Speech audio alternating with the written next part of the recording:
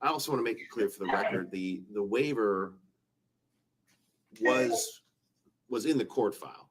Unfortunately, it was misscanned in circuit court. It was actually attached to the jury verdict. So when the court received the motion, I looked for it too, and I could not find it. And eventually my staff realized that it was actually scanned inadvertently on the there's a second page of the jury verdict, which it should have been separated out. So I think it should have been provided to you as part of the court file, Mr. Ambrose, if you received the jury verdict. But I don't know. Like I said, it may or may not have been in the material, but if you ask for the record, it should have been in there because it was a digital copy, but I won't hold you to it. Anyway, Ms. Bloomquist? Nothing further from the people, Your Honor. All right. So the court will schedule this for a get-through hearing at a later date. Thank you on both well-written briefs, good arguments, and we'll see you at a later date. So we're adjourned.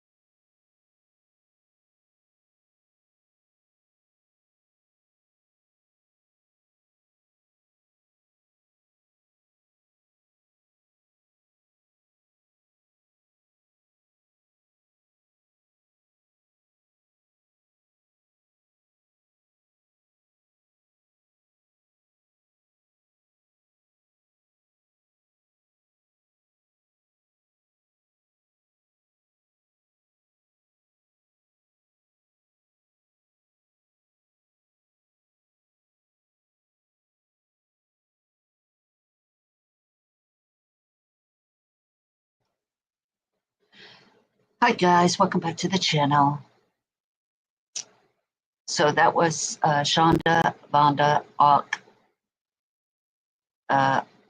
appearing via Zoom in her prison cell, wanting a new trial because she was incompetent.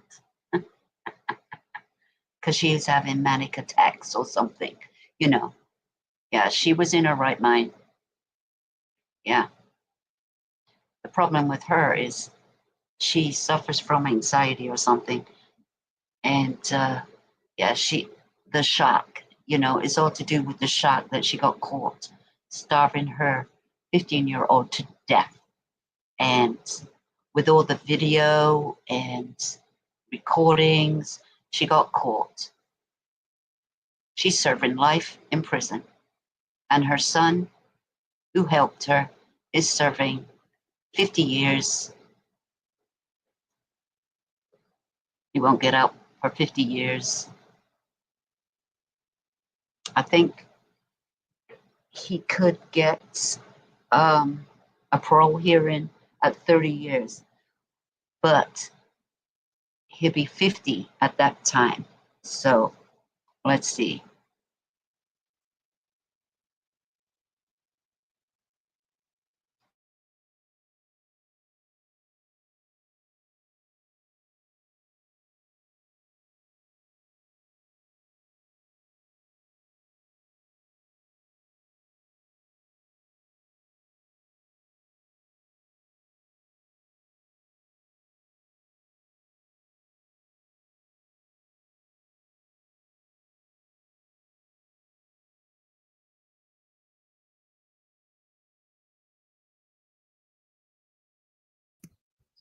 I'm going for some more coffee.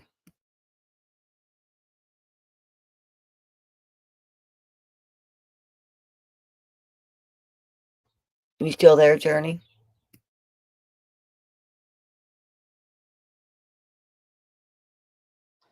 Yeah, okay, then I was talking all that time and didn't switch my mic on again. My God. Again. Well, oh my listen. God.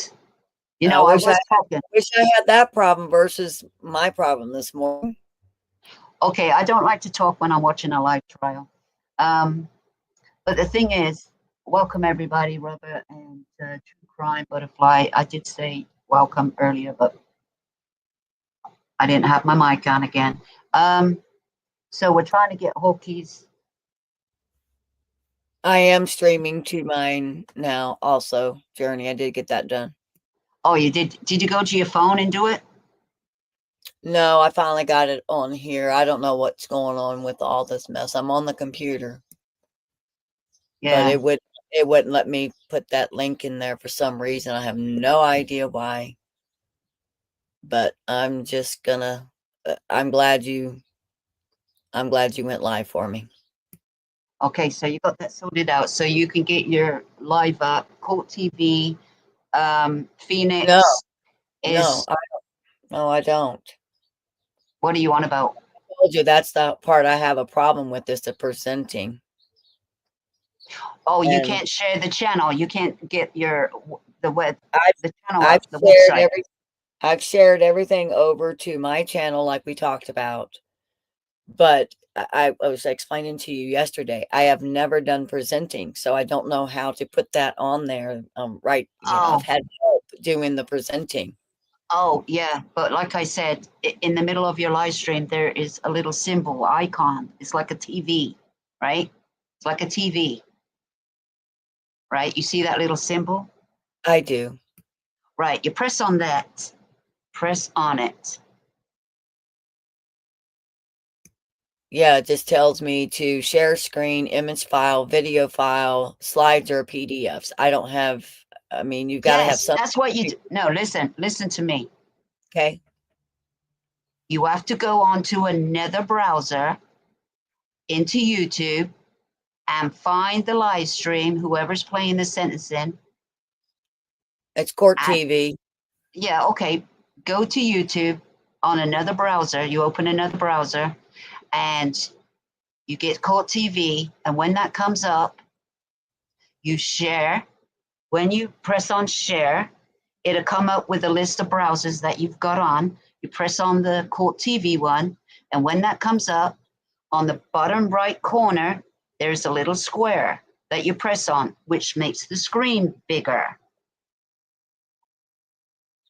And then you just make sure the volume's up on that. Right. You start from there. That's how you do it. I'm sorry, That's- guys.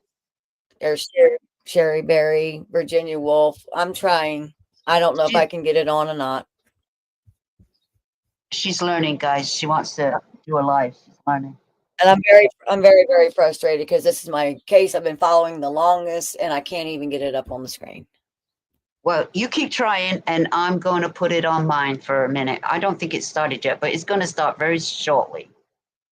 Yeah, but I wanted to show some pre-stuff of it since they're all here for it. So, but we're gonna watch the trial that Journey has going, and then Journey, you're just gonna have to help me because I can't.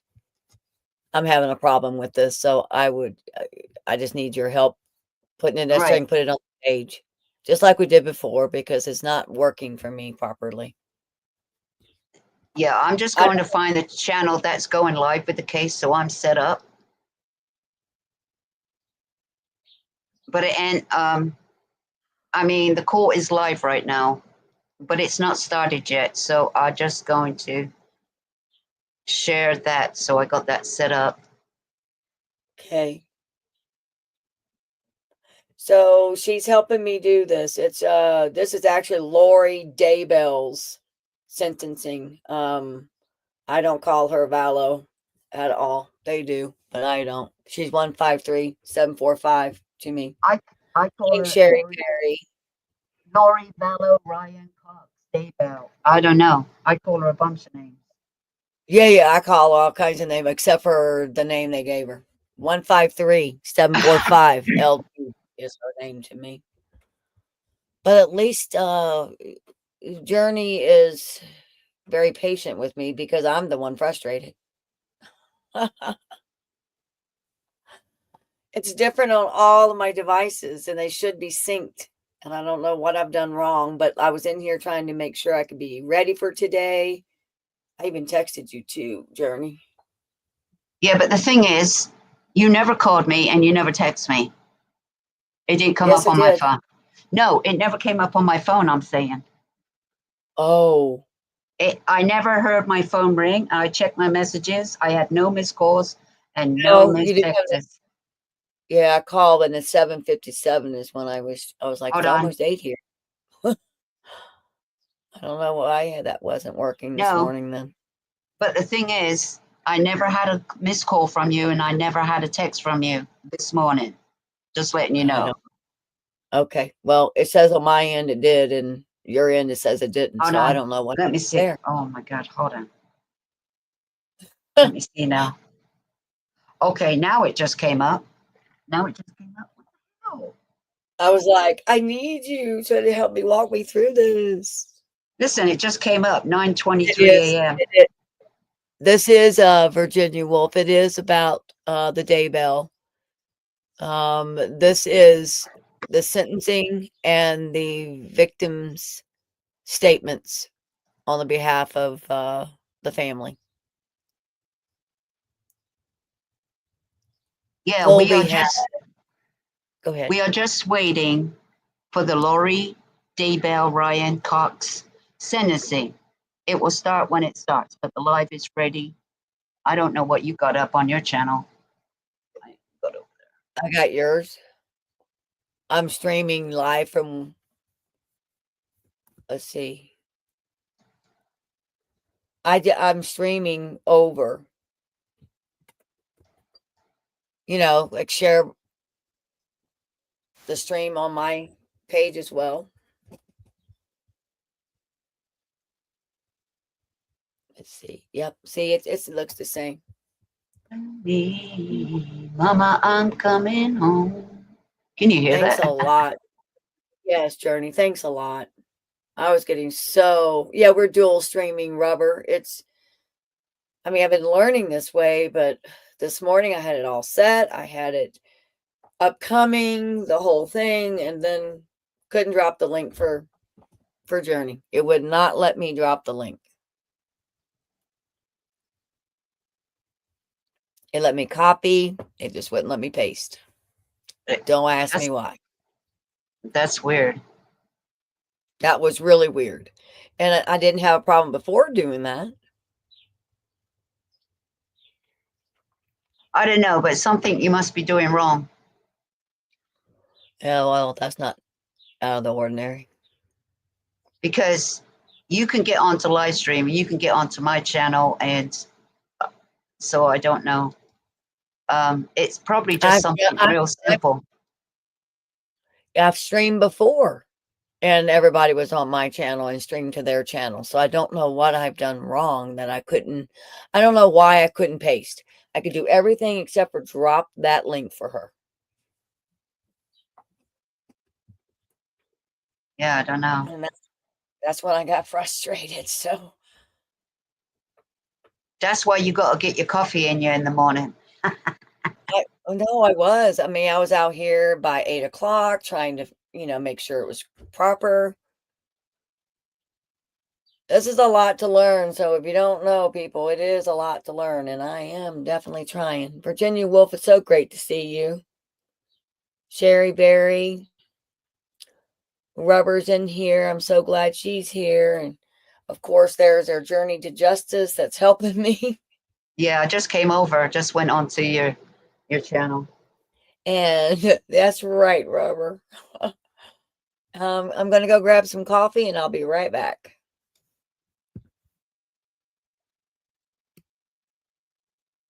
I got to warm up my coffee too. Journey warms hers up all day long. She's really good at this. Yeah. I have 2 cups of coffee on the go. One gets cold, I have to warm it up a little bit. I've got the other one. I'll warm it up. Yeah. Well, anyway, good morning, everybody. Good morning. Virginia, Sherry, everybody. That's just came in. Rubber, welcome.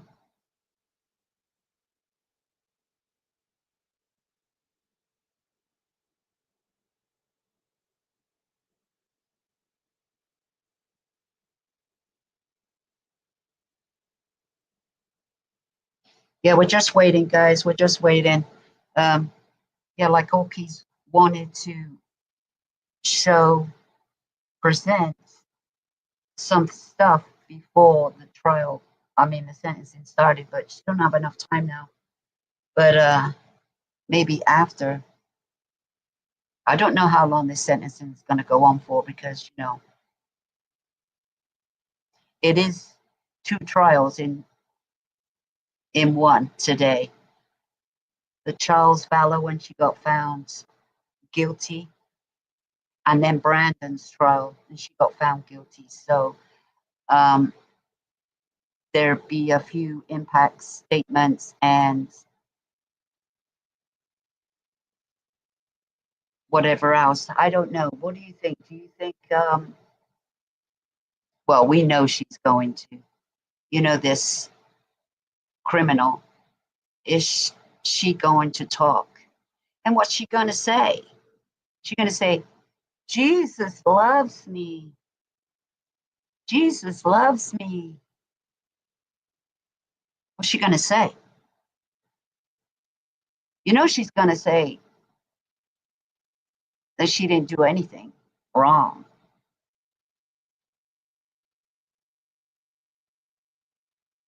Yeah. On my channel earlier, I don't know if you were watching it, but at the beginning, before the Vander Ark court hearing, I put up a news reporter that just spoke to Lori a little bit ago, and she's still in denial. She put a picture up of her and Chad. Oh yeah, she put a picture up.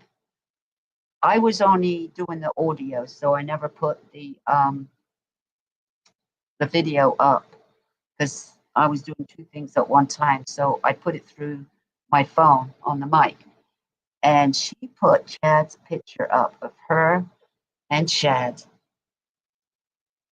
to show us all. Look, crazy, isn't it? So in her cell, wherever she is, she's allowed pictures.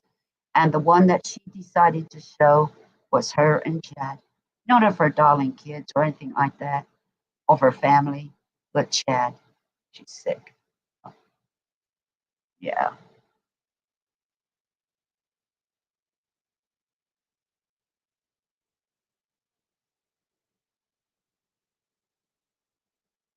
Yeah, that's right, Rubber. To learn, you have to go live and learn. Maybe on a different day, though. Just saying. This is not the day for things to go wrong, right, guys? This is not the day. So Hawkeyes is going to go live more often, get more practice in so she can go boom, boom, boom. Because, as you know, we've all been following this for years now, 6 years. And Hawkeyes had a lot to say today. She's going to have a lot to say. She was going to present it. She was going to had her videos that she wanted to show you guys, talk about it. But she can do that after. But in the meanwhile,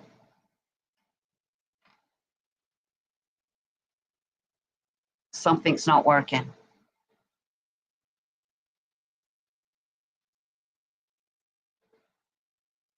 But it's probably something simple because she's live. So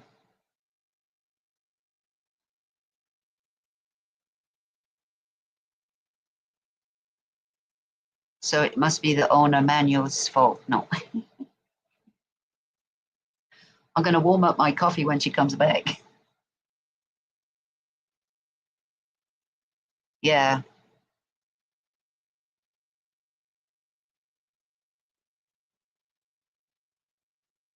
Yeah, I'd like to share that video, but now I don't even want to go off the screen no more.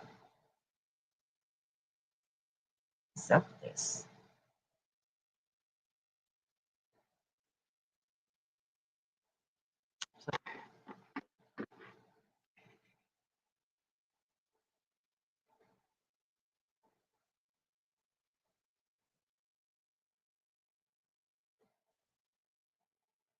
Ooh, you're gonna do a root canal.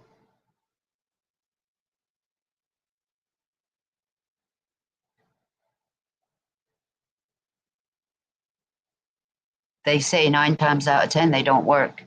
Those root canals. You end up having your tooth pulled in the end.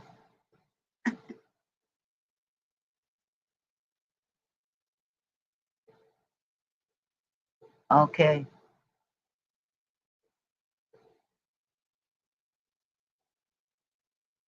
Oh, oh yeah. It's like when they get a cold, in it? They're dying or something.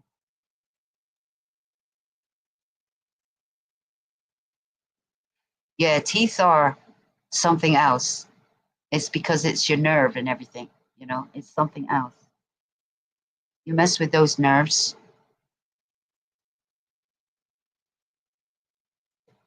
and it's over. That's why I ain't messing with root canal. I'd have my tooth pulled instead. I'm messing around. I had one abscess in my tooth one time. It got so bad. Well, I went to the dentist and I had to have antibiotics, and then he put needles in there to, you know, to drain it.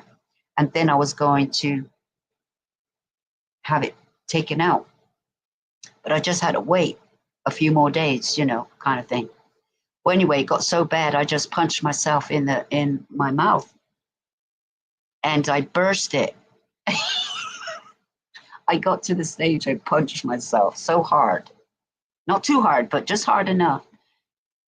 And my God, the relief! I didn't feel another pain, and it all drained. Oh yeah, and it all drained out. I had no more pain. Yeah, that's what it gets like when it gets too much. You're gonna do it. Okay, just punch yourself. Punch yourself.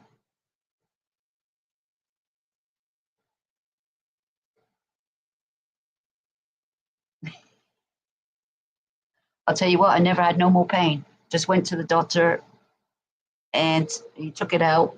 I was done. I'm back. Okay, you can do the talking now while I go and Get well, your coffee. yeah, I waited for you to Okay. get back. Okay. Thank you. Yeah, I'm not really good with the dentist either. Kind of hurts, like they said. And rubber, I do the nitron too. I like to. I don't like all those needles. I don't do well with needles at all. I can't even give blood because I turn white and about to pass out. So I've never been able to give blood either. Needles, blood, pass out.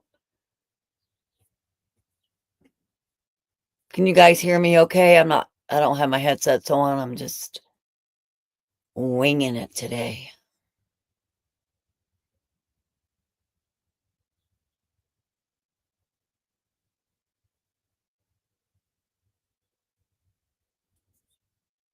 So how's everybody doing this morning?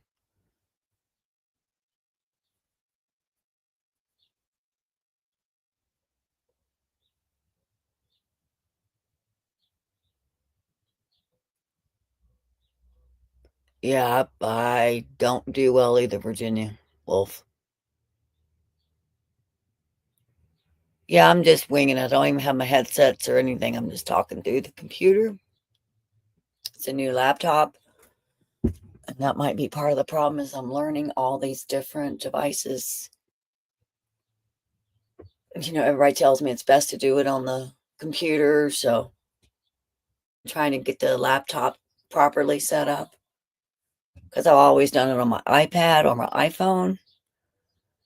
iPad's not so bad, but this morning, nothing wanted to work. I was very frustrated, to say the least. But I will get it. People like Rubber and Journey. Rock's been on a few times and helped. It's crazy. This is a lot to it, more than people realize, huh, Rubber?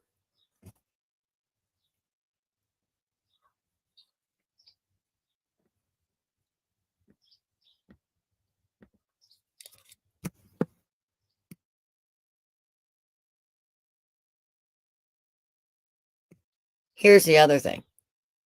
When you're on your iPad, you can use touchscreen. When you're on the computer, you cannot. Now, most of you know that. That's okay, Rubber. I'm going to take you up on that help just like I did Journey, and wow.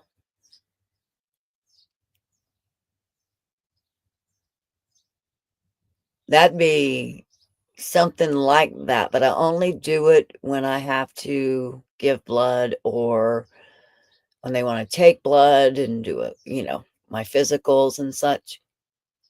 So I turn my head, and usually there is the nurse, the doctor, and I've got my head turned.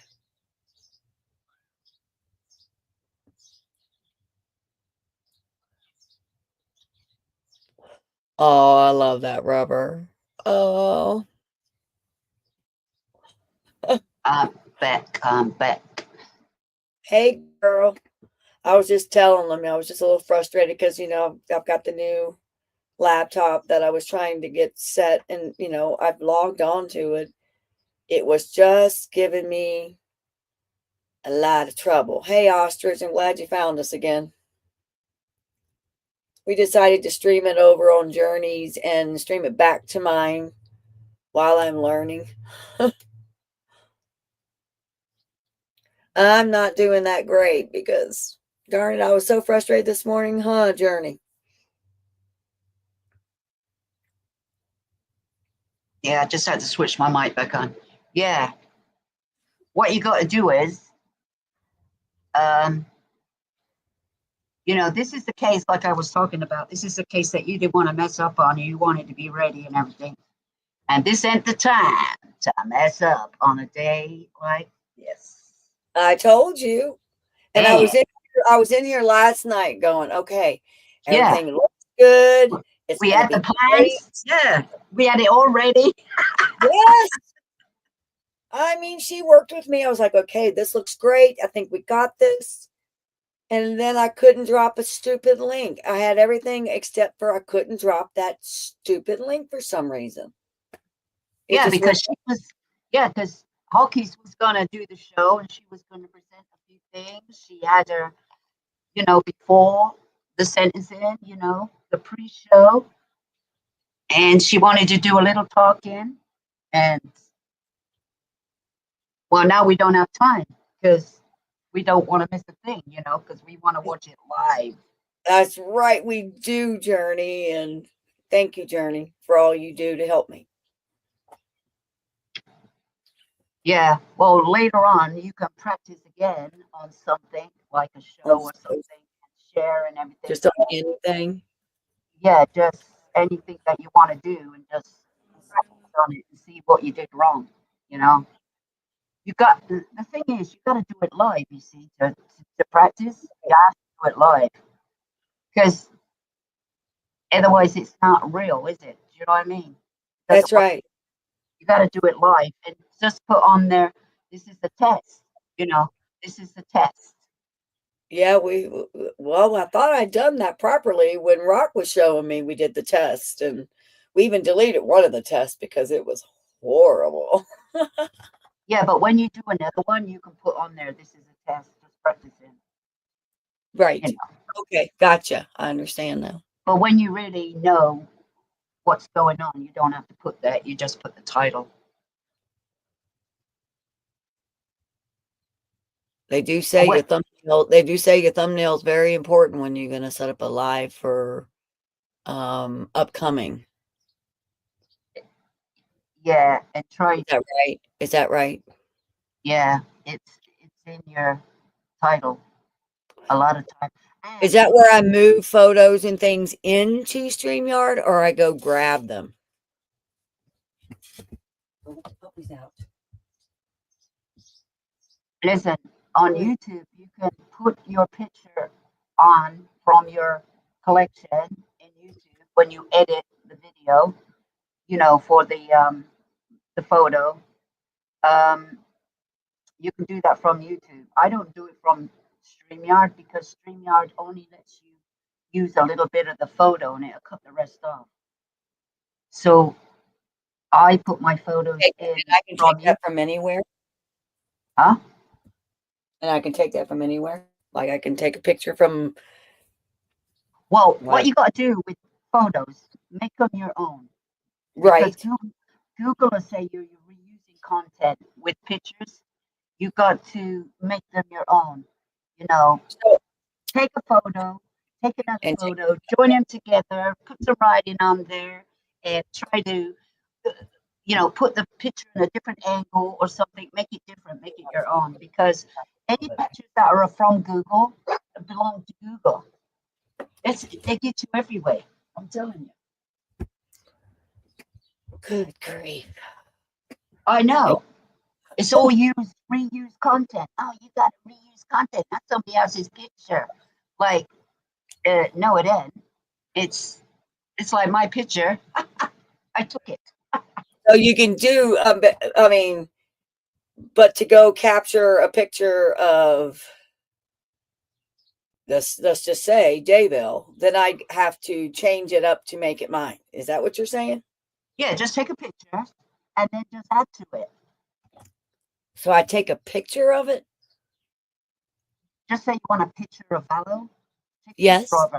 Take a picture of her and just angle it or add some words on it. Okay. Or add a different color background to it. Or you can go into a studio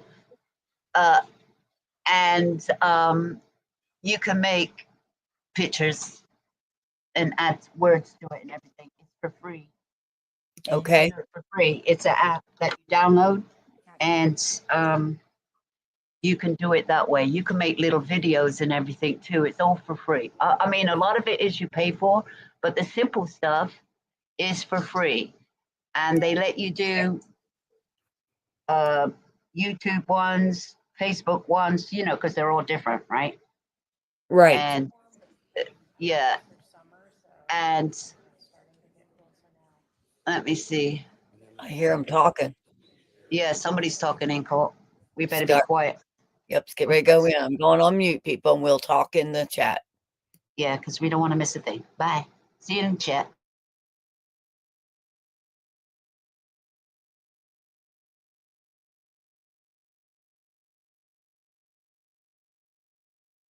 Well, just when we thought they were going to be talking.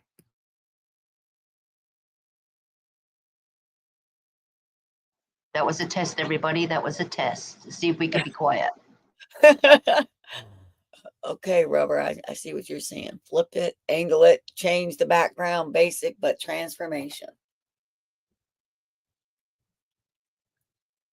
Thank you guys for coming in here with a newbie, but at least we've got a veteran doing this, helping a newbie. I want to laugh at myself. Daybell teas. Oh, that sounds nice. I've been following this case for a long, long time and spoke with Journey and said, I really want this to be right. And it looked right last night, especially when I was talking with Journey.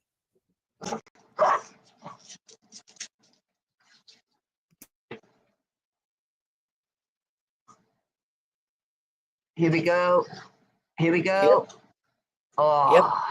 Teasing us again. Oh my God. Lori's last ditch effort to be center of attention. Because when she's done here, she's going back to Idaho. And hopefully we never hear from her again. I guess this is live from the courtroom. I don't think there's any delays, but no. Somebody was saying there was a 5-minute delay, but you were telling me during sentencing there isn't a delay. No, I didn't think there was going to be delay. I know from the trial there was a 30-minute and then a 5-minute for the verdict and everything. Right. But this is a sentencing, so I didn't think it should be delayed. I mean, Yes, Ostrich. Prayers for Colby. He had two strokes this week. And it's a viral fungi meningitis. but you know where it comes from? He said it came from what they call the valley fever. Yeah, but you know where it comes from? Where? It's the dust in the air and the dirt, the dust. Yes, that's what he was saying when he Well, that's jumped what on. he He said. jumped on from the hospital last night and Well, did a little that's what short. he said. But that's what he said. But I'll tell you what, there's a few people that have been to the courtrooms live, right?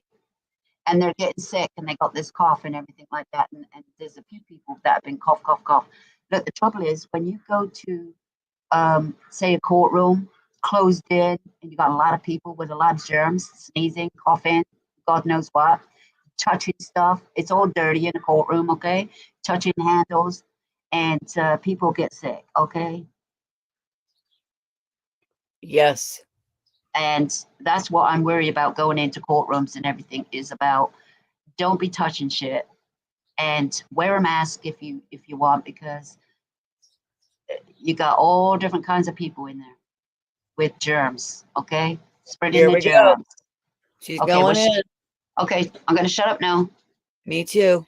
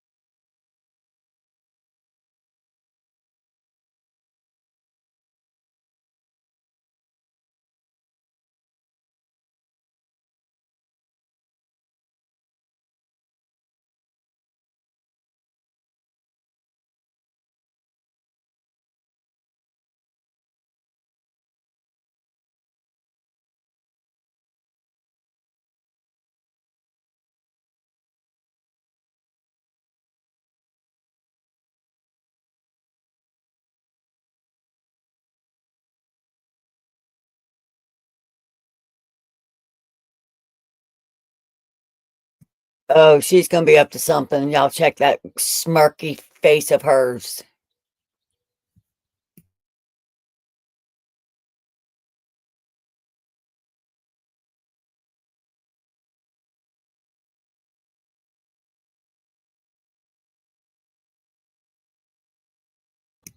Y'all know she's sick.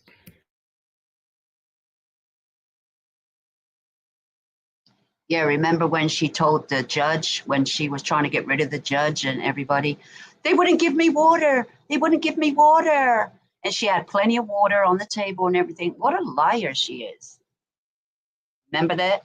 Yes, I do. And look at her now this morning, all done up, and she don't have her poof on top of her head because I would feel there was one particular that would love to go just clip it. Yeah, somebody should cut that hair. I think she'd look better with short hair. Don't you think, guys? Well, they cut the hair of the males. Why don't they cut the hair of the females? That's just really weird. She would look good bald. What do y'all think?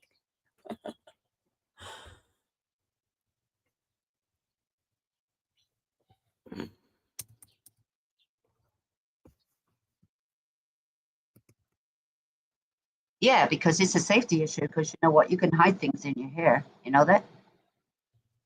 And with the men, they can't have beards and everything because they can hide things in beards and stuff like that, as well as everything else. Be quiet now.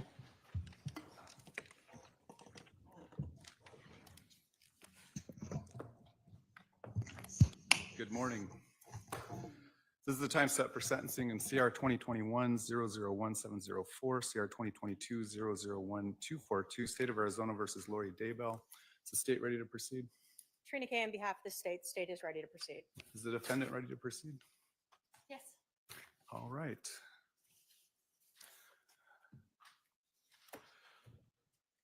Ms. Daybell, it's a judgment of the court that in CR 2021-001704, pursuant to a unanimous jury verdict of guilt, that you are guilty of count 1, conspiracy to commit first-degree murder.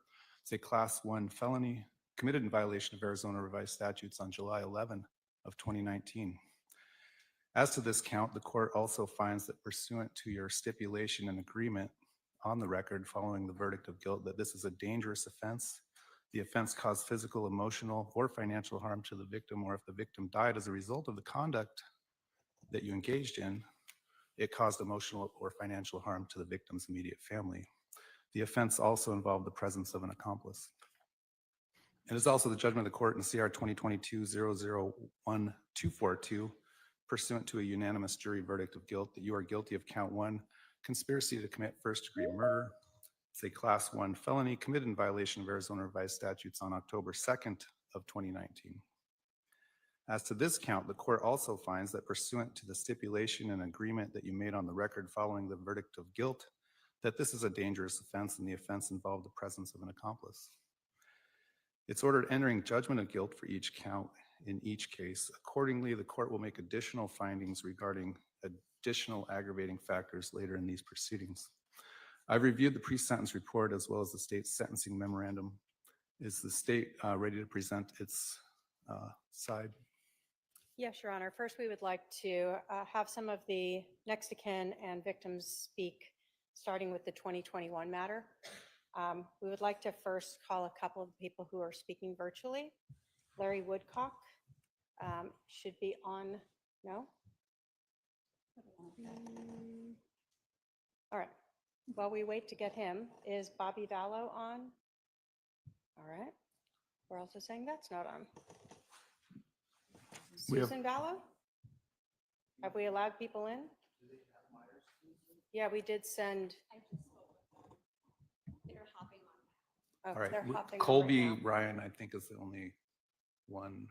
All right. Well, with that, Your Honor, so we'll start with the virtual. So since Colby is on right now, if we could have Colby Ryan speak first. All right, Mr. Ryan, if you want to unmute yourself. Yeah, I'm here. Go ahead, sir. All right. My name is Colby Ryan. I'm the son of Charles Vallow, the brother of Tylee Ryan and JJ Vallow. I'm here to tell you what I've lost. Not only are my father, sister, and brother gone, but so is my mother. Starting 6 years ago, the horror began. During the middle of my workday, I was alerted that my father had passed away from a heart attack. I spent the whole day at work in shock. I spoke to my mother and felt that I needed to come and stop by after my shift. After a long conversation, she hesitantly agreed. When I arrived at her house, I found out that what she had told me previously about the heart attack was not the case. My father had been shot and killed in what was labeled self-defense. I saw how my sister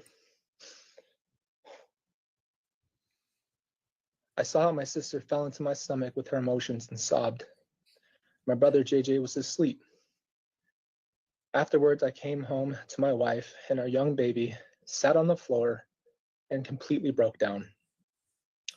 My life would never be the same. My sister was caught up in the middle of this hell. She was only 16 years old. My little brother was barely 7. Within a few weeks, life continued to move quickly.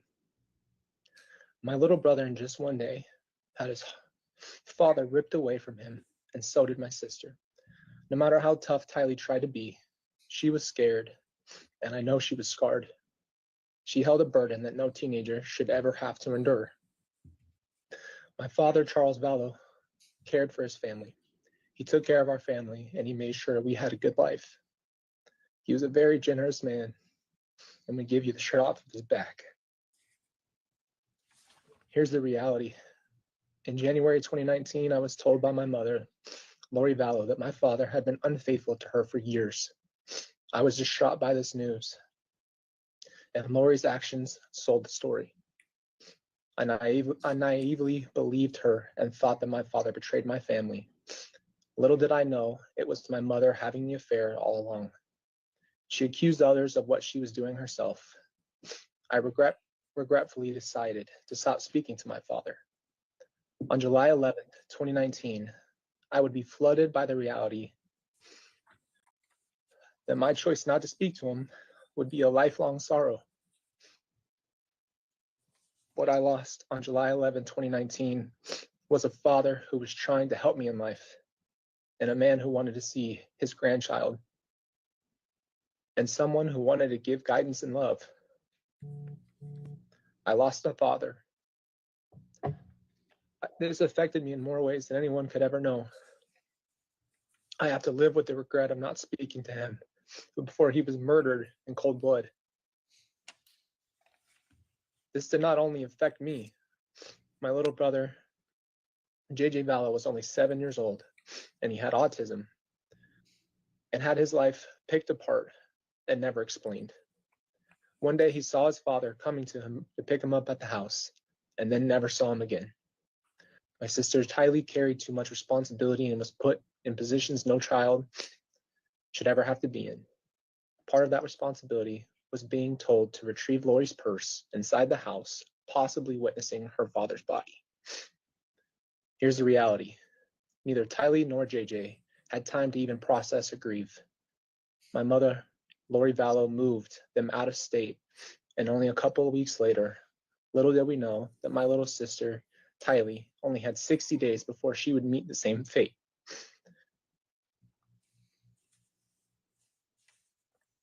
My little sister must have been so scared, confused, anxious, and broken, and angry, and every emotion you could think of. My little brother, JJ, would only have 74 days before he met the same fate.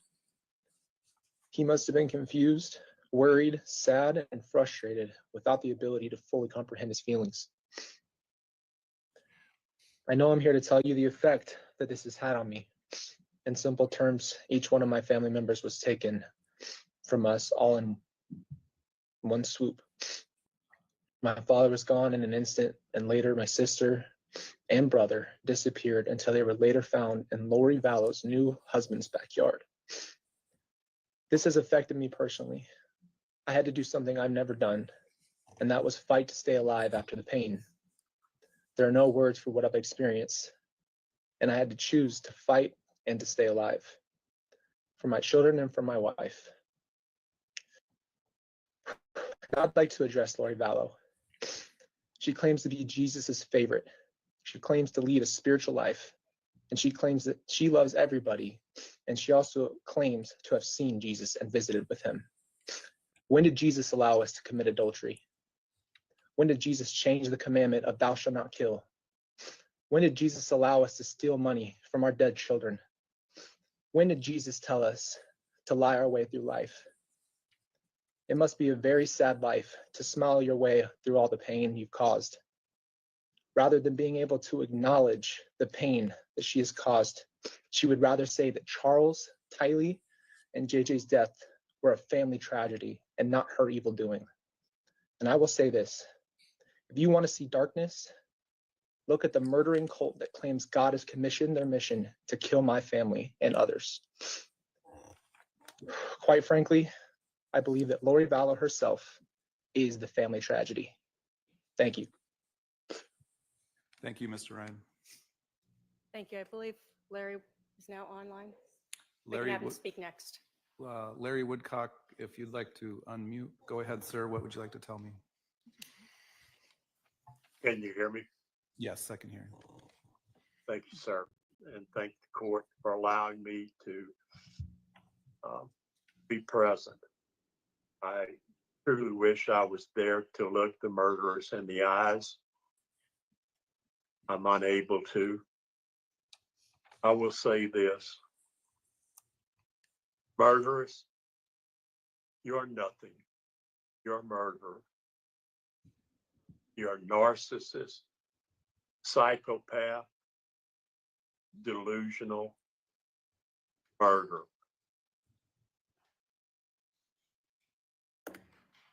I can't tell you the harm that you have caused to our family, but I will tell you this. I know where you're going to be till you die. You're going to be in an 8x6 cell. You're going to have a steel cot. You're going to have a 12x8 desk and a stainless steel toilet. You will have 23 hours a day in there. I hope you spend the rest of your life, 23 hours a day, regretting your choices, because that's all it was, murderous. It was your choices. You made them. You and your husband, if that's what you want to call him. For what?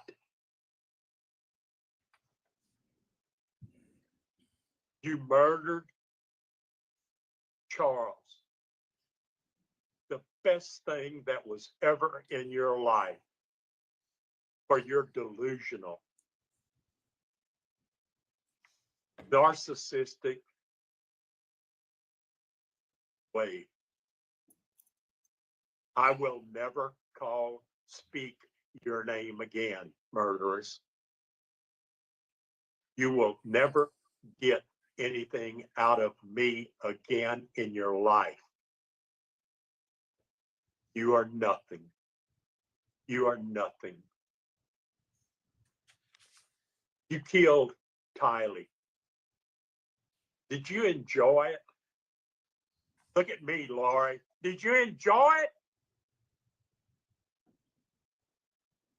Did you dance around the fire like you sent the videos to Chad of you dancing around in your room for him? Did you enjoy it? And then the most precious thing, a 7-year-old autistic, unbelievably God's present to Kay and I, to Todd. Look at Todd. Turn around and look at him, Lori, because that's the last time you're ever going to hear my name out of your mouth. Look at Todd. Have you said you're sorry? You wrapped JJ's hands in tape. You wrapped his arms in tape. You covered his eyes. And you buried him in 8 inches of ground. Murderous!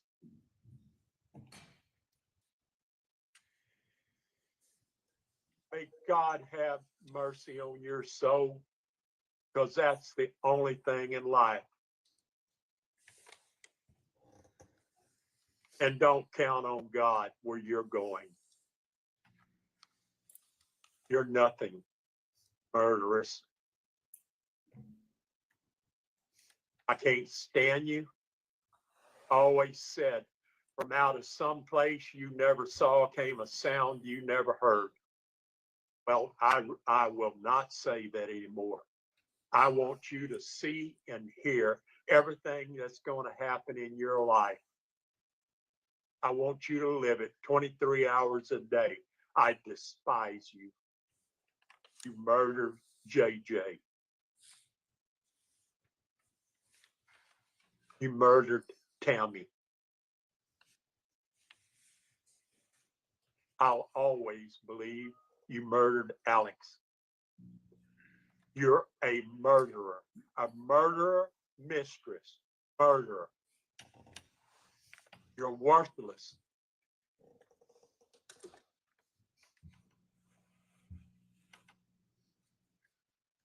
I can't believe 6.5 years of putting up with you.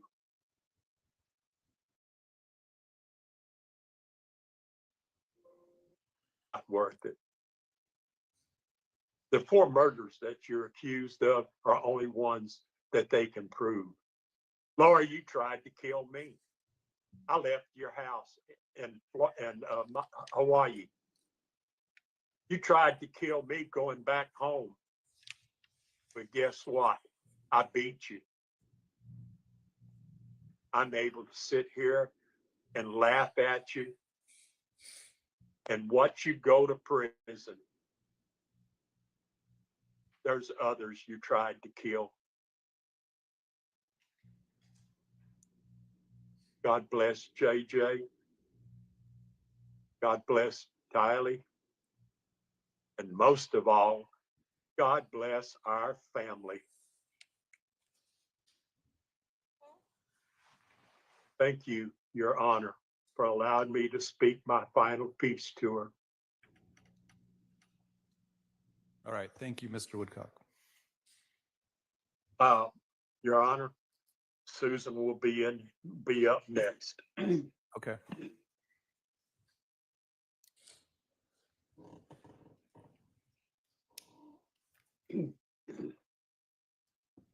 Good morning.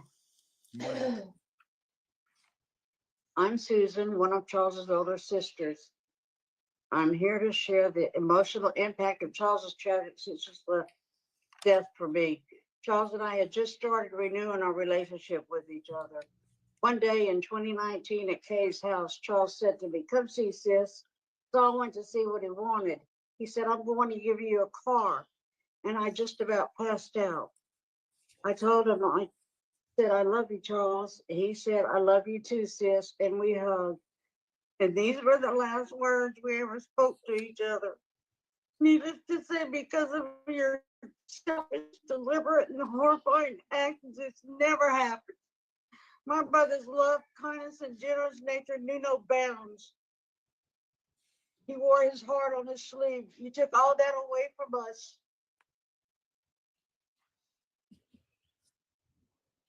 July 12, 2019 changed my life forever. It still hurts to reflect on the day I was told my brother had been taken from the world the day before. You didn't even have the decency to bother with letting our family know of Charles's death until the day after by means of a vague text from one of Charles's sons. My brother's death was a deliberate act of evil and self-seeking financial gain. Your greed has caused so much pain to this day. How could you do such an evil and intentional harm and take my brother's life for money, lust, and power? The pain you caused in having to relive this nightmare, all because you didn't want Charles anymore. He didn't die from cancer or an accident. He was young and had a beautiful life left to live. You took that away. You planned and calculated his death. There isn't a day that goes by I haven't thought of this tragedy which you caused. I will never have another birthday, holiday, or other celebrations in life with my brother. Charles was victimized at the hands of you, Lori, and your accomplices. To do this to Charles, to receive money is sickening. I am disgusted and truly appalled by your evil, selfish, and reprehensible actions. You will miss out on wearing nice clothes, driving what was once your Range Rover, thick, juicy steaks, barbecues, and no more quiet, no more freedom, only rules. I have forgiven you, Lori. When Jesus calls me home, I don't want any of this on my soul. Thank you. All right. Thank you, ma'am.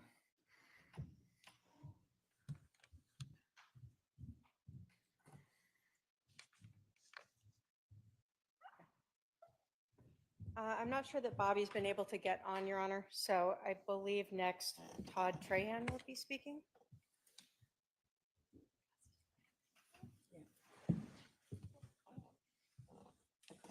Sir, you want to come up to this podium right here?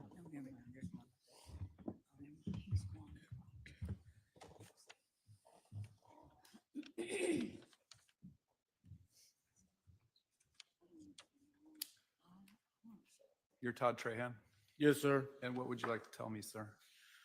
I'm asked to address Lori, if All I right. can. Go ahead. Lori, Uncle Charles was a man of God, love. He knew God because he loved everybody around him. I trusted y'all with my family, the only son I had, because I couldn't give him the life that y'all could give him. I gave him up for y'all to raise him. I deal with the regret. I've dealt with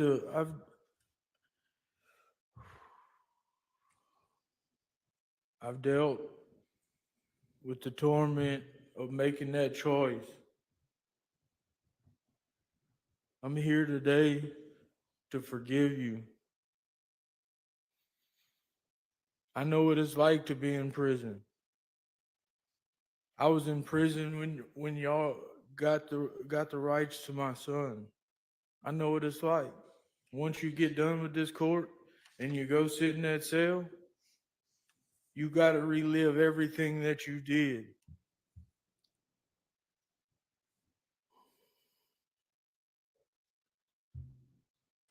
I hope for you that you understand the truth of what God did on the cross, because God died not only for me, he died for the unlovable.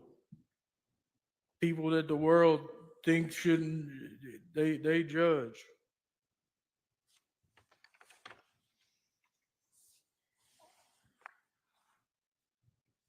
I hope you understand the truth before you die.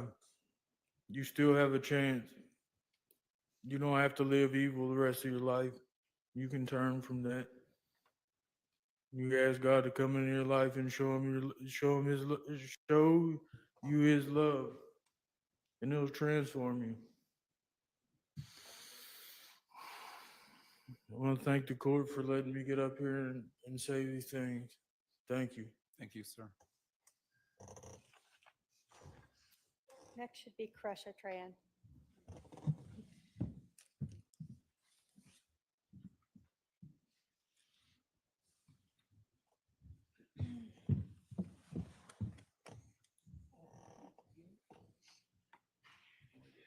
Kresha, Yes. what would you like to say?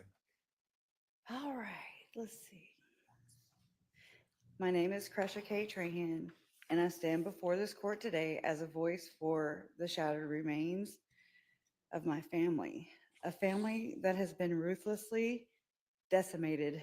Not only were lives stolen, but also our peace, our trust, and the very fabric of what a family should be. Charles, my uncle, and my mother Kay's beloved brother, was so much more than just a relative. He was a he was a cornerstone of our family. I remember his infectious laugh, his corny jokes, his unwavering optimism, and his genuine care for everyone around him. He had a way of making everyone feel seen and valued. I gotta catch my breath. One of my fondest memories is how he was always there for my mother, his sister, Kay. Their bond was incredibly strong and they supported each other through everything. He was the kind of man who would drop anything to help someone in need. The news of his death in July 2019 shattered me, and it sent shockwaves through our entire family. It was sudden and incomprehensible. My mother, Kay Bella Woodcock, his sister, was also devastated. The pain of losing her brother was immense, and it was a wound that has never fully healed. It's hard to see your own mother go through these kind of things because it's something you can't fix. For me, it felt like a light had gone out in the world. We relied on his steady presence and his ability to bring people together. The initial grief was compounded by the horrific circumstances surrounding his death. To learn that his own wife was involved in his demise was a betrayal of the deepest kind. It added a layer of anger and disbelief to our sorrow. The questions of why and how haunted us, turning our grief into a constant ache of injustice. We now know the chilling extent of the premeditation. Records on Chad Daybell's Gmail account show searches for Ned Snyder, 1996, Death, Louisiana, and bodies possessed after original occupant dies, as early as January 28, 2019. This was before Charles was ever referred to as Ned Snyder. This revealed a calculated descent into her delusion. Charles was fighting for his life and for his children's future long before his death. On February 20th, 2019, Charles called Banner Life to change his beneficiary to my mother, Kay, specifically for his special needs son, and to place a PIN code on his account. He was clearly concerned about someone accessing his account. Just 6 days later, on February 26, 2019, he called again to finalize the change, but couldn't provide a password he had never set. That's how distraught he was. He had never set the password. I mean, he had set the password and forgot that he had set the password. Growing angry as he suspected fraudulent access.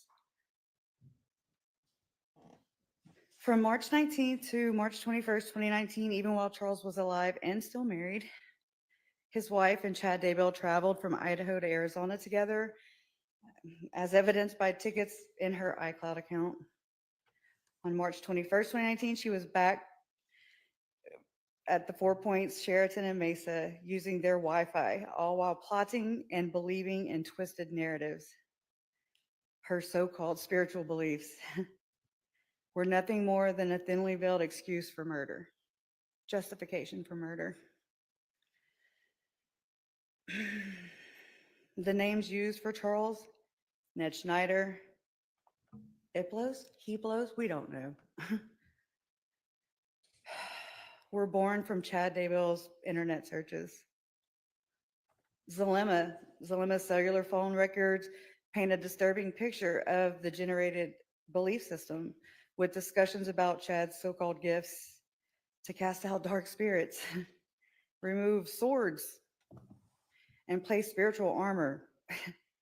This was all a grotesque fabrication designed to justify heinous crimes. There was talk of healing quicker and reversing age, for Christ's sake. Oh, wow. While actively plotting the deaths of innocent people that trusted her.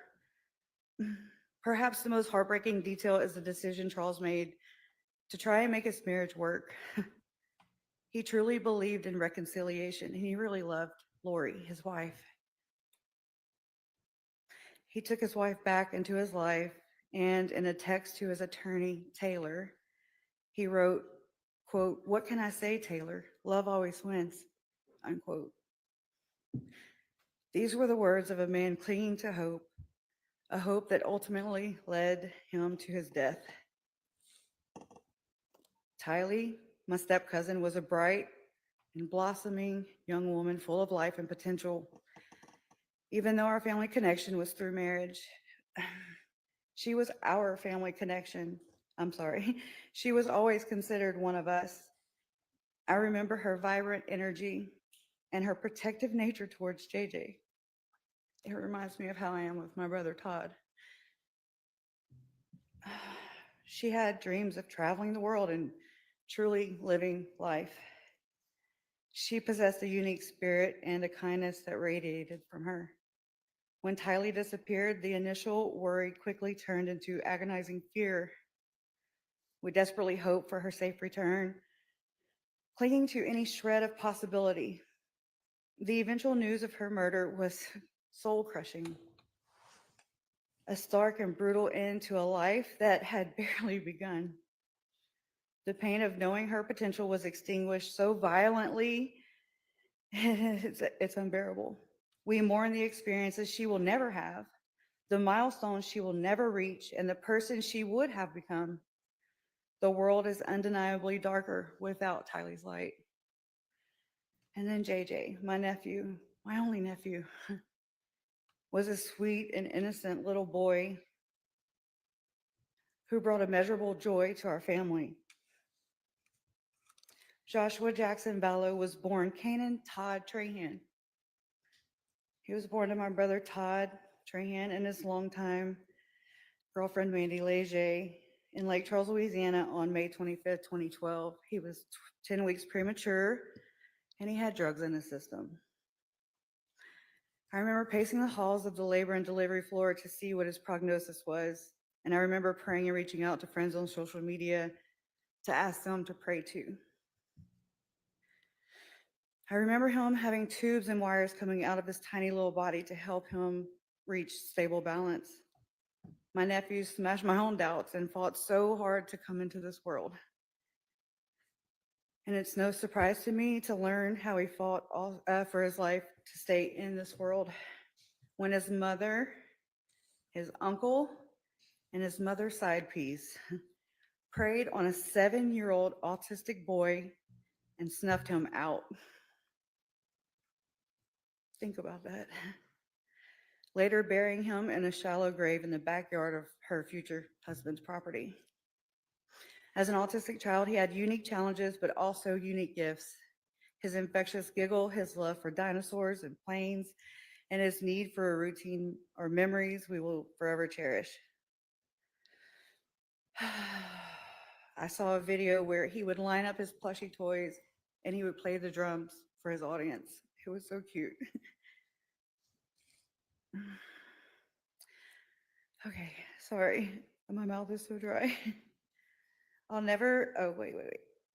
Or how he sang on my parents' 56 passenger bus and then was joined by his Papa Larry to sing to one another. I'm also blessed to have captured this interaction on film that day. I never knew it would be played by news outlets all over the world when he and his sister Tylee had gone missing. He was a vulnerable and trusting child who relied on the adults in his life for love and protection. The betrayal of trust in his adoption and subsequent murder is a profound and lasting wound. She adopted him to get him out of a bad situation just to murder him? Lori Noreen Cox was an unloved daughter. She didn't even get her own name. She was never allowed to be herself, an individual with her own identity and her own life. She was always told she was someone else, living someone else's life. Her mother, in her grief over losing her infant daughter, convinced herself that Lolly's spirit came back to her in a new body. She convinced herself that she never lost Lolly, but that Lolly was so special she was allowed to come back to Earth again. And then she was convinced that she was Lolly. But the reality is that Lolly was lost. The hard truth is that sometimes infants die, and there's no reasoning and no explanation that makes it feel better. Sometimes babies just die. But her mother couldn't sit with that. She couldn't accept that. And so instead, she taught her that she was Laura Lee. She taught her that Laura Lee must have had such a special mission that her spirit got to come back in her body. She was taught that she didn't matter. She was taught that she didn't deserve to have her own name, her own life, her own identity. She was devoured.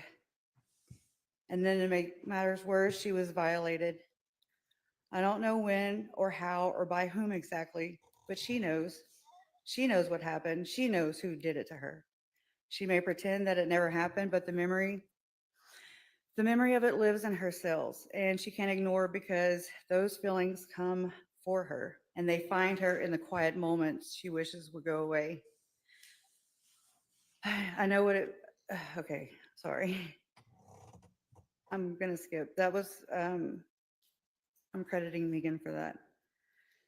Here's the final plea for justice. The actions of the defendant have systematically dismantled families, leaving behind a trail of unimaginable grief and trauma.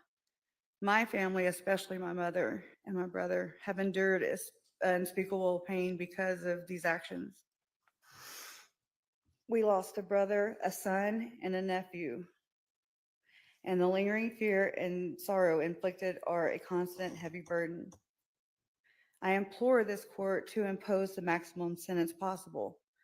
The defendant deserves to spend the rest of her life incarcerated, held accountable for every life stolen, every heart broken, and every family destroyed.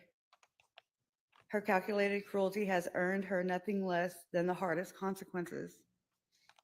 Let justice finally be served for Charles, Tylee, and JJ, and I can't forget Tammy. My uncle Charles's last words to his attorney about taking his wife back were, "What can I say, Taylor? Love always wins." In his memory and for the countless lives impacted by these horrific crimes, I hope that justice for once truly wins. Thank you. Thank you.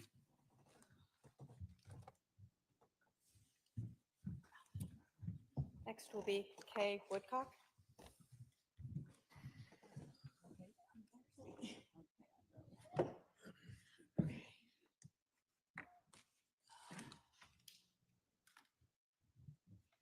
Go ahead and go up to the podium.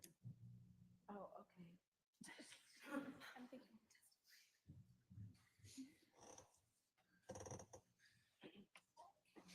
Can I sit up there? Over here? Okay.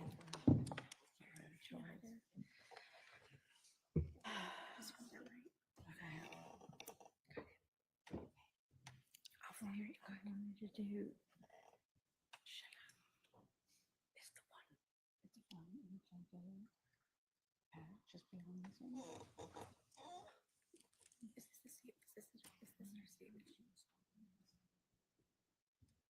This is whose? This is yours. Okay. Okay, anyway, it's okay. Okay. I'll need water if you can have it.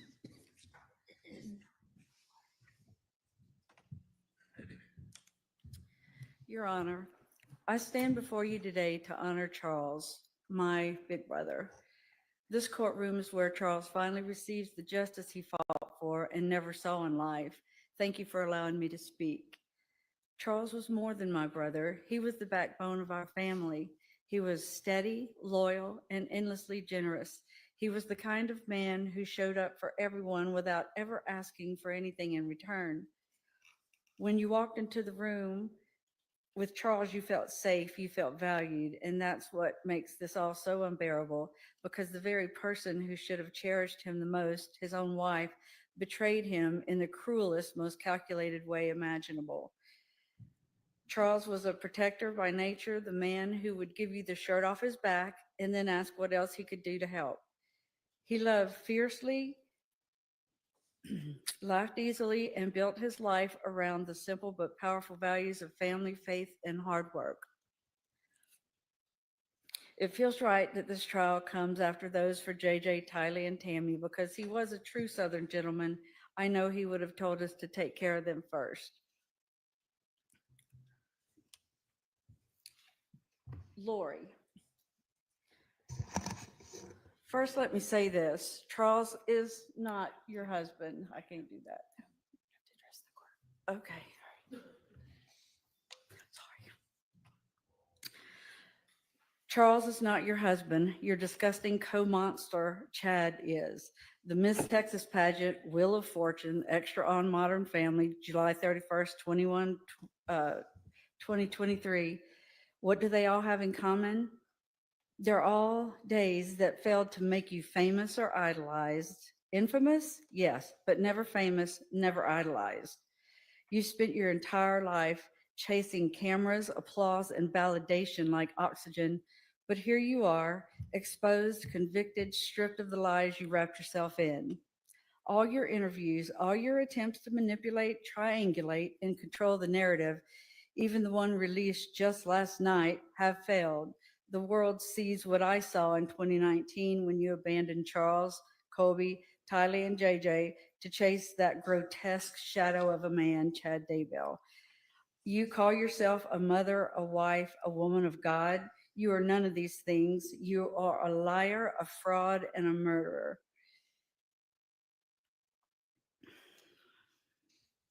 Did you think you could charm your way out of this? Do you believe people can't see through the lies? Do you honestly think that you are smarter, holier, or more special than everyone else? You are not. You are an ordinary, plain, run-of-the-mill, middle-aged woman. You keep saying to anyone who will listen that no one understands because they weren't there. So tell me, Lori, what don't we understand? Was it you who shot Charles? Is that why you kept asking during the trial about testing your hands for gunshot residue? Was that your grotesque way of gloating? You murdered Charles. You confessed to the conspiracy. Do you think we all missed that? You took his phone and played a childish game of keep away and then tried to sell the world that this was a good reason for Alex or you to shoot him. And every single one of us sitting in this courtroom saw right through it. That day started a domino effect, except you tipped the first domino and you kept those dominoes falling until everyone was dead. Charles, Tylee, JJ, Tammy, and the wake of devastation you left for Colby, for our entire families, and for an entire community who watched your evil unfold. You asked me during the trial where I was when Charles was murdered. You asked almost every witness if they were there, or if they saw with their eyes or heard with their ears you and Alex conspiring to murder my brother. No, we weren't, but you're right. As much as I hate to utter those words, and if you are to be believed, neither were you. How dare you desecrate the memory of Charles and your children the way you did their bodies? How dare you blame them for your crimes? We all know what happened, Lori. There is no denying it. We've sat in courtrooms, seen the evidence, seen the wreckage you caused. We have listened to the truth tellers. Nothing is taken out of context. Your land of make-believe is just transparent. The facts and the science don't play games. They tell the truth, how many times Charles was shot, at what angles, and how long he'd been dead before 911 was called. The 47 minutes. Because you were busy trying to manufacture an alibi. Science doesn't lie, you do. Detectives, prosecutors, jurors, advocates, the men and women who had to bear witness to this horror, please stand. Chuck Considas, Eric Wheeler, Ron Ball, Ray Hermosillo. They are from Rexburg, Idaho, and they were key in bringing justice to you. Thank you, guys.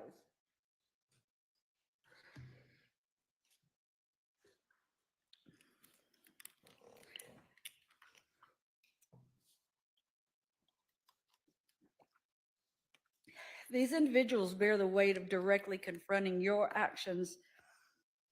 They took that burden home to their spouses, children, and sleepless nights. They endured tragedy. You didn't just take our loved ones, you sparked a tragedy that now affects countless families. They understand, they were there, and they worked tirelessly to bring you to justice. Chandler PD never believed your bullshit. They didn't charge you immediately because they were busy untangling your web of deception. So you can continue making claims that no one understands because we weren't there. But make no mistake, we stand perfectly. We understand premeditation. We understand conspiracy. We understand fraud, insurance policies, and false alibis. We understand how long bodies lay in the ground while you danced, vacationed, and manipulated for attention. We understand the cost, emotional, financial, spiritual, that all of us have paid to clean up the wreckage of your delusion. Therapy, lost work, trauma, panic attacks, courtrooms and funerals, ashes and empty chairs. You are so selfish, so pathologically self-centered that you can't even see the shockwaves you created in every life around you. Webster's dictionary defines tragedy as a disastrous event. What happened to my family is precisely that, a series of disastrous events, each one engineered by you. You and Chad built a religion of narcissism, two people drunk on the fantasy of being special, chosen, above the law, above humanity itself. You labeled people as dark to justify murder. You wrapped evil in scripture and called it faith. You and Chad murdered your children and spouses and then hid behind a veil of lies. You are not exalted. You are not translated. You are a manipulator, a parasite, and a coward. You have no remorse. Your deflection is disgusting. Your interviews are manipulative. Your faith is counterfeit. You still talk as if you're somehow misunderstood. No, wrong. You're fully understood. We see who you are, a manipulator, a liar, and a destroyer. And the worst thing is, Charles loved you. He protected you, and you repaid him with betrayal and bullets. You left him dead on the floor and then went shopping for flip-flops and a new life with your apocalyptic con man. You tried to erase him, stealing his phone, twisting the narrative, and lying to anyone who would listen. But the truth doesn't lie, Lori, and now the truth has destroyed you. Lori, you have noticed this courtroom is full. It's not because people admire you. It's not because they see instrument in God's hands. It's because you're a sideshow freak, a murderous carnival act. People come to gawk at the monster who thinks she's divine. They don't come to honor you. They come to witness the wreckage of your delusion and to see justice crush it.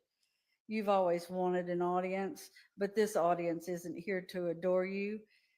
They are here to watch you fall, to watch you stripped of the spotlight you crave, to see your false crown ripped away. You are not a goddess. You are not chosen. You are not powerful. You just thought you could play God and win. The only legacy you leave is this. You will be remembered not as an instrument of God, but as a pitiful cautionary tale of evil and narcissism. Your life will end behind concrete and steel while the world outside remembers JJ's smile, Tylee's strength, Charles's kindness, and Tammy's light. You will be forgotten, except as the sideshow act you made of yourself, a monster who wanted to be worshipped, but who will only ever be pitied. But the legacy of Charles, JJ, Tylee, and Tammy is here in this courtroom, a new type of family built on love. Colby and his family, Tammy's family, the men and women who battled evil, all of us united, because as Charles said, love always wins. Finally, I want to say this. You once claimed that no one could judge you because they weren't there. Today, everyone is here. The court is here. Justice is here. And now judgment has arrived. May this sentence be as permanent as the graves you filled.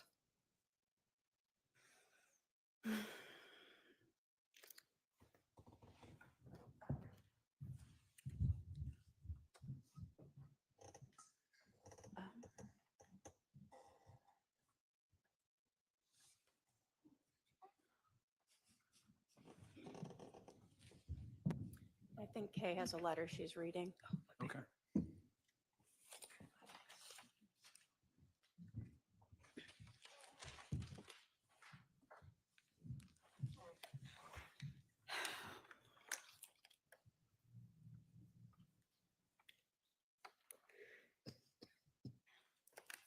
Hi, Judge Boreski. My name is JJ Vallow. I can't be here today to read this letter because I am dead. I was murdered by the defendant, Lori Daybell, or as I used to call her, Mom. See, there are a whole lot of tragedies that have happened to my family, and all of them are the result of my mom's actions. See, my daddy was the first of the dominoes to fall. The day he was murdered, everything good in my world started to crumble. Actually, that's not true. It started before then. It started when she met her co-conspirator, Chad. She abandoned me for 72 days in early 2019. My daddy, Charles, was there for every bit of it. He tried so hard to keep me on my schedule. See, I have autism, and that isn't a bad thing. It just means that I needed extra attention and routines because my brain and my body had more energy than you could ever imagine. To help you understand, it might help to tell you about myself. I went to a really cool school and special school called Lawrence Academy. It's Lawrence Institute for Education. And I loved it. I loved my teachers and my classmates. They understood me so well, and I just thrived there. I was able to go to that school because my dad worked so hard and provided me a special education because I am a special boy. I had a best four-legged friend ever, Bailey, my service dog. Bailey went everywhere with me and kept me calm and safe. I loved Bailey so much, but Lori got rid of Bailey after my dad was murdered, but before she murdered me and Tylee. See, my world crumbled without my dad.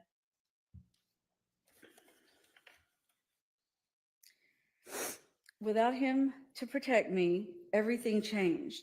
She took me out of my school and told my teachers that my dad committed suicide. She told them on my last day of school. She told me too. I cried all day and just kept saying, my dad's not dead, my dad's not dead, with tears rolling down my face. And I missed my dad. Now I had lost Bailey, my school, and now my dad wasn't just on a business trip anymore. He was dead. Then within the next few days, it got worse. We moved. All of a sudden, I was at Colby's, my big brother's work, telling him goodbye. I couldn't go play with my cousins at Brandon's house anymore. Braxy and Bridie were taken away too. My aunts, uncles, brothers, grandparents, teachers, friends at school, my mama and papa, and Ashlyn, and everything that I knew was gone, all because my dad couldn't protect me anymore. He was my best friend. I love my dad more than I can ever explain. Lori caused the next tragedy in my family too, the next domino to fall. There was one thing I had left, was my big sister Tylee. She murdered her too. She murdered her on September 8th of 2019, just 59 days after my dad was murdered.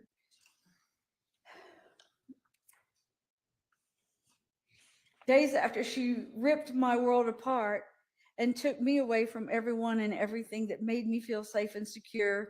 Then on September 23rd, 2019, she murdered me. Lori took my dad away. She took away the best man, the protector of me and Tylee. I am dead because she killed him. He never would have let her hurt me, and I know he died protecting me. He took 6 years for me to be able to have a voice, to be here to say what the death of my dad did to me. I am not a domino that fell in her life. I am Joshua Jackson Vallow. I am the son of Charles Vallow. I should be 13 years old now, but I'm forever 7. The impact of my father's death was my murder. And Judge, it is 13 years today that JJ's adoption was finalized, and they moved him immediately right away to Hawaii. And I hope you remember that. I trusted you.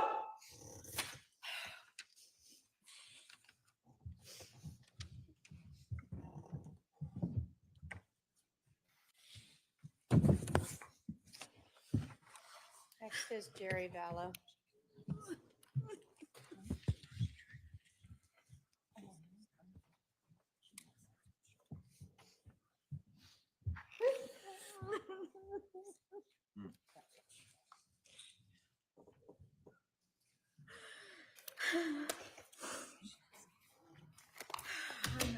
Good morning, Your Honor. Good morning.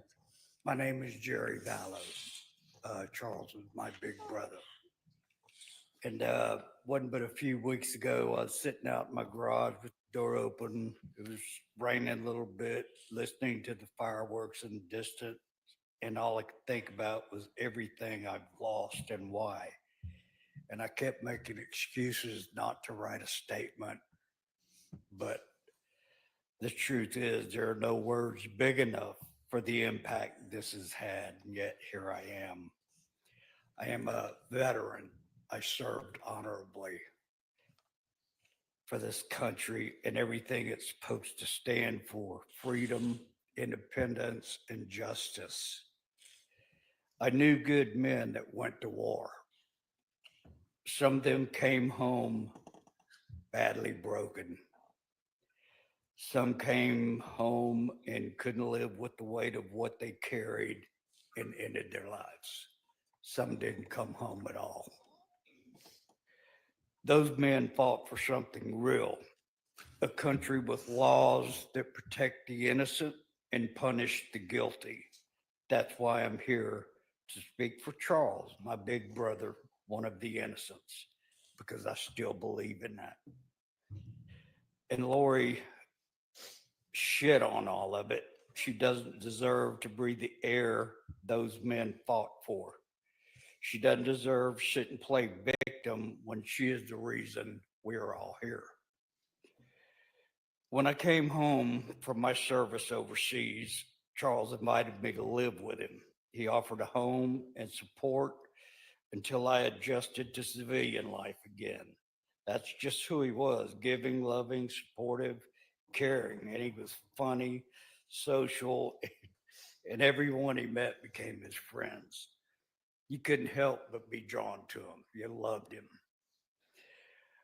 He wasn't just my big brother, he was my best friend. We grew up together on the bayous and rivers in South Louisiana, spending countless days and nights camping, fishing, hunting, exploring, and just being kids. We had so much fun. We learned to survive, trust each other, and become men. I miss him every day. He was a devoted father, a teacher, someone who guided and loved his kids with every fiber of his being. All 5 of his children meant the world to him. And he spent his last months fighting for Tylee and JJ because he was a protector. He was a son, a father, a brother, an uncle, a good man. He didn't deserve to die, and he sure as hell didn't deserve to be vilified by the woman that killed him. I keep asking why. Why? Is it about $1 million? He wasn't just a dollar sign to fund Lori's sick game of make-believe. She tried to cash in on his life, and when that didn't work, she brutally murdered her kids for money, and she tried to kill Brandon when he started looking like the next available dollar sign. His murder impacted not only me, but my entire family. She tried to tear us apart, but she couldn't because we're pretty strong, resilient people. It didn't stop with Charles's death. JJ, Tylee, Tammy all murdered, and Brandon almost lost his life. Innocent lives were stolen, and we all feel the deep pain and loss, and it hurts and will for years to come. Lori is responsible for all of this. This isn't a family tragedy that occurred randomly. It was a deliberate act of evil. This has never been a mission from God. She isn't an instrument in God's hands. She was sleeping with Chad Daybell behind Charles's back while planning his murder. You know what kind of instrument kills a father in cold blood, buries 2 kids in a pet cemetery, and lies through her teeth while doing it? Called a weapon. And God doesn't use weapons against innocence. She wasn't doing God's work. She was selfish, cruel, and calculated. God didn't send her to commit murder. She used his name to justify evil. That's not God's work. That's blasphemy, plain and simple. She used God's name like a weapon, lied in his name, killed in his name, and now she wants to stand in court and she claims she's doing the Lord's work. She's not some misunderstood woman. She's not some grief-stricken mother. She's not a victim of this story. She wrote her own disgusting make-believe story, and she wrote it in blood. She didn't cry for Charles. She didn't mourn JJ or Tylee, no matter what she says. She erased them. And she didn't give a damn about Tammy. So when she sits there and pretends this is some kind of tragic twist of fate, like she didn't like the fuse, remember that. She didn't just kill Charles. She stole him from everyone who loved him, from his boys, from our family, from me. She didn't just break the law. She pissed all over it and tried to claim righteousness. She started this. She caused this. She wasn't caught in some domino effect. She pushed the first one and kept pushing till there was none left standing. She twisted everything, God, family, and loves. And if she thinks she can twist justice too, don't let her. Don't let her twist away from what she did. She murdered my brother, Charles. Give her what she's earned. Thank you, sir.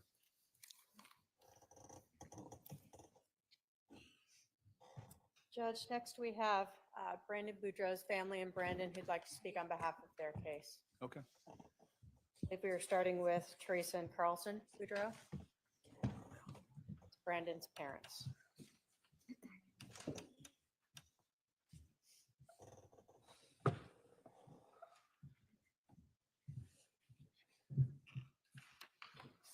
Thank you. On October 2nd, 2019, due to Lori Daybell's evil actions, our family lost a measure of innocence and security. Lori Daybell's cruel criminal behavior, combined with the inhumane actions of those who conspired with her, nearly killed Brandon. Had they been successful, the world would have lost a remarkable, kind, loyal man. As his parents, we would have lost a remarkable son. His children, our grandchildren, would have lost their stabilizing father. Our children, his siblings, would have lost an amazing brother who helps guide our family through his selfless example. Brandon's genuine love and kindness is evident in his interactions with his family and friends. He truly cares for those around him, and his actions speak louder than words. We thank God every day that evil didn't succeed. As a family, we have mourned with all who have been affected by Lori's inexcusable acts.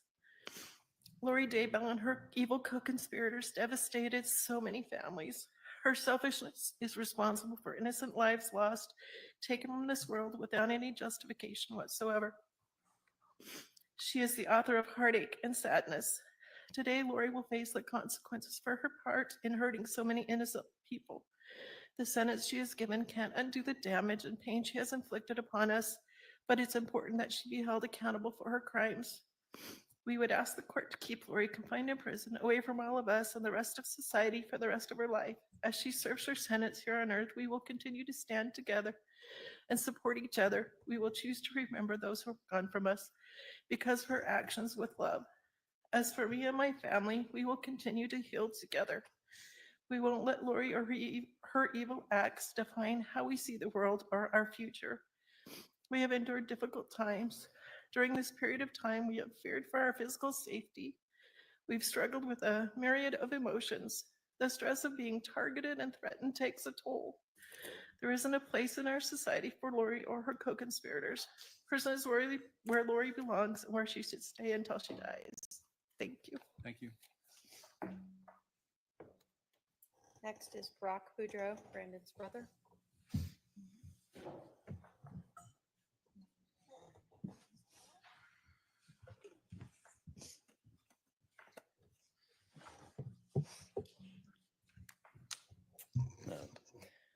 Thank you, Your Honor. First of all, I want to just say how grateful I am that Alex is a terrible shot and that we get to be here today to talk about my brother who's still living. And he's the only one that was fortunate enough to have that.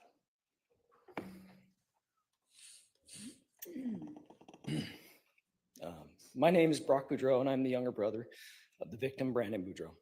I'm writing on behalf of my wife and myself, and I'm here today to talk about the toll that this heinous crime has taken on our lives, as well as the lives of our family.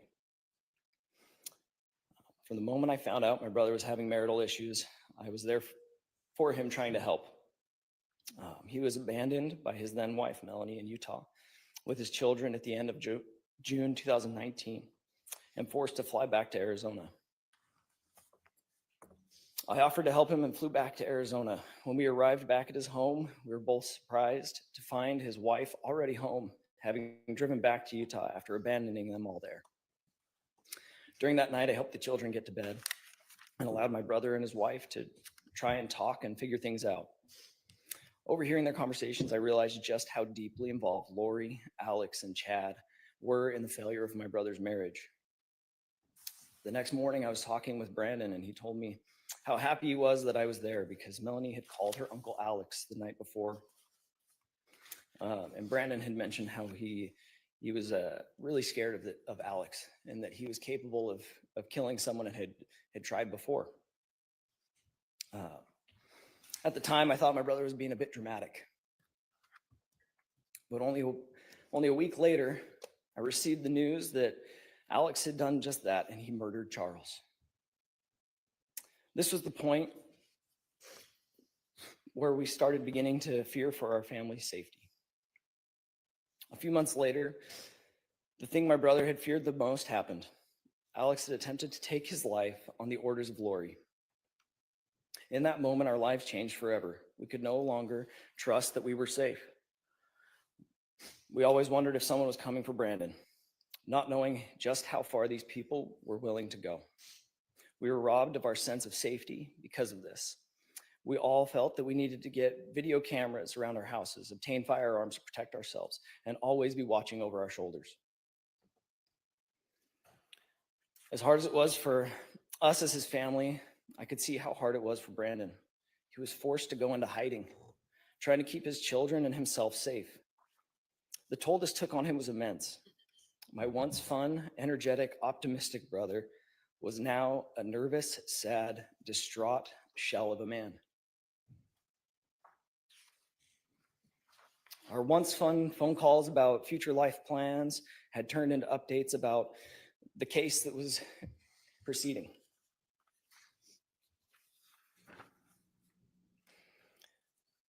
June 2019 was the beginning of so much sadness in our family's lives. As the story unfolded and things became more public, our family name, being so unique, started to be recognized and associated with the ongoing trials and investigations. I'm a practicing dentist in the state of Arizona, and now I constantly fear of people Googling my last name. Having things pop up about the case rather than information about me or my practice. I would like to think that this has not affected people deciding whether to come and see me or not, but I'm sure it has. Our lives have now become entangled with a story none of us wanted to be a part of.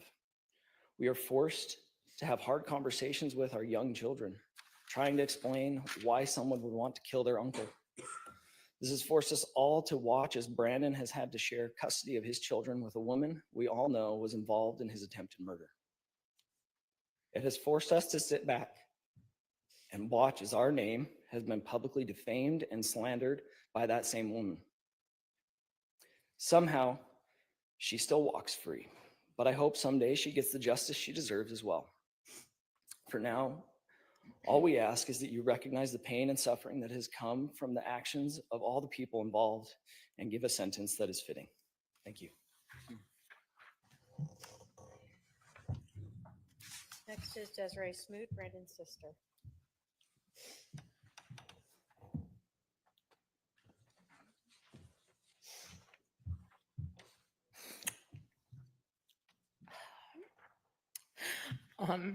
My name is Desiree Smoot, and I am one of Brandon Boudreaux's older sisters. Sorry. It is extremely hard for me to explain just how much my brother means to me and how much the decision of Lori Daybell and others to conspire to shoot him on October 2nd, 2019 has impacted my life and my family's life.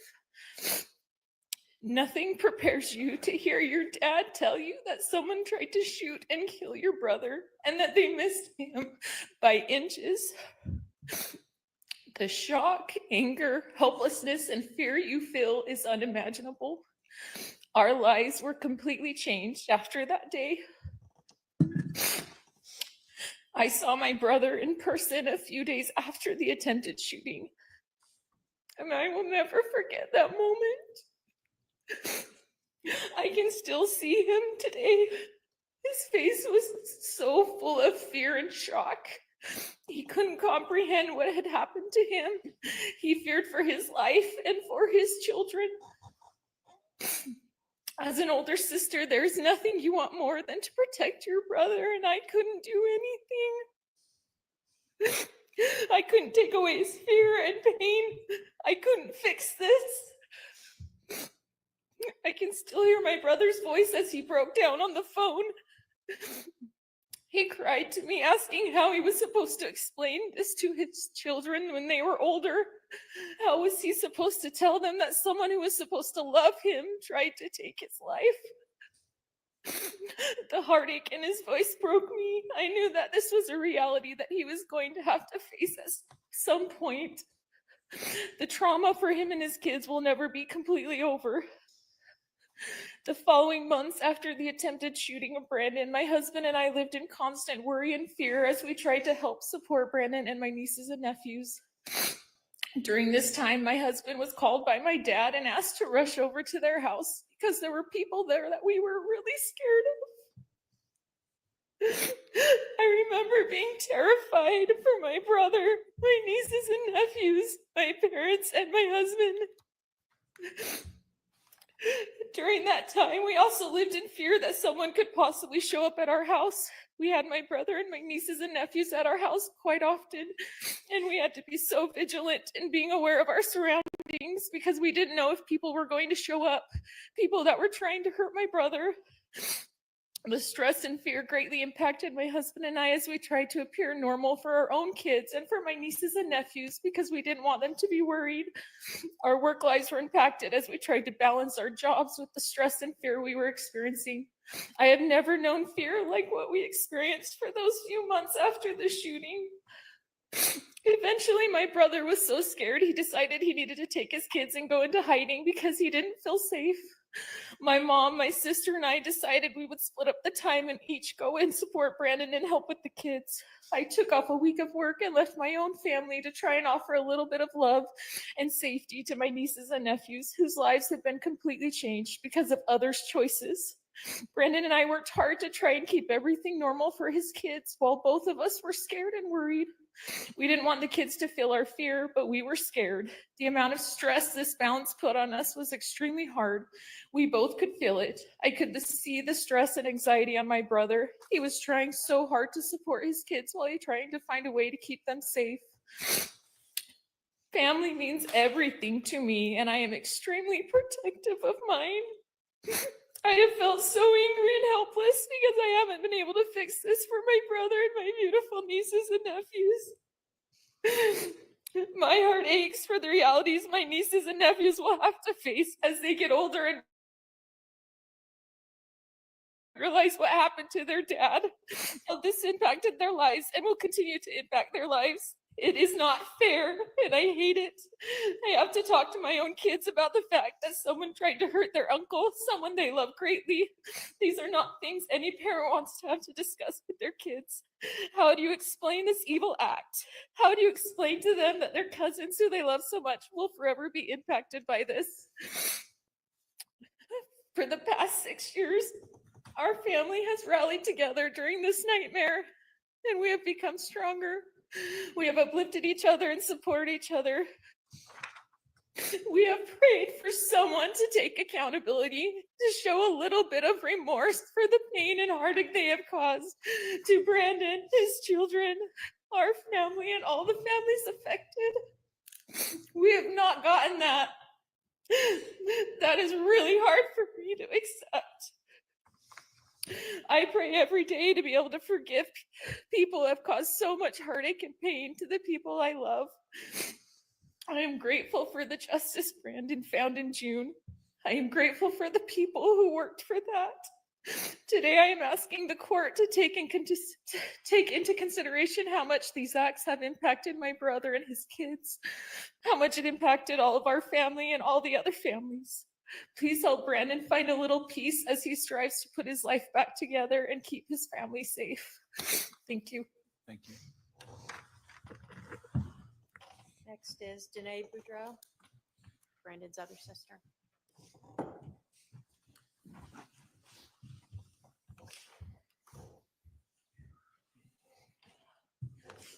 Hi, my name is Danae Boudreau, and I'm the youngest sister of Brandon. I've always been thankful for the beautiful family that I was raised in. My parents raised us in a home filled with love, laughter, and a belief in our Savior, Jesus Christ. I'm lucky to have meaningful relationships with all 5 of my older siblings. As they have been married and had kids, I had the opportunity to find more room in my heart for their spouses and children. Some of my favorite humans in the entire world call me Aunt May. I share this to help better demonstrate just how hard it was for me to hear that my older brother had been shot at in October of 2019. Being my oldest brother, I've always looked at him as a protector in a safe space. Hearing the evidence that was presented in this case reminded me just how close I came to losing him that day. As terrified as I was to lose my brother, I could not imagine how devastating it would have been to my nieces and nephews had they lost their dad that day. The greatest impact I feared was what would have happened to those children if something had happened to my brother. Over the coming months, that fear and anxiety for his and their safety was a constant in my life. Being one of the few adults he felt safe leaving his kids with, I spent many hours taking care of my nieces and nephews. I purchased plane tickets and used personal days at work to be able to travel and help care for the kids. I was a kindergarten teacher at the time, and I spent time reading with my niece who was in kindergarten that year. I held my brother's kids close and I comforted them during times of uncertainty. I have an unwavering belief in doing anything in my power to protect innocent children. In the aftermath of the attempted murder of my brother, I watched my entire family rally to do just that for my nieces and nephews, protect them. We set aside our own fears and worries to make sure that those 4 children were surrounded with love and security. I forged a special bond with my nieces and nephews, one that I still carry today. Had something happened to my brother that day, this bond would most likely not exist. I've carried fear, anxiety, anger, and sadness in my heart as a result of what happened to my brother. There have been times I've feared for my own safety as I've helped to keep those children safe. Out of respect for my brother and his family, I have stayed silent all these years as we've placed our trust in the justice system to hold all of those responsible accountable for what they did. I cannot begin to imagine what my life would look like today without my older brother and his family. I thank God that while we have been through hell, we didn't have to face that horrific loss. Accountability is essential to human growth. The impact of this act of violence on my personal life, as well as that of my entire extended family, has been significant. Thank you for the opportunity to share the thoughts and feelings that I have carried for so many years. Thank you. Next is Jenny Boudreau, Brandon's wife.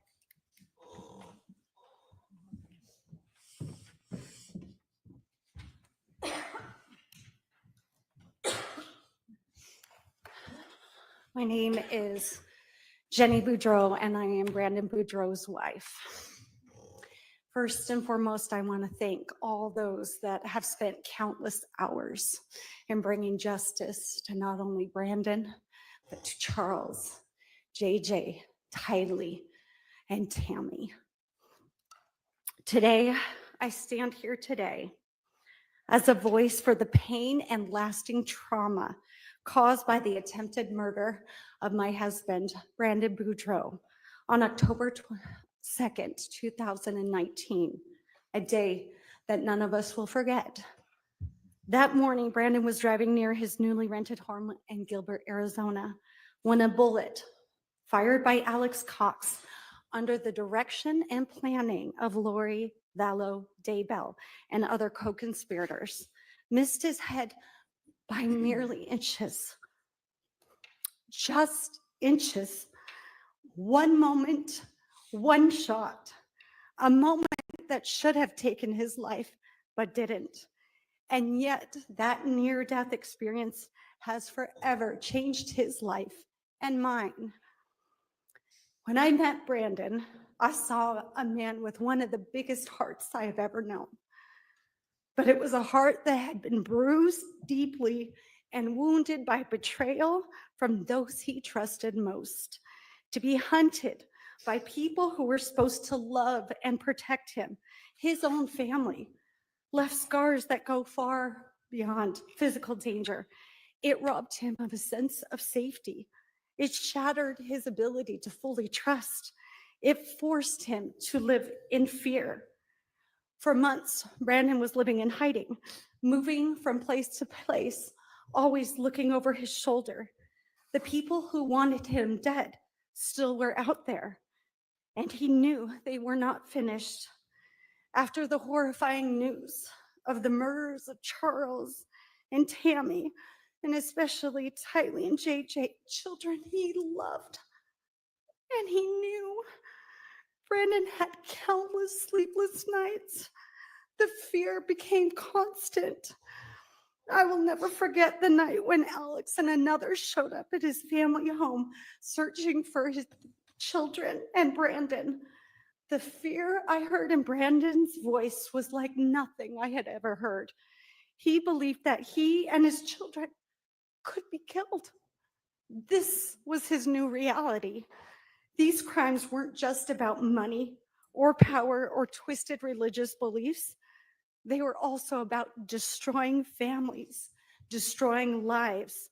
Lori and her co-conspirators tried to take away a father from his children.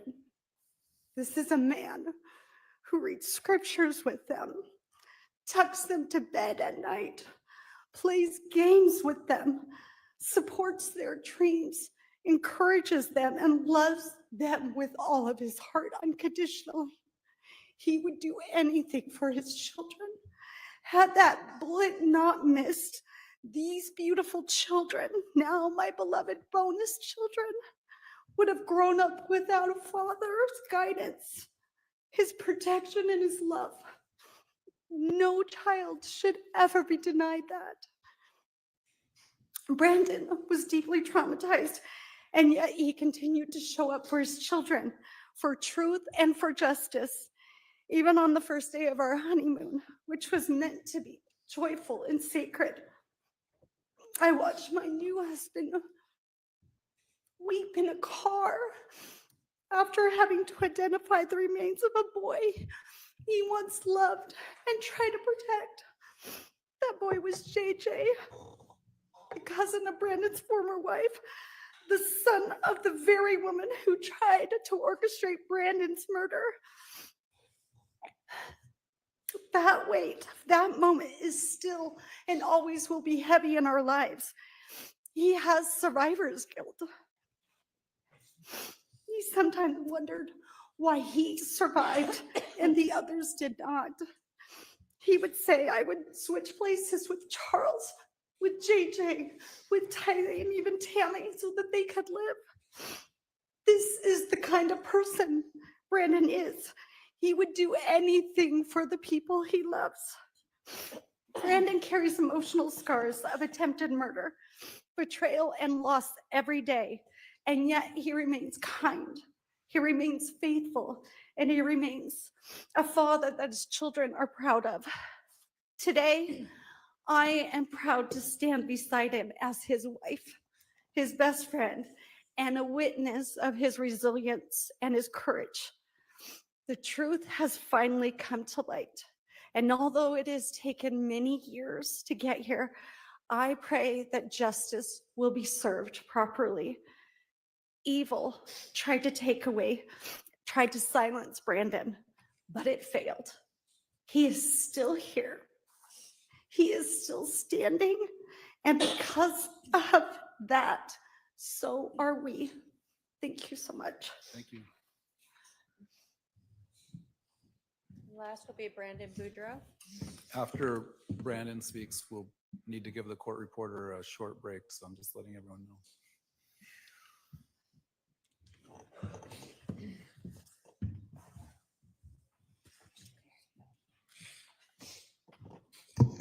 Thank you, Your Honor. I'm going to read my sister wrote a letter. She couldn't be here. I'm going to read her letter, and I'll. That's for Donnell. Yeah, for Donnell. Thank you. Thank you.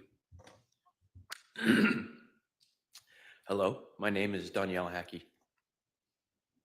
I'm the oldest sister to Brandon Boudreau. 6 years ago, our world was rocked in ways none of us could have predicted.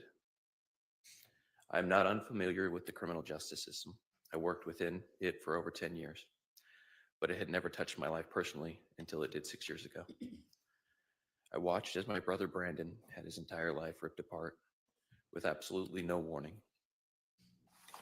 I watched him try to pick up the pieces of a life and family he had built and to try to bandage the broken hearts of his children with oh so many questions, while also navigating his own personal sorrow and heartbreak. I held him and cried with him and offered what little advice I could with all the love my big sister heart could give him. Then just a few months later, while I was 7 months pregnant with my third child and returning home from a doctor visit, I had my husband sit me down on the couch and ever so gently let me know that my brother had just been shot at. You see, my dad hadn't called me. He called my husband to tell him so that he could carefully and gently tell me what had happened. My world, as I knew it, was shattered. All of a sudden, I was living in a paranoid, anxiety-filled, fear-driven nightmare. As details emerged and my brother gained more information and knowledge, he reached out to see if he could bring his children to hide at our home for a while. There was no hesitation. We took them all in, but those few weeks were filled with terror.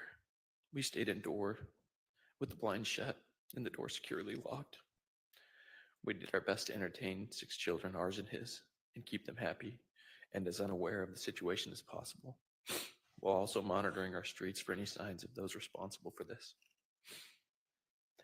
I no longer felt safe in my home. Leaving meant constantly checking behind and around me, making sure no one was following or watching us. We were on alert 24/7. Our entire family helped shuffle my incredible brother and his kids around, doing our best to ensure that they felt safe and were being loved and taken care of. This went on for months.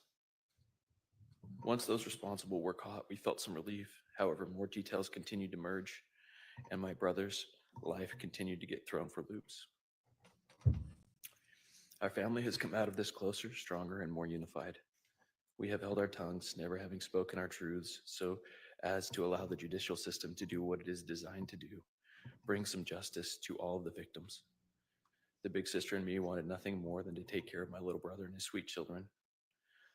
I wanted nothing more than to fix everything and make it right. I obviously couldn't do that. I watched as my brother experienced the most horrible things and do so with grace, love, and humbleness that I don't know I would have had. I am grateful for the example he has been to me. I pray that our family can continue to heal and move on and hold strong to each other as we try to close this chapter. So many lives were impacted by such selfish choices. I'm forever grateful that my brother was spared that day. And I know that for me, I will never be able to go back to being blissfully unaware of the horrific choices people can make for the most unimportant and selfish reasons. Thank you for your time, Nature-Hawkeyes.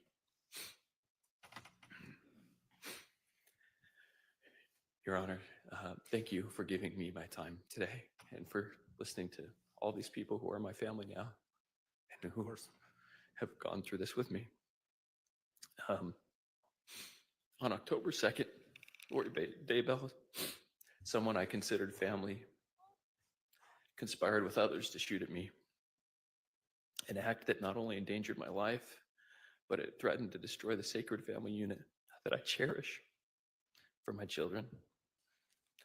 Had this heinous crime succeeded, my children would have been left to face a lifetime of grief, robbed of the love, stability, and spiritual guidance I provide as their father. The betrayal by someone connected to my family has left me battling overwhelming emotions over the years. I felt fear,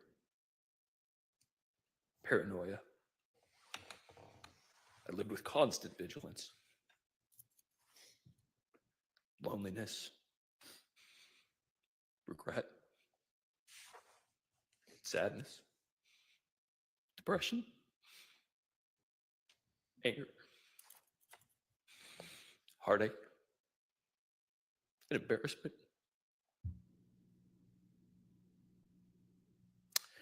All while striving to remain a beacon for my children. I didn't want them to see.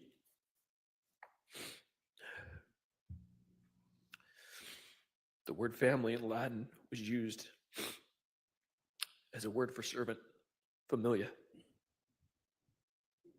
How beautiful to think of those who are family as those who we serve or who serve us freely without the thought of reward. I try to live this truth every day, serving my children with selfless dedication, nurturing their dreams, teaching them resilience, and providing a foundation of love. Lori Daybell's actions sought to tear me from the sacred role, leaving my children without the father who serves them with unwavering devotion. Trust is something that is intangible. It can almost, excuse me. It can almost be measured in interactions with others by the speed and comfort with which we speak. We can see this inside our families. When it's present, it creates beautiful, safe spaces where human beings can grow and feel loved. As a father, I strive to cultivate this trust, fostering a haven where my children feel secure to grow and express themselves. Had I been killed, this trust would have been shattered, leaving my children vulnerable to fear, uncertainty, and struggling to rebuild the safety that they deserve. I believe the family unit is ordained of God, and as such, It can be the most safe and sacred space we have in this life. I was raised in such a unit by parents who created this for me. And my life's greatest desire is that one day my children will look back and say that I created that for them. This divine calling gives me a drive to provide a nurturing and sacred environment for my children, mirroring the love I received. The choices that were made on October 2nd by Lori and others attempted to end my life. They threatened to rob my children of this God-ordained sanctuary, denying them the legacy and safety of love I strive to build. Research underscores devastating impact of losing a father in early childhood. 20 to 30% of bereaved children develop clinical depression or anxiety, grappling with abandonment. It can hinder their ability to form healthy relationships. My children would have faced these scars and many more. Their sense of security would have been destroyed. The violent act orchestrated by Lori would have taken this. Additionally, children who lose a parent experience academic setbacks, social withdrawal. Studies show that such children face socioeconomic challenges as adults, threatening the stable future I work tirelessly to provide. Besides my children, I have extended family for whom this conspiracy's toll I will never truly know. There's no measurement system for our grief, for our stress, for their pain and their trauma. They carry a burden that was no responsibility of their own. They're good people, all of them. But they showed up. They understood what family meant. They postponed work. They postponed life. They postponed fun. They even put out their own children and their own spouses. I had to ask them and their families to keep me safe and put them in jeopardy. I was scared to stay with them for months after they shot at me and kept trying to find me. I was continually pursued when I asked my new wife to marry me.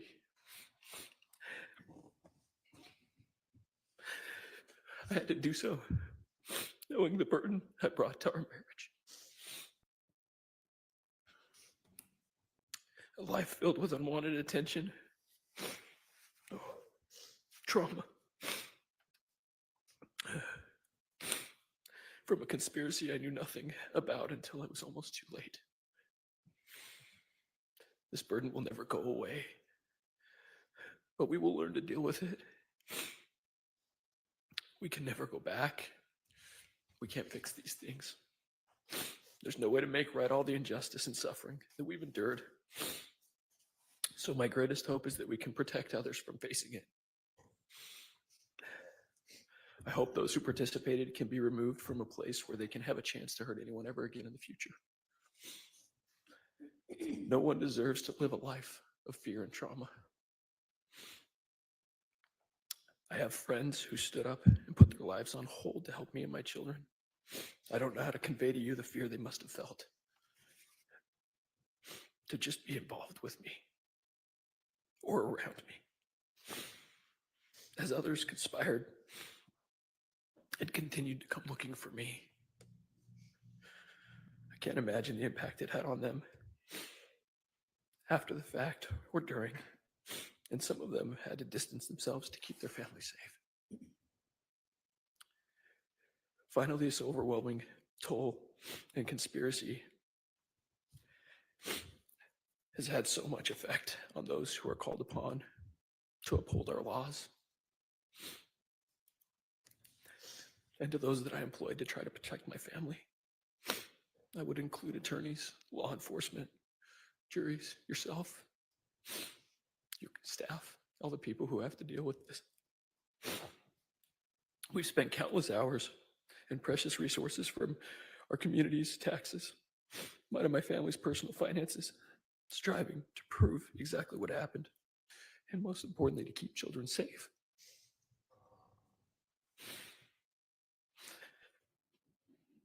All of this could have gone to more productive and beneficial things to help others, but it had to be diverted because of selfishness and self-centered conspirations.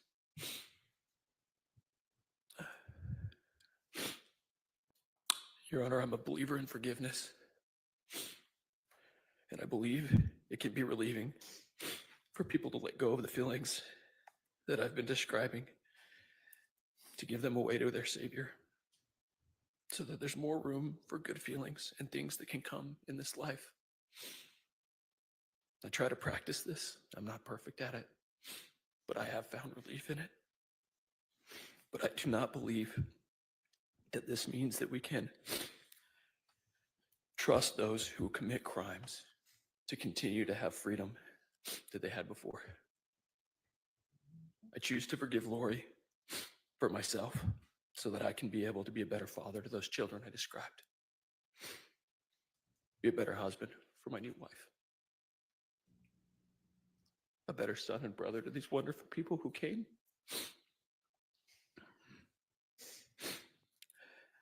And a better neighbor and friend to those people who were there for me when I needed it most. But I have never seen any remorse or acknowledgement from Lori or any of her conspirators.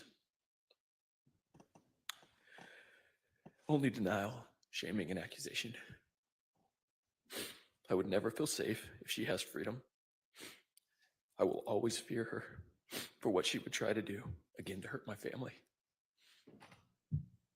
The trauma of this attack has already shaken my children's sense of safety. It's forced me to fight through pain, and it's forced me to work to restore trust for them in this life that we live. Lori's conspiracy was an assault on the essence of familia or selfless love. It's an assault on trust, and it's an assault on the divine sanctity of what a family is and what I grew up in. I would urge you to recognize this harm, this act that was intended to inflict pain upon myself, my family, my children, who deserve to grow up in a sacred, safe space. And I would ask you to protect us as I let go of those angry feelings and all of those things. I would ask you to protect us, keep us safe, keep these people who deserve it safe. And I just ask that and thank you. Thank you. We're going to take a short recess of about 10 minutes. You may wish to remain in the courtroom in your seats, but if you do need to use the restroom, you might want to do that at this time. All right.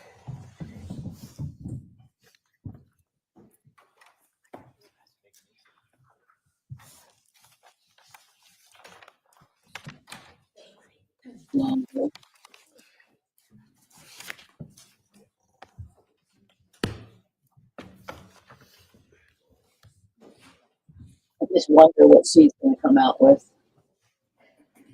Something horrible like the other. Yeah, does anyone want to come up?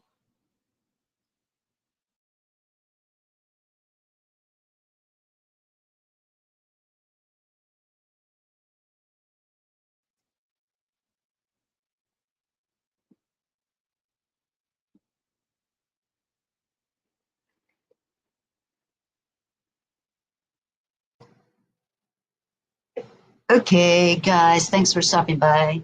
Yes, we're doing a dual live stream. We were going to go with Hawkeye's live stream. I couldn't figure it out for a minute. So Yeah, I had some problems there for a bit. By the time it doesn't matter. We're here, right, Journey? We're here. yeah, we made it. And Virginia's gonna watch some Baywatch. Yeah, watch some Baywatch and wash all that crap out of your head. Because, you know, I had to turn down my volume. I couldn't stand it anymore because it was making me angry. It was making me lose my mind. And I said, holy shit, I got to turn the volume. So I never listened to some of it because I couldn't. I was like, fucking hell, I need a drink or something. Do you know what I mean? It was driving me crazy. Yeah, this is awful. This is one of the worst cases for me that I've watched. Yeah, it's a great time for a break and just go breathe and take a shot or whatever. Make yourself some soothing tea, because this is triggering to a lot of people, but this is the time to start healing, get their last statements out, say what they got to say, and then move on. You never forget, but you got to start moving on, because look at that witch. She's laughing. You know that she doesn't feel nothing, okay? So don't give her the pleasure. She feels nothing. Let her be in her little world, in her cell, and she won't never get out, and she'll be in that cell, and there's no more trips. This is over. Well, I say no more trips. There will be no more trips, because if Melanie Boudreau, is ever brought to justice, I think that Lori won't have nothing to do with it. So she won't be back. She won't be back. What? And if she has to be some kind of witness, it'll be through Zoom or something like that. Yeah, something like that. So we don't have to worry about her. And I'm glad the family have tried to get out what they could in court, because this is the last time that they're ever going to see her, speak her name, and they gotta put it to rest, because for their sanity. And just remember the memories. All you got is memories, and just don't let it eat you up. Don't let it eat you up. Get her out of your head. Right. What? Got a question. I thought I understood them to say that she wasn't having any communications with Chad. Now, if he's on death row, is he allowed anything like that? Excuse me.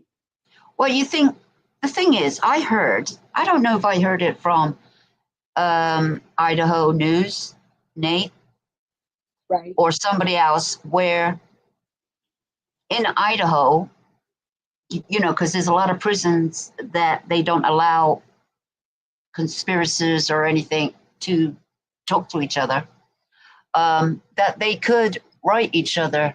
So I just was wondering, does anybody know if that is true, that they can still communicate, which shouldn't be allowed. You just keep feeding the fire.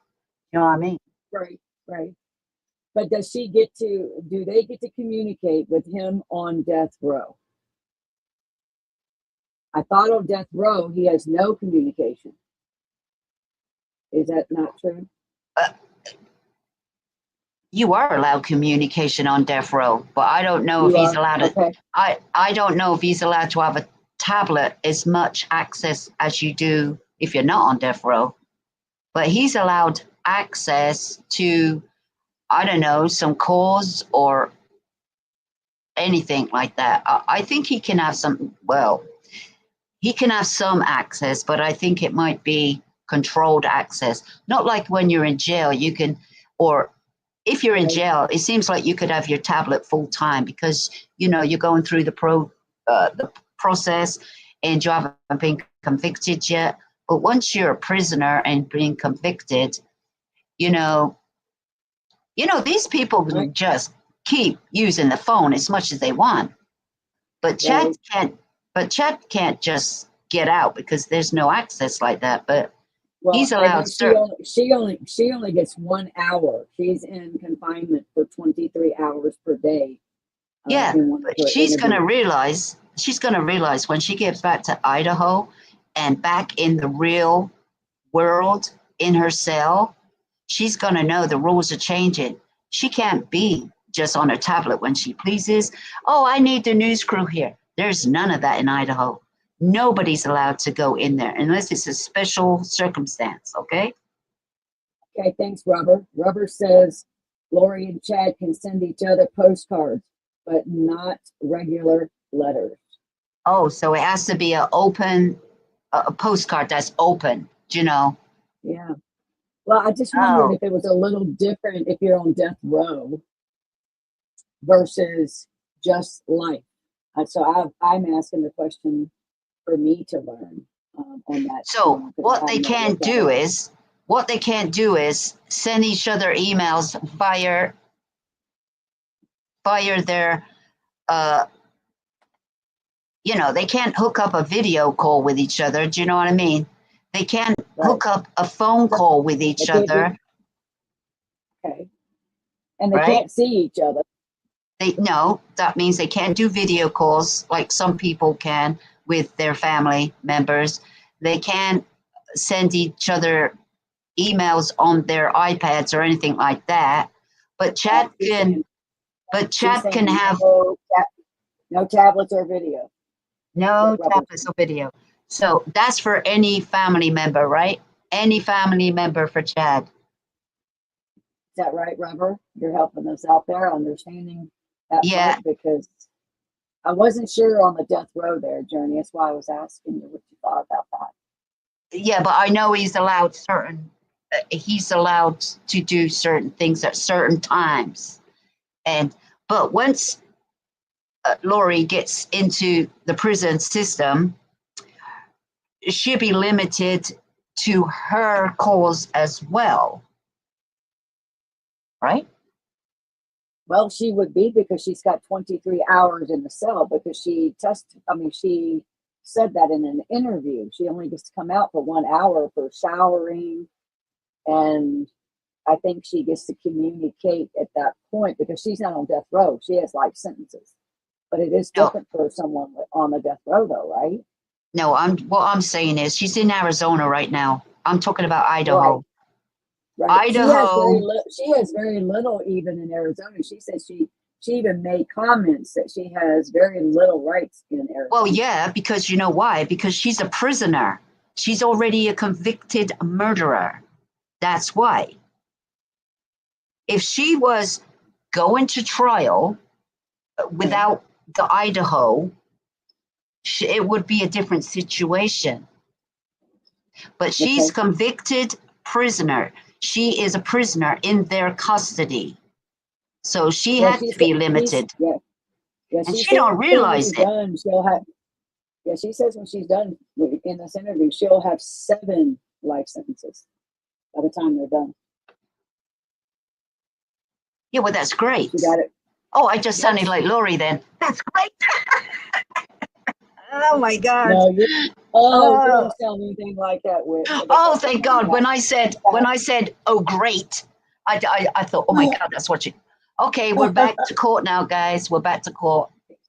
We'll go to mute again. Anybody has anything to say, go ahead and say it in there, and we'll talk a little bit after it's done.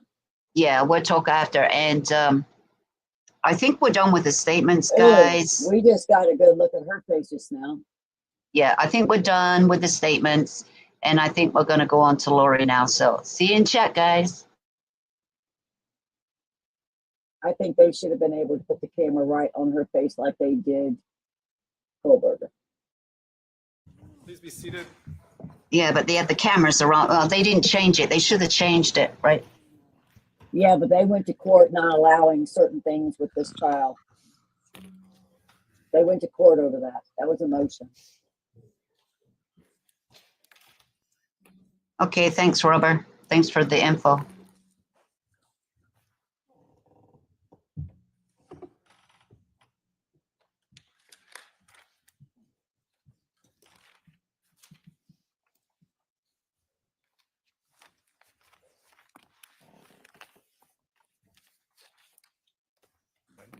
Back on the record in CR 2021-001704, CR 2022-001242. The state can continue with its presentation.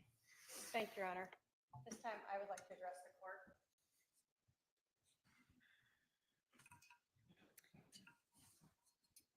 Lori Vallow Daybell, in the jury trial for Charles Vallow, told the jury that the case and murder was about a family tragedy. In her next trial, she told the jury, again in the shooting of Brandon Boudreaux, that this was a tragedy. And while she's been in custody, she has agreed to speak to the media 4 times. And she has again spouted off that this was a family tragedy. A tragedy is a disastrous event, a calamity, a misfortune. Synonyms for tragedy are accident, catastrophe, disaster, misfortune, or mishap. A family tragedy does not involve premeditation. A family tragedy does not involve the intentional killing of a person. A family tragedy does not involve working with an accomplice to commit first-degree premeditated murder. And a family tragedy does not involve conspiring with others to kill. Lori Vallow Daybell has evoked the words family tragedy, but her actions show her to be a cold-blooded murderer. Even more disturbing than Lori Vallow Daybell's attempts to fashion the murder of her husband, Charles Vallow, and the shooting of her nephew-in-law, Brandon Boudreaux, as a tragedy, is the way she has twisted religion and fashioned it as a justification for her actions. The reality is this defendant is the same as every other murder defendant. The motives we usually see in murder cases, money, sex, are exactly what motivated this defendant for the murder of Charles and the attempted murder of Brandon. Although this defendant denies it, her text messages and her own actions show that these were her motives. Lori Vallow Daybell's motive for helping to try to kill Brandon Boudreaux was to help Melanie, the woman who called Lori Vallow mom and called Chad Daybell dad or daddy. Just like with Charles, Lori and Chad used their twisted religion to claim that Brandon was dark, possessed, and therefore his death would be justified. Brandon's death would have given Melanie money, the same motive as with Charles. The only difference was this money was for Lori's, quote, daughter, Melanie. The court has presided over these 2 trials and has heard all of the evidence. The court has accepted the verdicts from both juries. And this court accepted this defendant's admission of statutory aggravating factors in both cases: the presence of an accomplice, the use of a deadly weapon, and for Charles's trial, the infliction of emotional harm on Charles's family. The court is legally permitted to find any other aggravating factors and to give each of them the appropriate weight or value. Emotional harm is a very strong aggravating factor that exists for both Charles's family and Brandon and his family. But how do you give the appropriate weight or value to the aggravating factor of emotional harm?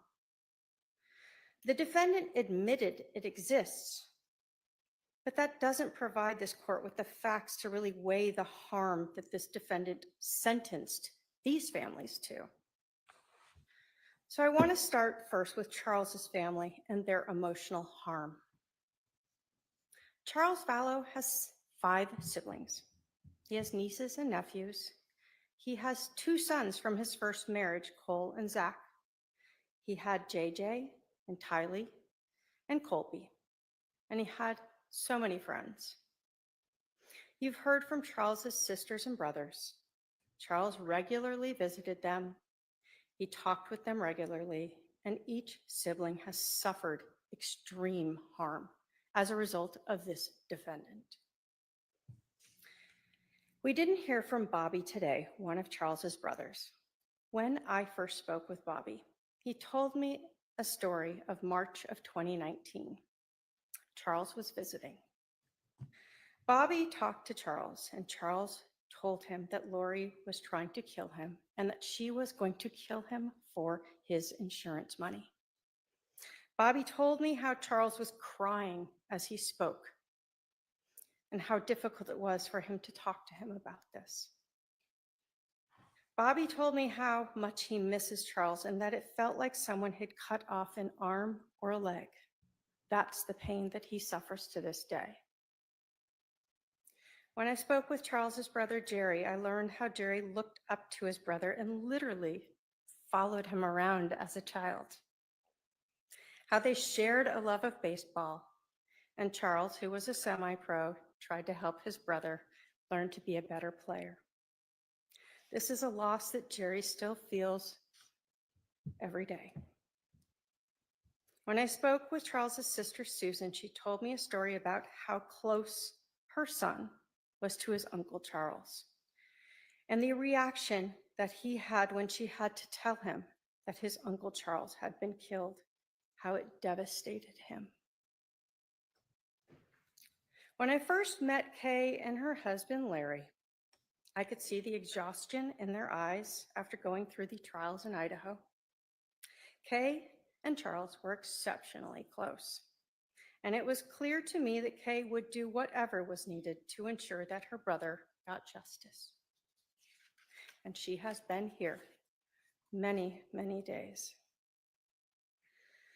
But one of the most disturbing parts of this case that gives so much weight to the aggravating factor of emotional harm and shows how callous, how self-centered, how uncaring, and how narcissistic this defendant is the text messages that she sent to Charles Vallow's sons, Zach and Cole, on July 12th, the day after Charles died. She let them know via a text message that their dad was dead. She wrote, quote, "Hi, boys. I have very sad news. Your dad passed away yesterday. I'm working on making arrangements, and I'll keep you informed with what's going on. I'm still not sure how to handle things. Just want you to know that I love you, and so did your dad." One of Charles's sons texted back, "Lori, what happened?" Lori Vallow knew that Alex Cox had shot and killed Charles, but instead of being honest or caring about his sons, she lied and told them, "We are still waiting on the ME report. I'll let you know more when I can." Charles's sons texted again and again, and at one point, one of them indicated, "You can't just tell us Dad died and disappear." On July 15th, one of Charles's sons texted Lori and said, quote, "Okay, Lori, it's been 3 days. You let us know our father passed away over a text message. 3 days and we haven't heard from anyone. The only information we have is the one text from you saying he passed away. You disappeared after that. We need any information you have. What happened? When did it happen? How did it happen? Where is he now? Are there any funeral plans? We talked to him all the time, and now he's gone. He was our dad, and we loved him very much. We deserve answers." Lori Vallow Daybell never answered their questions about what happened to their dad. Instead, she lied to them and said she was planning to cremate Charles and take all of them to Hawaii to spread his ashes. Instead, this defendant FedExed Charles's ashes to Louisiana and took Chad Daybell to Hawaii. This court has heard from just a handful of the people who loved and cherished Charles. There are more in the courtroom and many more who could not be here. Each one of them will never be complete again. This defendant damaged every one of Charles's family members and friends when she helped orchestrate his murder. This court is in possession of lifetime injunctions for Susan Vallow, Jerry Vallow, and Kay Woodcock. The state asks that you sign those and serve them on the defendant. The state also provided to the defendant hard copies of the restitution requested by Kay Woodcock for travel, food, and housing, all the things she had to do to be here in this court. The total amount of restitution for Kay is $8,949.52. The state asks that you order that restitution. The court also heard from Brandon Boudreau and his family.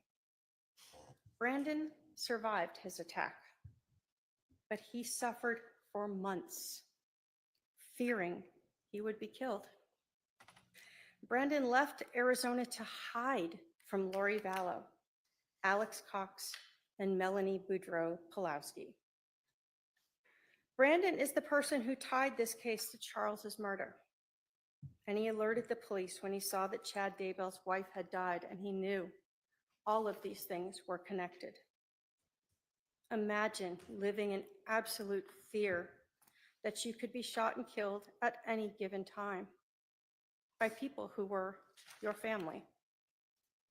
Knowing a bullet had hit your car just a couple inches above your head. This is the emotional harm that this defendant thrust upon Brandon and his family.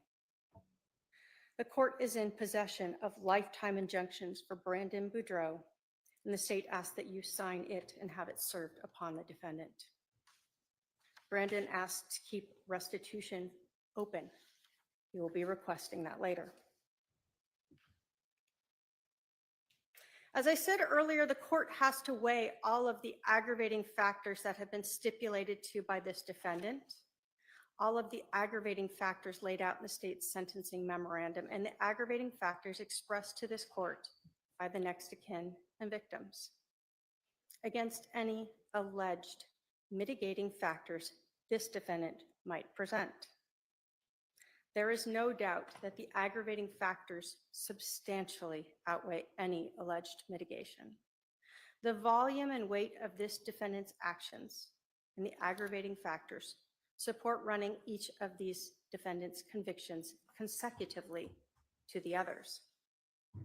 Because of all of the aggravation, this defendant's actions, the state requests that this court run Brandon Boudreau's case consecutively to Charles Vallow's case, and that these two conspiracy to commit first-degree murder convictions from Arizona be run consecutively to the sentences in the defendant's Idaho murder case, CR 22-21-1624. Thank you. All right. Would the defendant like to address the court or present any witnesses? Yes, Your Honor, can I remain sitting? Go ahead.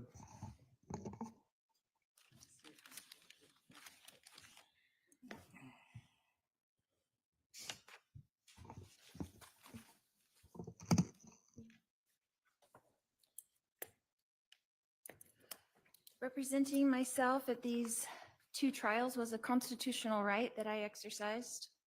I could not have done so without my team. Annalena Ramirez, my paralegal, Jeff White, my investigator, and Pamela Hicks and Robert Abernathy, my advisory counsel. I acknowledge their diligence and hard work in helping me exercise that right. They worked tirelessly and I appreciate them. Representing myself, I have learned much about the law through this process, and I'm grateful for the knowledge that I have gained. Knowledge is eternal, and it is only love and the knowledge that we acquire in this life that we take with us into the next. I have studied the rules of law, case law, and the like.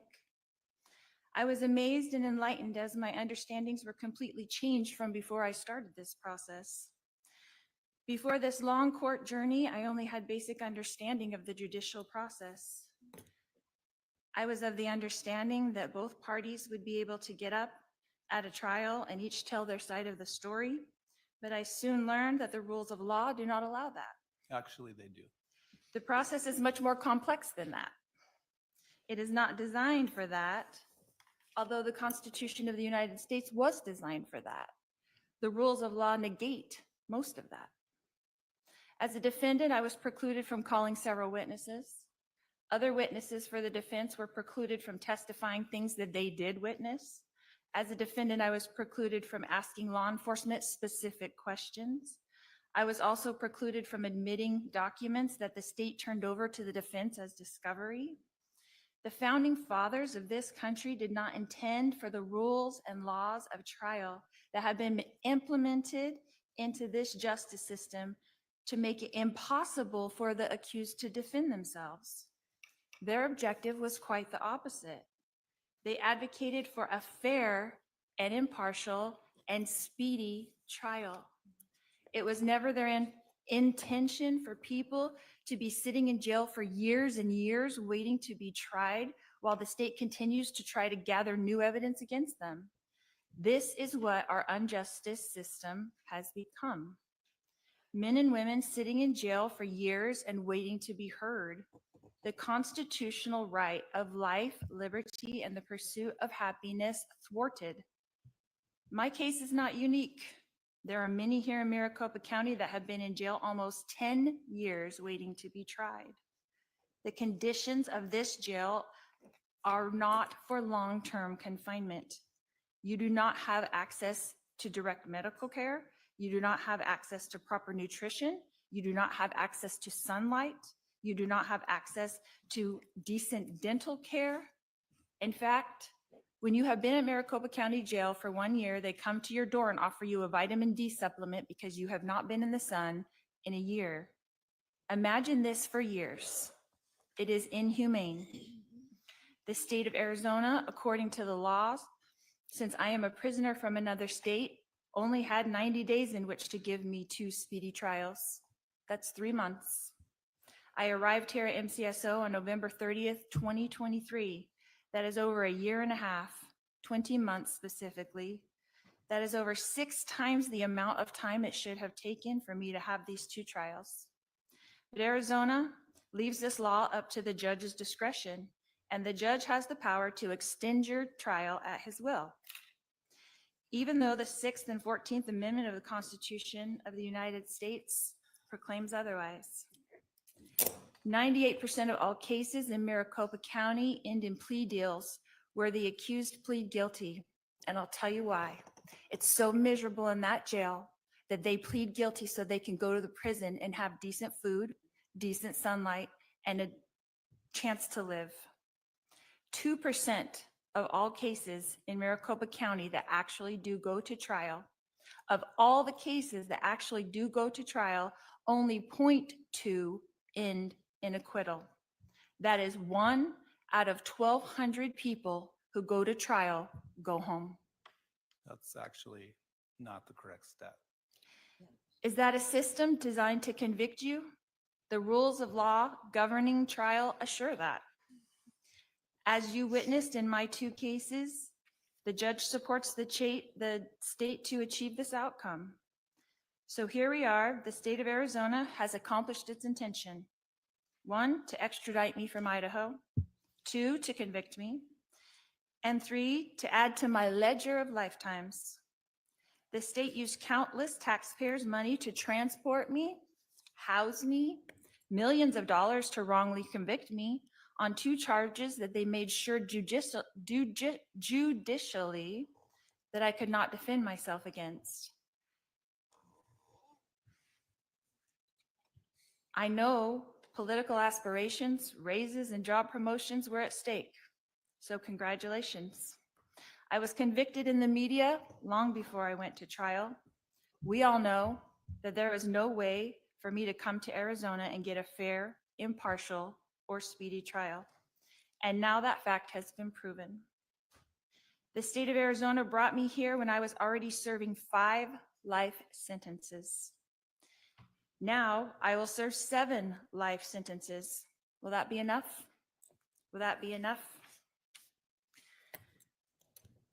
I want everyone to know that I mourn with all of you. I am sorry for your pain. Losing those close to you is painful, and I acknowledge all of the pain, and I do empathize. I feel it too.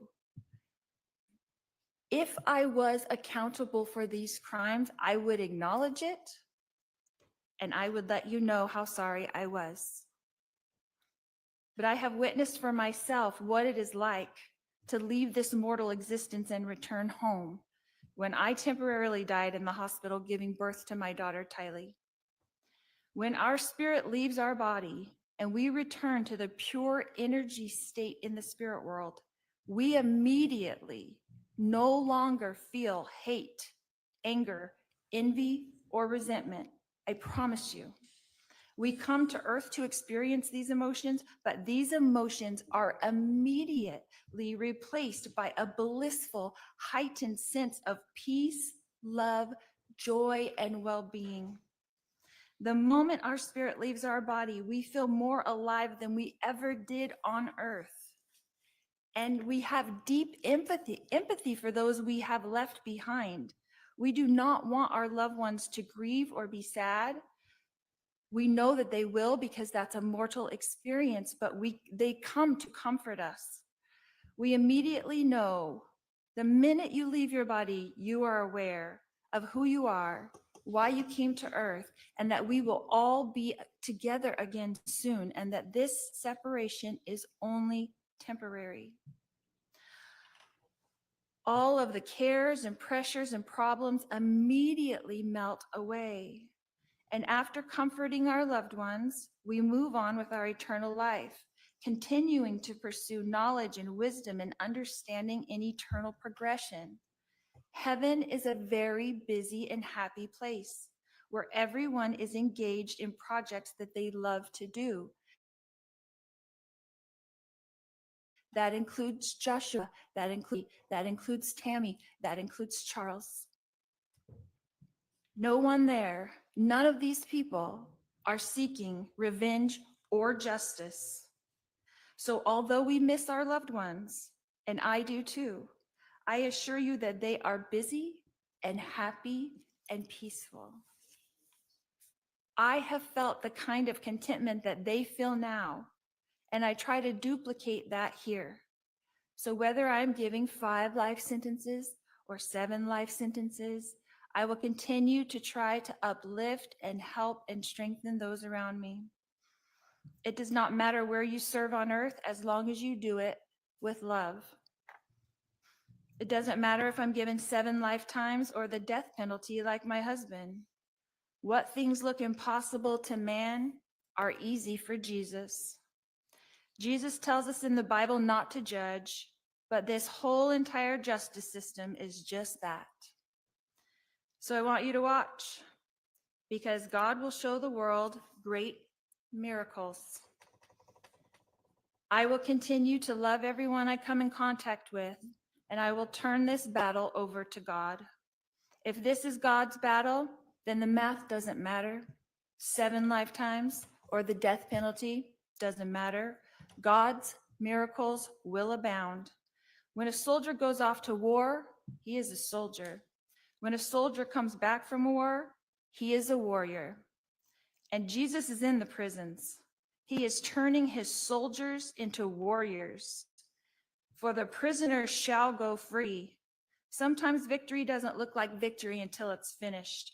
Prisoners who have been told that they will never go free will be free. And I want you to expect miracles, and I want you to watch for them, because you will see. We fear not what man can do, because God's warriors surround us. When the battle is relentless, and this one has been for over 6 years, remember, God is building his army of warriors in the prison system. He is turning Sauls into Pauls. When Jesus is sending his servants into the prisons to prepare his warrior team, we will be there only until this purpose is complete, and then the warriors will walk free.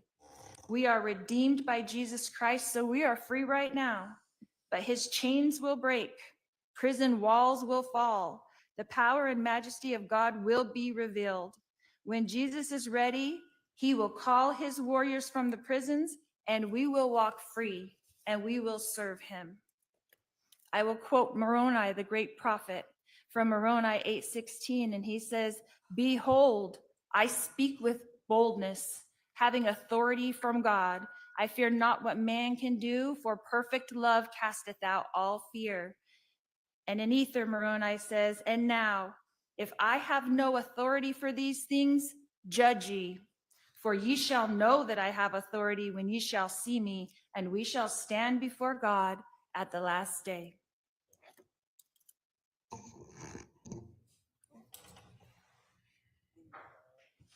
you have anything else? Nope.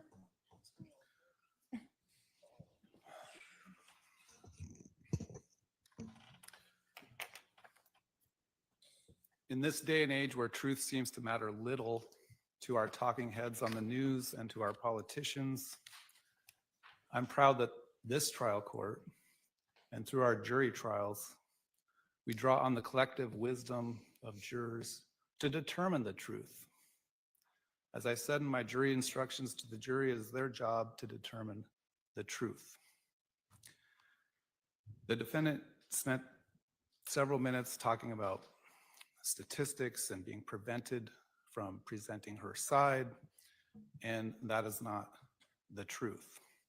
Maricopa County is a court of innovation.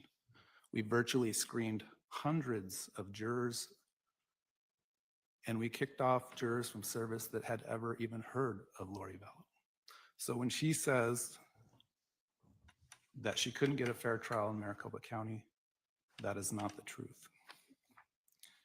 Your cases involved 24 separate jurors who deliberated and reached verdicts on these two cases. They represent a broad cross-section of society, which means these two verdicts represent the decisions of our community, not the view of a single person, not the view of a single prosecutor, and not the view of a judge. The collective decision-making of juries helps to reduce individual biases and errors in judgment. 12 jurors in the first case unanimously agreed that proof beyond a reasonable doubt established you conspired to kill Charles Vallow. And 12 separate jurors in the second case, again with no prior knowledge of you whatsoever, no knowledge of your notoriety, unanimously agreed you conspired to have Brandon Boudreau killed. Many people have asked why the state bothered to extradite you and bring you to Arizona, given the sentences that you received in Idaho. Trials are not just about seeking accountability or punishment from those who have committed crimes, but to give the victims of crimes justice and acknowledgement of the impact of being a victim. Justice demands not only recognition of the pain inflicted, but a firm response that upholds the dignity of every victim harmed by the actions of someone who has shown blatant disregard for humanity. You've left a wake of destruction stretching from Louisiana, across Texas, Arizona, up to Idaho and back again. Anytime a person victimizes a single individual, the ripple effects of their actions extend far beyond the immediate harm. And you have not victimized just a single victim, but many. You've shattered lives, you've undermined trust, you've sowed fear in the hearts of many. I can't imagine what Brandon and his family went through for those months, hiding, Charles's family wondering who's next. Is someone coming for them? Jenny said a lot of the things I was already going to say to you, Brandon. I'll just touch on a couple of them. I had wondered during the trial whether you suffer from survivor's guilt, and she confirmed that for me today. I also remember looking at you in the back of the courtroom trial, and just, you have this look about you of a wounded individual. I hope you can heal someday. To Charles's family, I just wanted to share with you that I'm sorry for your loss. Charles seemed like a great all-around guy. One of the exhibits that was put up during the first trial, I noticed something. He and I share the same birthday.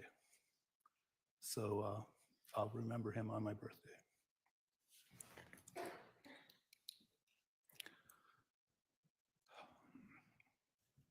I've seen many, many cases in my career where someone faces a long prison sentence for what amounted to one split-second bad decision. You are not that person. The amount of contemplation, calculation, planning, manipulation that went into these crimes is unparalleled in my career. Your powers of manipulation are profoundly destructive, one that undermines trust, distorts truth, and can erode the very foundations of healthy relationships and society.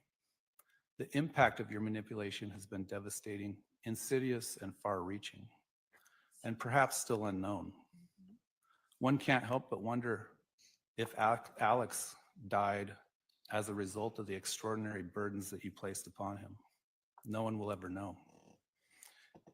You preyed on the vulnerability of those around you, JJ, Tylee, Alex, Melanie, others. And today I heard about Colby. You specialized in exploiting the empathy and goodwill of others, turning those virtues into tools of control and harm. I think that over time, as a result of being subjected to your manipulation, those people lost their sense of self and their ability to distinguish truth from falsehood. In the face of such profound damage, a long prison sentence is not merely a punishment.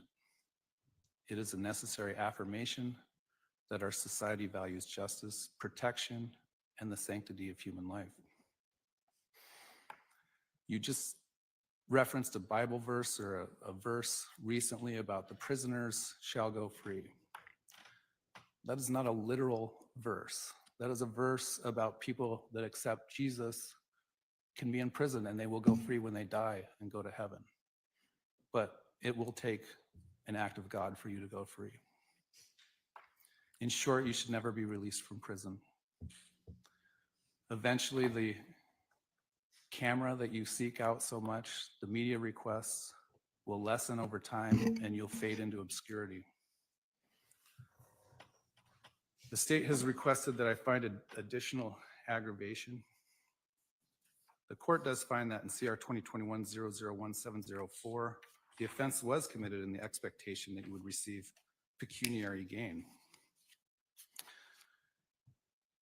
In the CR 2022-001242 case, the court finds the emotional harm suffered by Brandon and his family to be immeasurable. The sentences on those aggravating factors alone will be justified. The state also asked to find an aggravating factor of a prior felony conviction within 10 years of this offense. However, I'm hesitant to do that just because of the way that statute reads, that the offense had to be committed before the date of the offense on these two crimes, which it wasn't. So the court will decline to find that aggravating factor. However, as I said, the substantial amount of harm to the victims and the victim's family, emotional, financial, and otherwise, are immeasurable and justifies consecutive sentences. Ms. Vallow, what's your position on Ms. Woodcock's restitution request of $8,949.52? I just received it from my advisory council and I'd like to get a chance to look at it. So I know that the restitution from Brandon hasn't been turned in yet, so we'll look at that and I can discuss it with my advisory council. Would you want to waive your appearance for a restitution hearing in the future and have your counsel handle that? I don't see why I couldn't appear by Zoom. I think my request would be just to leave, not waive her appearance at this time, but if there ends up being some restitution hearing, I can reach out to her and decide if she wants to be here for that. I'm not going to have her extradited from Idaho for a restitution hearing if she wants to appear. So that's my issue here. She may be able to appear virtually. I don't know. Because at this time, we don't have the restitution from Mr. Boudreaux, so. All right. I'm going to set a status conference regarding restitution as to Kay Woodcock. We'll set that in a few moments. If you agree to it prior to that date, we'll vacate it. If not, we'll have to talk about setting a restitution hearing. The court will also at the request of Brandon Boudreau, issue a lifetime injunction that prevents you from having any form of contact whatsoever with him for the rest of your life. The court will also issue an injunction on behalf of Susan Vallow, Kay Woodcock, and Jerry Vallow that likewise prohibits you from having any form of contact with them for the rest of your life. You'll be served with those injunctions later today. In each case, it's ordered that you pay a $9 victim compensation fund assessment, a $20 probation assessment, a $2 victims' rights enforcement assessment, and a $13 criminal penalty assessment. Although it's largely symbolic,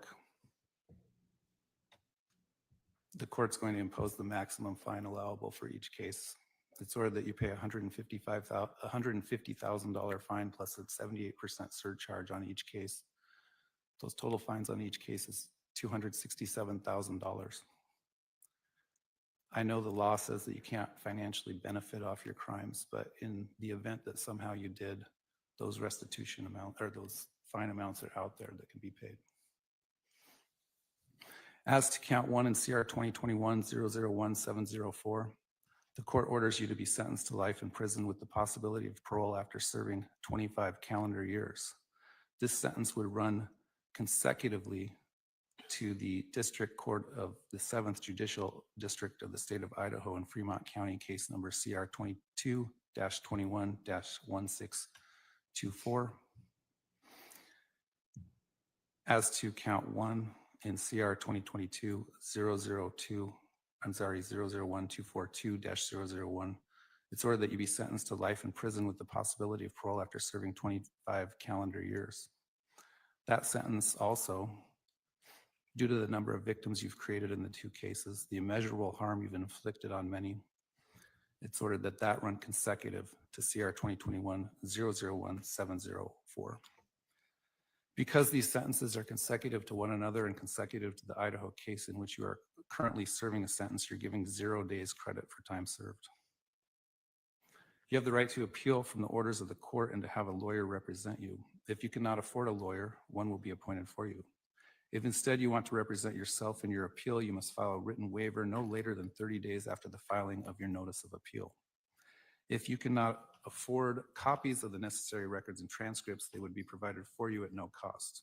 If you want to appeal, you must file a notice of appeal within 20 days of today, or you lose that right. If you want to petition for post-conviction of relief, you must file a notice within 90 days from today, or within 30 days after the appellate court issues a mandate affirming the judgment and sentence in your direct appeal, whichever is later, or you would lose that right as well.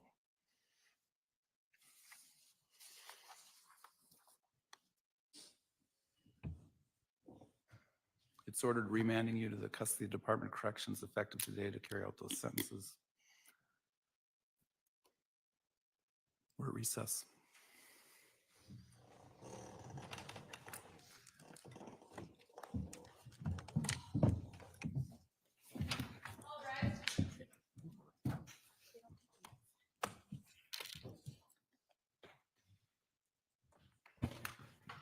The picture's done.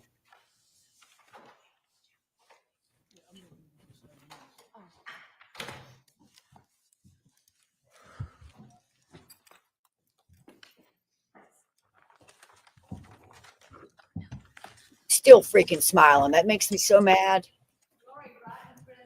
Look at her. And winking an eye.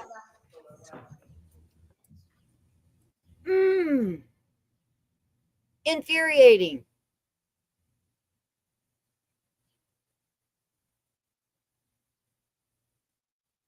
I'm infuriated, Journey.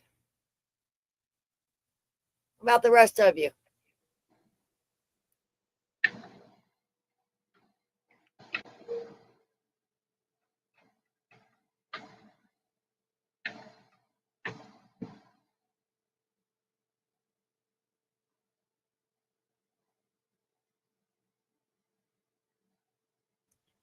And gave I'm that back. dang, gave that wink.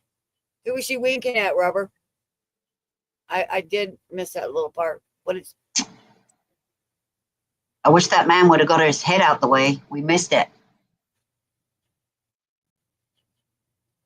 I know. What did you hear, Robert? What did you hear?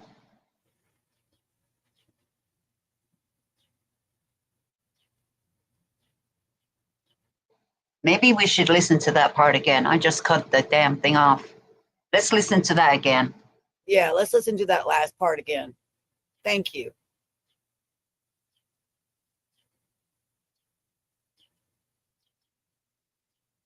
I wouldn't put it past B and K. Lawyer So represent Martha you. K held her whole composure. Be appointed for you. Okay, I just put it back If on instead again you want to now. represent yourself in your appeal, you must file a written waiver no later than 30 days after the filing of your notice of appeal. If you cannot afford copies of the necessary records and transcripts, they would be provided for you at no cost. If you want to appeal, you must file a notice of appeal within 20 days of today, or you lose that right. If you want to petition for post-conviction of relief, you must file a notice within 90 days from today, or within 30 days after the appellate court issues a mandate affirming the judgment and sentence in your direct appeal, whichever is later, or you would lose that right as well.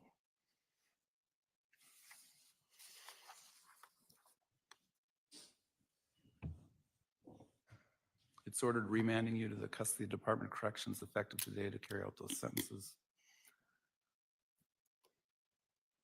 We're at recess.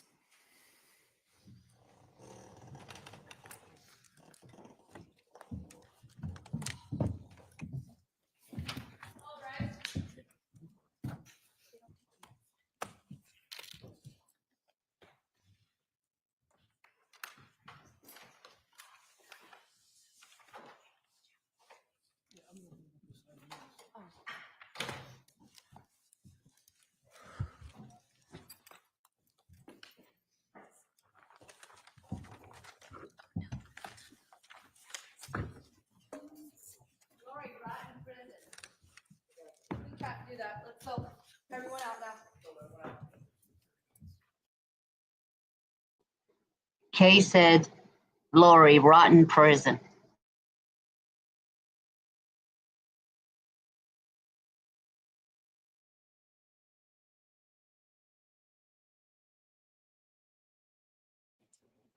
And she will. I still feel like if they prove you unalive, you should get the DP on you. Yeah, it was Kay. And then they said, you can't do that. Get out of here. What they going to do? Nothing. Yeah, it's too late now. Yeah, she was leaving anyway. Yeah, rotten prison. She will rot, stinking bitch. That's right. Good for Kay. Good for Kay. I recognized her voice too, though, Robert, on the second go round. Yeah, it was Kay. Kay Woodcock. This is crazy that it was almost the same speech Yeah. she gave in Idaho, reading from the Bible, all the miracles. They're going to be exonerated. Miracles are coming, people. Yeah, that's what she said in her interview, that her and Chad will be out of prison, alive. And exonerated, she said. Yeah, that's right, Rubber. Kay got the last word. Thank God. So she said. She deserves it. And then for her to turn around and wink at her. Ooh, like to pull out her eyeballs. Yeah, somebody should have threw some fucking pen at her or something. Stick her in the eye. I think I would have took contempt of court just to do something. Yeah, I would have took some jail time. For those people she hurt? Hell yeah. I would have got the scissors ready, cut her hair off. Man, so much that Megan wants to do. She said dreams of cutting that knob off the top of her head. Yeah, that's a Shih Tzu knot. Yeah. I cut my doggy's hair last night, so I cut his off. I was trimming him. I got halfway to go. Well, I appreciate everybody showing up. Journey, I appreciate you leading this. I will do better as time moves on. Yeah, you just got to practice. I thought I did last night when I was getting it ready, and then it just didn't work this morning. I was in a panic. Thank you, Robert. That was the problem. You should just do a couple of tests and then do the tests and then, erase them. Okay. Yeah. So you Robert, can mess with everything. You have a beautiful day as well, and thank you for joining us. And I will be reaching out to you as well. Yeah, thanks everyone for stopping by. It was a pleasure. It was definitely a pleasure. So, exactly what we thought, Journey. She had no remorse once again, and all she could spew out was how it was a tragedy. Yeah. A tragedy is an accident, a car accident, or something of that sort. This is not a tragedy. This is well planned out. And they're still out there. Nicole didn't die just because she's going into prison. Yeah, but whatever she said is just to make herself feel better. That's all. She's just soothing herself. And Because she has no remorse. That's why she did what she did. She has no remorse. She knows no remorse. listen, she thinks that she can gather the 144,000 cult members in prison. Good luck. Good luck. Yeah. Good luck with that one. She thinks that she's going to save people. That's why she's in prison for, to save them. No, there's no saving these people. Okay, they're in prison. Most of them probably are in prison for life, where she's going, and very long sentences. And her life is going to be boring. What can go through her head? I mean, reality is set in, but she's delusional. She's sick. Her room. I hope they have nothing in her cell. Nothing. And she's got a big fine to pay. So on her commissary account, whoever puts money on there, they'll be taking a lot of money out of there, and she be broke. Yeah, her book that she claims she's writing. If she were to do that and made anything, they will take it too. She's got to remember, the privileges that she's had so far are all gone. Okay? All gone. They're all gone. You get certain privileges when you go into court and everything. You get to access to this and that. It's going to be all gone. 7 life sentences. And we're going to stay live. We're going to stay live because we're going to have the conference after. Okay, guys? Yep, want to see that. Because I know Jerry or Larry is going to say, got that bitch again. Yeah, we got the live conference. I gotta pee. I'm going to just turn that down for a second because it's a lot of noise. But it's not bad. We could hear things. Never know what we could hear. Yeah, we can hear it.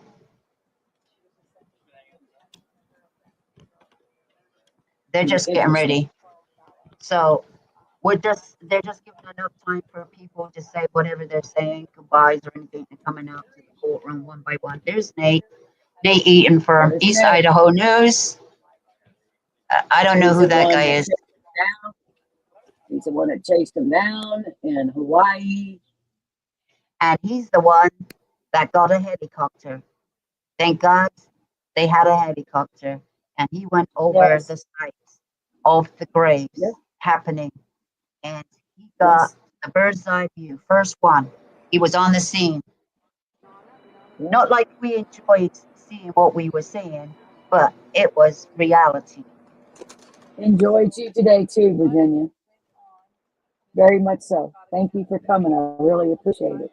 So this journey. Yeah, thank you, everybody. Appreciate it. It's good to have company. I'm telling you, at least you don't have to talk to yourself.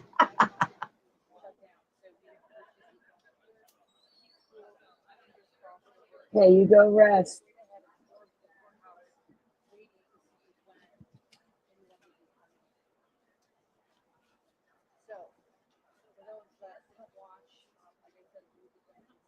Bad people. Bad people. This woman is beyond, she's beyond human. She's definitely Satan's daughter. Yeah, but you know what? It's over, and hopefully we'll never see her miserable, goddamn smirking face again, ever. And Amen to that. Yeah, one thing Idaho does is they are not having interviews, okay? Nope. And you know what? She'll get a new picture, a new ID when she goes back to Idaho, a new inmate photo. No, that she'll get the same number though. The number she'll get will be for Arizona, not for Idaho. She already has an Idaho number. No, I said a new photo. She's gonna get a new photo. Oh yeah. I wish they would shave her head. That would just make everybody's day. They should make her tie her head back tight, real tight. Take the photo. Yes. Squeeze every piece of goddamn hair in that elastic band. No, You're right, maybe hold on to it and pull it back a little bit. Do you know what I mean? Hold on to it, pull it back, and ragdoll her. You know. How about that? Yep. So tight that it starts pulling it from the roots, and she goes bald. Yeah, fuck up the rest of her Botox she had left in her body. Yeah, she was definitely full of Botox. And you know those blonde highlights are gonna disappear soon. Are gonna disappear. Did you hear how they actually curl their hair in prison, y'all? Yeah, they use all kinds of stuff.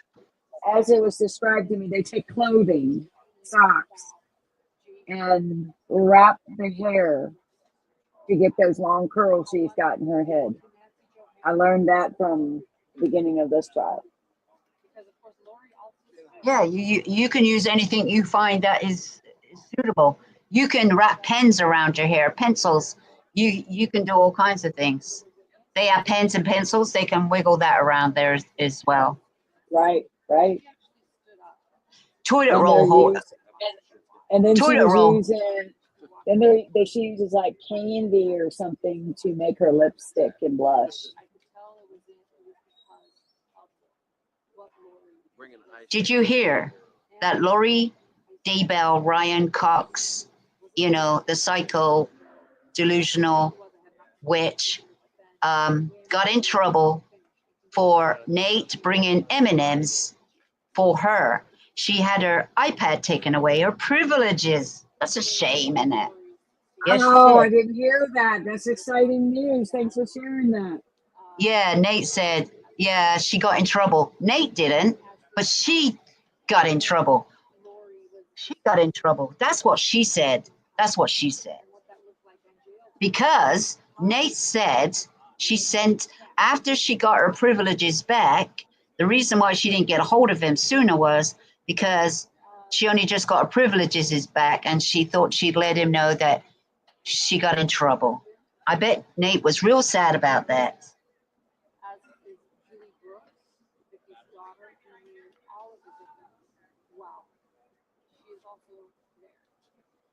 Yeah. Can't wait to see what they got to say, though.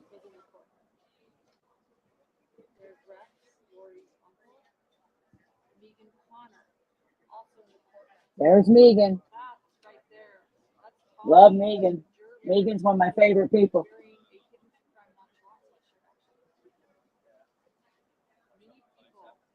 Thank you, Black Opal. I really appreciate you. I'll call you later. Close your eyes for a while. It's the middle of the night for you.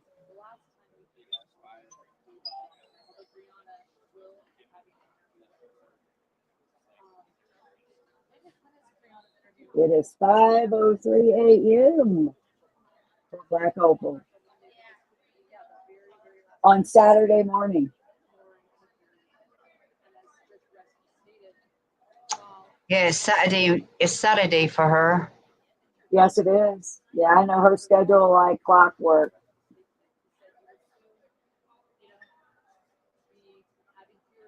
All you have to do is put their towns in your weather and you'll know.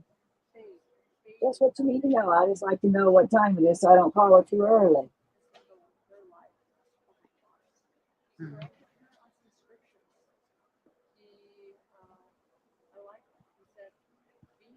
Sometimes she's on America time and sometimes she's on Australian time, just what we said.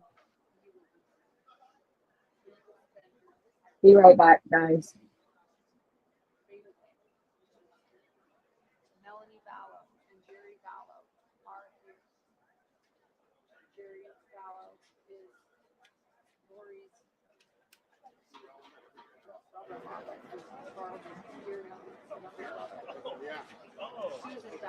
Just share your thoughts.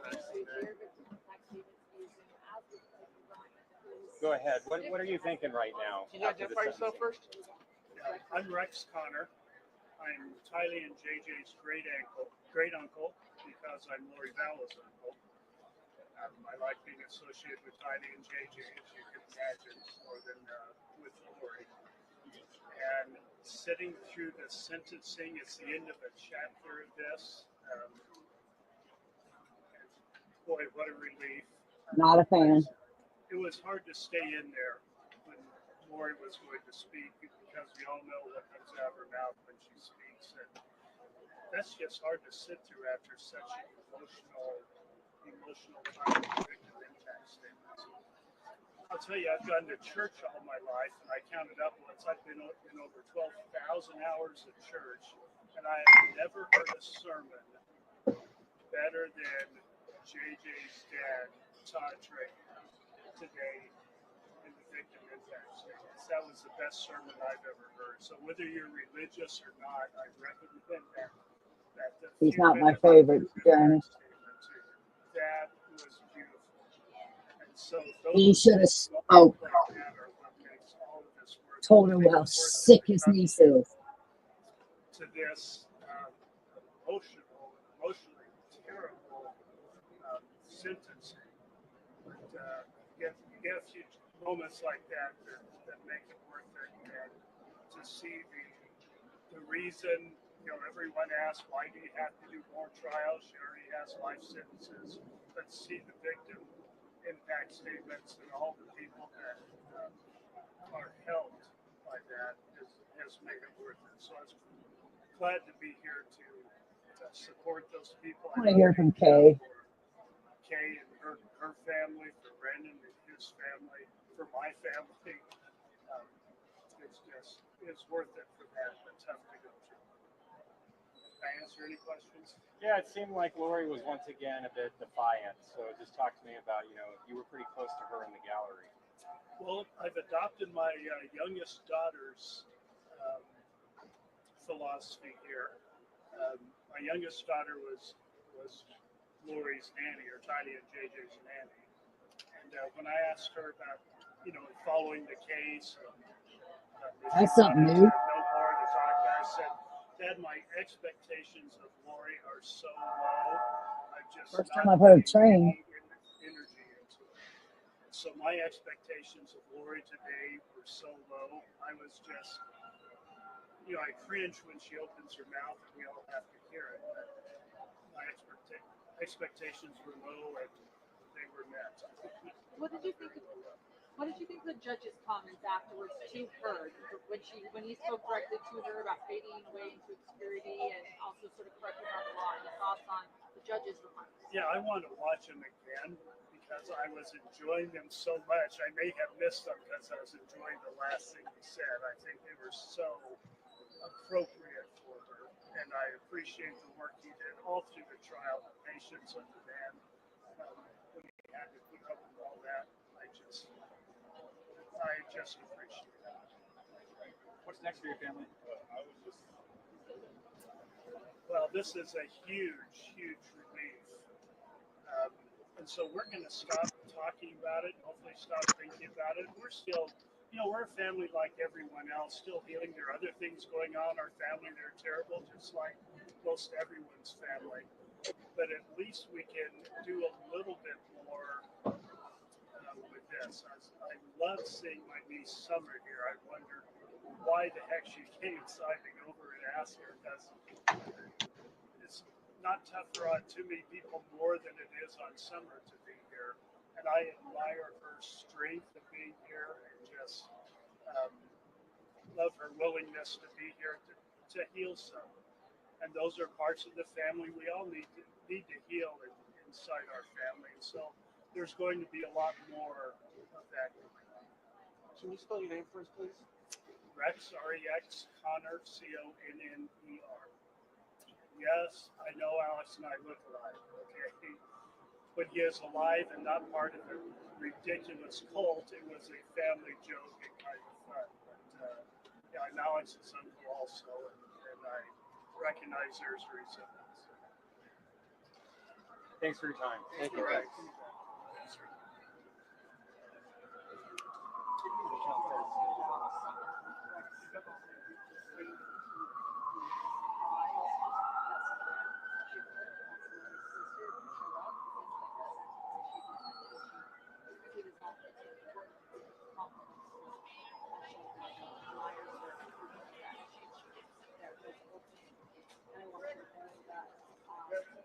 As Lori was walking down, Lori did not look back.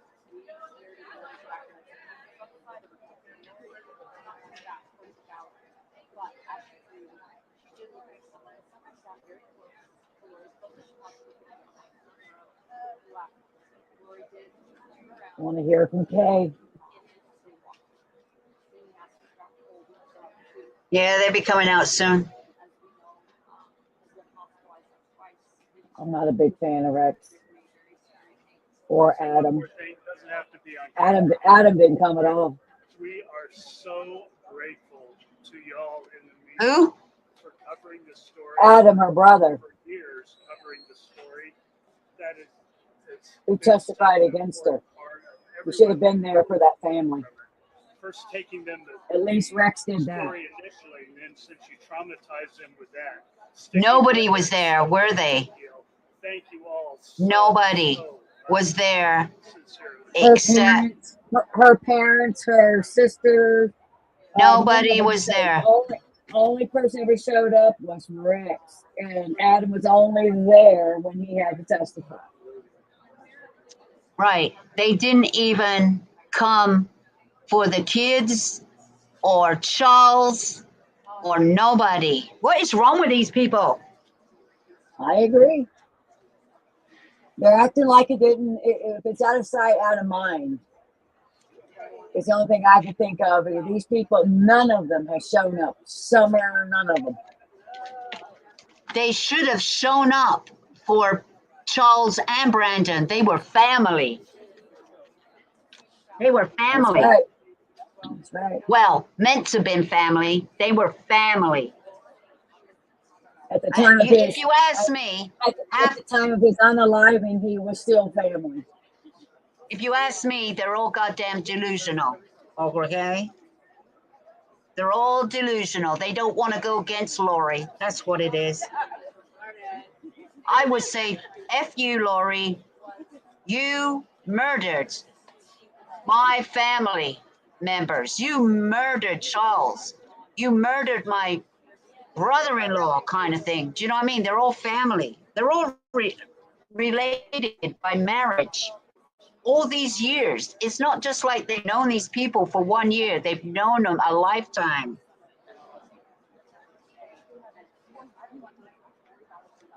That's right. They tried to murder him. They tried to murder him, the father of their nieces and nephews. And they were going to be next. I mean, at least you could have came and said something in support of that.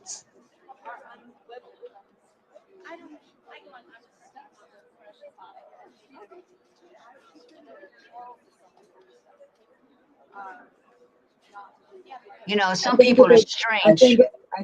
I think if they think they're away and not there, no one's going to put their eyes on mom and dad for raising a monster.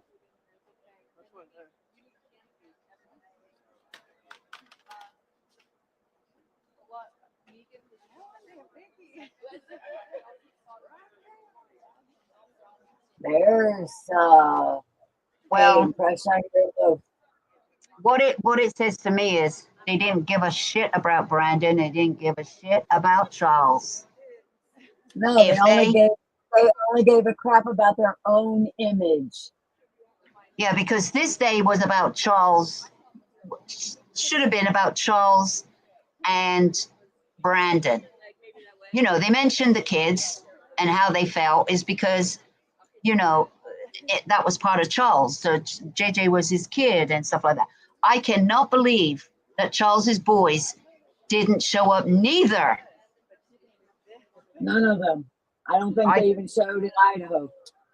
No, other than to testify, because they did have to testify. Yeah, because they had to probably subpoenaed them, and you couldn't. No matter how hard it is, this was going to be your last chance. This was closure, and I swear to God, when they get older, they wish they did. That's why they should have done it. I mean, these boys are old enough, mature enough, right? It's been a long time, 6 years later, and they couldn't come and say nothing for their father, just to tell us what a father he was, you know, how we're going to miss him. You didn't have to say a lot, but you could have said something. Right. I agree. 100%. It doesn't matter how emotional you are. You could have been there and had somebody read it out for you and stood by your side. Do you know what I mean? I can't believe it. I can't believe it.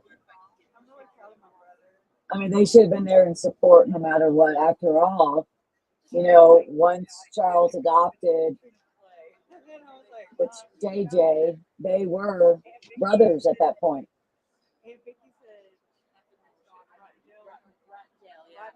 Well, I'll tell you what, it sounds like the ex-wife was more of a support for Charles than her sons. And, you know, because she did show up. She might not have showed up today, but she had shown up.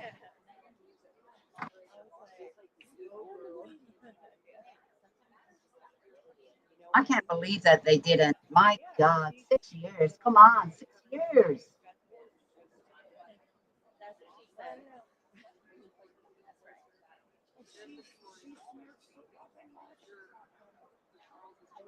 I mean, they didn't even have to show up in court live. They could have done a Zoom, okay? You could have done a Zoom.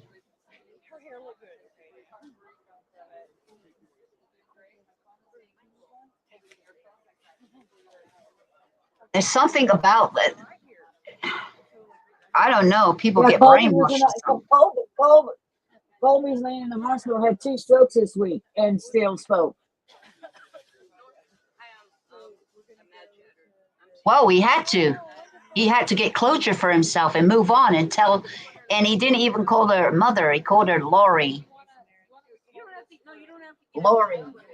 He said that a long time ago when he said his mother died. He said, she's not my mother anymore. He just said that you don't have a mother. Earlier in some of her stuff, she is dead to him. She'll never see her grandchildren. She'll never see them. She has nobody now. Oh, I should have showed you that that video that she did with that reporter, and she put up the picture of her and Chad, not her kids, Her and Chad. Right. Yeah, I should put it up because we can always go back to this. It's only a 5-minute video. I gotta That's find fine. it. I just don't want to miss Kay and Pressure, and I bet you Megan speaks too. No, as soon as they come on, I'll cut it off, okay? Okay. Well, we'll keep going until I find it. I gotta find it first. I think I've been through so many videos this morning looking for something. Oh, there it is. I found it right away. Okay, let's just put this on for a minute. Good job. Oh, I gotta go back to it now. She's coming. Hold on. no. Okay. Yeah, I gotta come back. Here Then they we'll come. watch it. I gotta come back to it. There you go. He's gonna say, "Got that bitch again." You watch. I knew that would happen as soon as I go to do something else. Yeah, always does. Here, I put them all on. There you go. Be quiet now. We appreciate all of you guys who shared our stories over the last 6 years. We want to know, let everyone know we're grateful that our justice system working.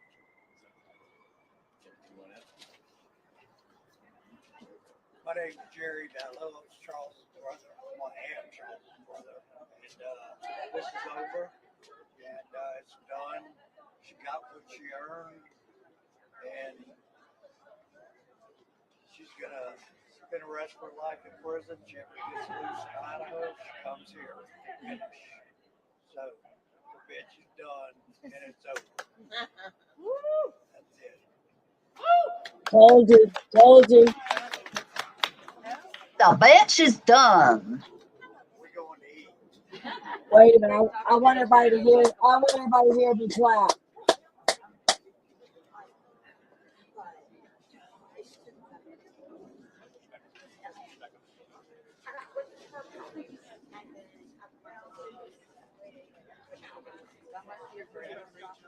By the way, Lauren, I started watching you when I think it was at Idaho 4. I started watching because a friend of mine from LA told me about you and John, and that's when I started watching you guys. Oh, okay.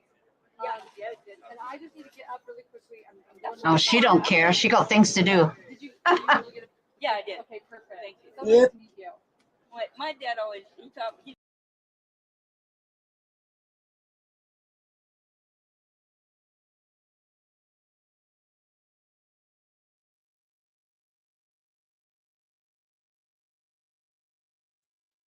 Is that all that's going to speak?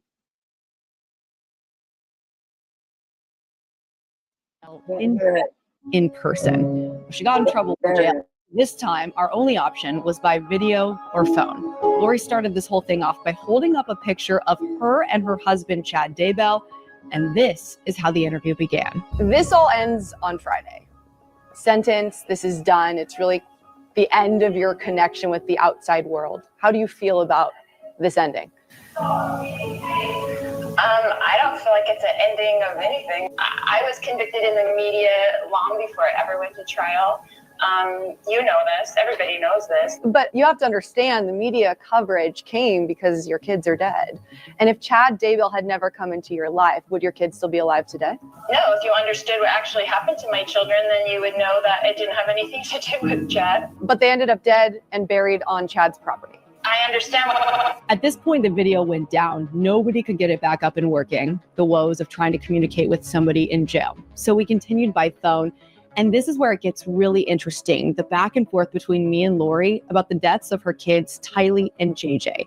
Back in 2019, she wouldn't say a word about where they were when they went missing. But now, for the first time, she's talking about how she says she found them dead. And you told me that Tylee took JJ's life and then her own. How then would Tylee be able to dismember herself and bury herself if she killed herself? So Brianna, my love for my children is eternal, and my children are eternal, and they're just in the next phase of their eternal life. And if people understood that, That's that music. be so set on things that happen here in this life. But they were killed. And so how would she have buried herself if she did it herself? I think people need to know that answer. Well, that's a ridiculous question that anybody could bury themselves. Who buried them there? You have 1 minute remaining. So we all know that was Alex. So that's all come out. Alex buried them there. So Alex was the one that killed them. No one killed them. And I'm not going to go into that again. Did you physically watch your children die? So I did not, absolutely. And, you know, there's so much going on now, so much going on here in Arizona with the cases and everything. I thought that that's what you wanted to talk about. And it's all connected into the same web of what happened. And so we're at the end now, and I want to hear the truth from you. You know, I wasn't there. Kylie was babysitting. I found them afterwards. It was several hours afterwards. It was horrible. It was the worst thing that ever happened in my life. And there's not much more I can tell you about that. You can never be prepared to lose your children. You just can't. But there's no worse tragedy. It's just, this sounds so I crazy. wasn't prepared so much. It sounds crazy considering you were convicted of killing your kids. Well, that I attribute that to the media. I don't attribute that to the facts. Okay, so let me ask you this. Do you believe you're smarter than the investigators that handled your cases? No, I don't believe I'm smarter than anybody. I've never made that proclamation. I just know truth, and they don't know the truth because they weren't there. Lori claims to me Tylee and JJ were always going to die young and that they, quote, fulfilled their missions. Tomorrow is her last connection with the outside world as she faces sentencing for what happened to Charles Vallow and Brandon Boudreaux. Then she'll be shipped back to Idaho, where she's going to face life sentences for the murders of her children. On Friday, will you have empathy for Charles' family and Brandon's family, who will get up in court and speak their feelings and their truth? Yeah, absolutely. I have empathy for every human being, and I mourn with those that mourn. Like, I mourn the loss of Charles. People don't understand. I'm not upset with anyone for having the feelings that they had. Many of them feel like you are evil. Well, they can have whatever feelings that they want to have, and the truth will be made known at some point. But I think most people would argue that your reality is a delusional reality. Well, they can think that if they want to. I mean, everyone is going to find out that that is not true. But we're all going to be there together, Brianna, you and me and everybody in heaven. And when you and I are there, Brianna, you can come up to me and say, "Oh, Lori, you were right." And I'll say, "I love you, Brianna." Well, no matter what you thought, or no matter what you judged me of, or whatever, I love you. And with that, we will be in court Friday morning, the very end of the Lori Vallow Daybell saga. Guys, That woman ain't going to heaven. How dare her say that? And didn't tell that reporter say she loves her. What? Ooh, here's what I want to hear.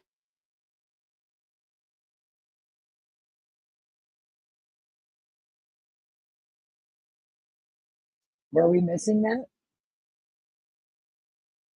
We are so glad to say our mission. No, she just came on about a minute ago. Years of her hell, we're done. Okay, thanks. See her again, talk to her again. She can never call me, and I will be calling her. And God bless Charles and JJ and Tylee and Tammy, and I thank Lori for being such a stupid criminal. And Chad. Her and Chad. Stupid criminals. What do you think of her impact statement today? Before, I mean, it was obviously the didn't same, address much. Just like the interview last night, it was just regurgitated from her We just watched that video. That's all she does, just regurgitation. And I'm like, I wasn't gonna watch it, and I'm like, that's short. So I did, and I'm like, yeah, that's exactly what I thought she'd say. What do you think of the judge's statement to her? I love Judge Borowski. and I think he did great. And I don't think we could have had a better judge.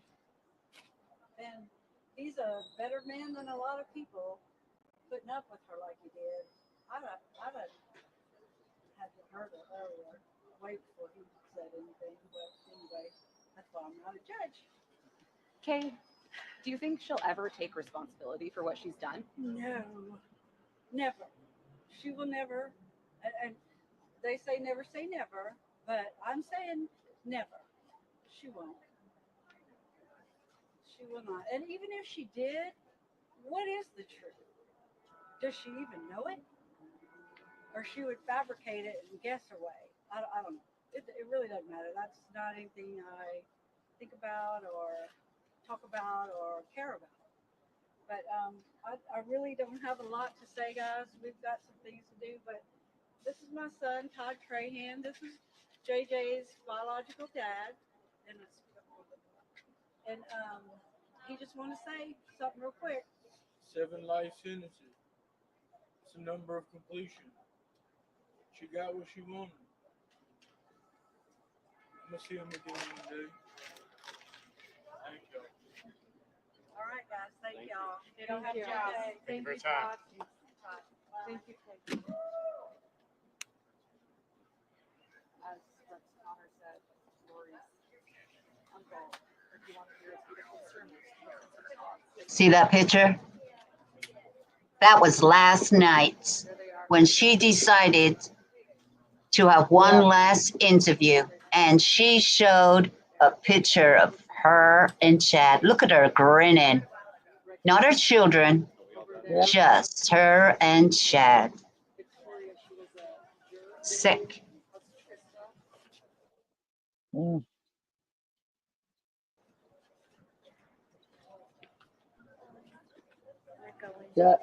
She don't have no heart. That's Joe Smo.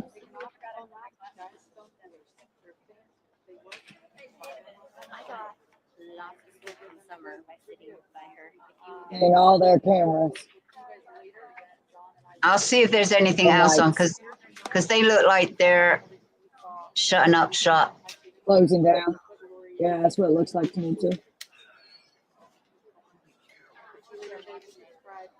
I'm sure Megan and all of them are going to go live now. We're going to lunch, but we're waiting. Our students and Craig, you're going to update Grayson. Grayson, has the James Craig video been posted? We'll do it now. Okay, we're gonna do it now. It'll be up in 35. Colby went live.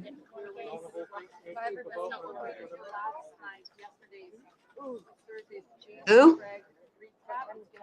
Colby, her son, he's live. Oh, 34 yeah. minutes ago. Yeah, he's been live. 34 minutes ago. I feel for the kid.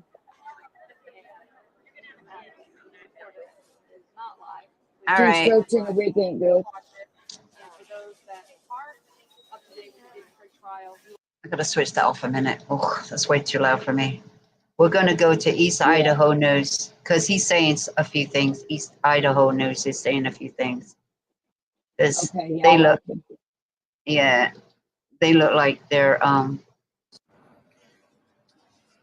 for your time. And who do I get to see first? Oh, I'm glad he's gone.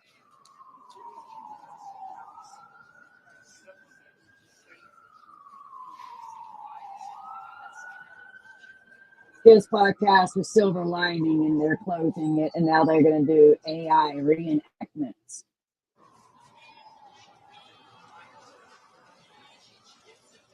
Which I won't watch.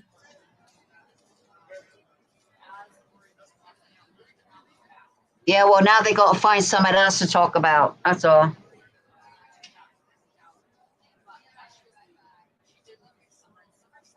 I never watched Silver Lining that much. Everybody thought that Adam was so good looking. I don't see anything good looking about Adam. Listen, Brandon Bozo? there's always, That's a there's different something story. wrong. There's something Different wrong. story. There's something wrong with all of them. Let me tell you, they're not normal. It doesn't have to be on camera, but We are so grateful to y'all in the media. Of course he wanted to be on covering the camera. story Of course he did. For years covering the story. It's been such an important part of everyone being able to heal from it. First taking them the story initially, and then Then why didn't you tell your niece how bad she was? so they could heal. Thank you all so much. Sincerely. It's their job to be there. They're news crew. Of course they're going to be there. I'm just not impressed. And I'm not impressed that he nor Adam spoke up for Brandon. They could have come right there when she, Adam was a damn witness. I mean, he could have came in there and gave a statement on behalf of Brandon as the brother. And he's chosen to distance himself because pro pickleball is more important. The trouble is with court is that you have to be a direct victim. Like the sister, the brother, the sibling, the wife, or something. That's the problem in court. He was part of the intervention. Hello? No, what I'm saying is he's the mother, Lori's mother's brother. They cut it off somehow. You got to be a direct relative, like the mother, the sibling. So maybe he wanted to make a statement, but he couldn't. You know what I mean? Maybe. I mean, maybe. But they let the cousins do it in the Kohlberger case. But definitely Adam could have made the statement. Maybe not him, but Adam could have. Adam could have. And this guy was the uncle. Yeah, Lori's mother's brother.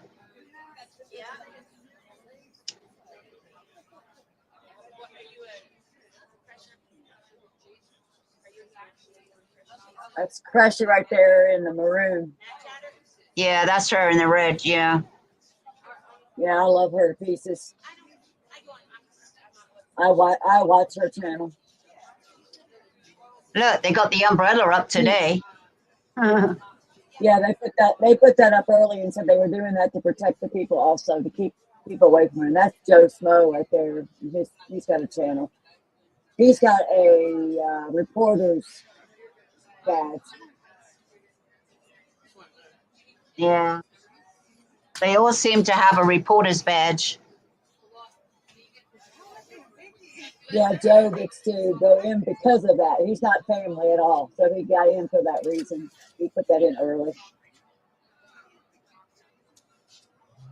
He drove all the way from Indiana.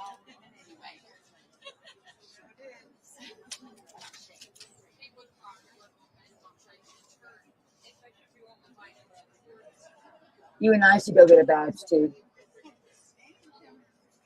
Yeah, you can get them online. You can get them online, you know that. No, I don't. You just inform me. Because I like to go down for the Barry trial.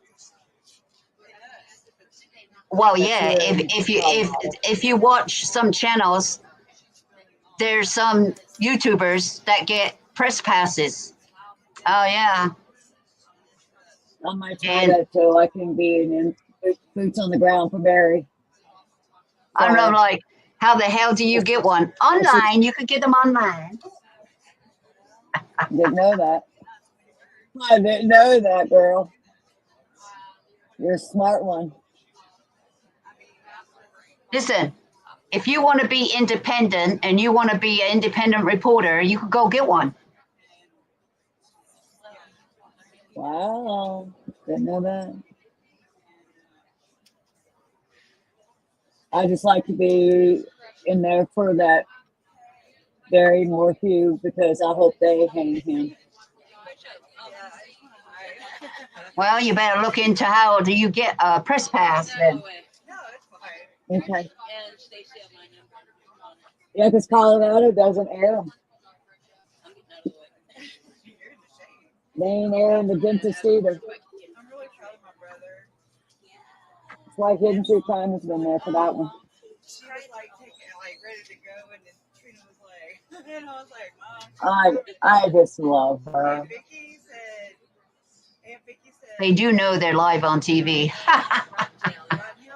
I, Side Hole. how much you want to bet they don't? Yeah, they're live right now. Because East Idaho is just about. Yeah. He's filming this. He's filming this. You daggone right he is.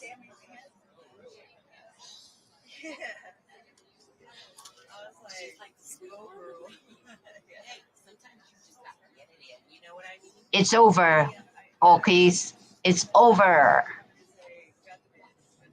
I think they're talking about the comment. 6 long years. It's over. It has been 6 long years. 6 very long years. I started following when I saw the clip of the kids missing. Her We're hair looked hearing. good. Yeah, that's what I'm saying. She's letting. Oh, I hope my hair looks good.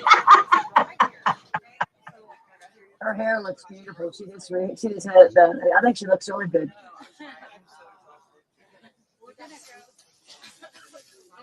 Hi, I'm Mad Chatter.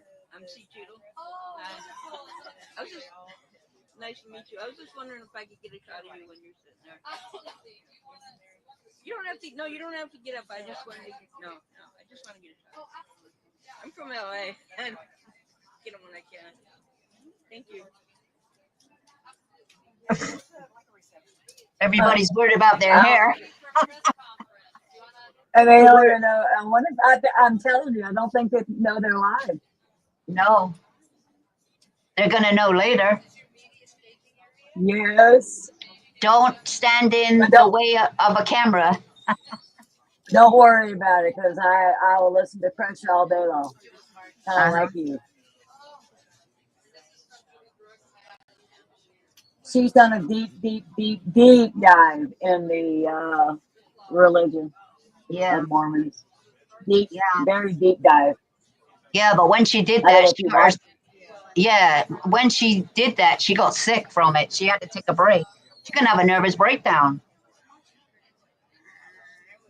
Yeah, she's gonna do well. She's gonna inform people. Watch these groups. Organized religion is not cool.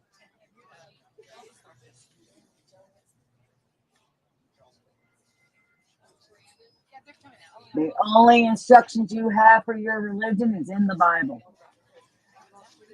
Yeah, not your made up shit. That's right. Yeah, but she doesn't know. No, here they come. Who's coming out? Somebody's coming out.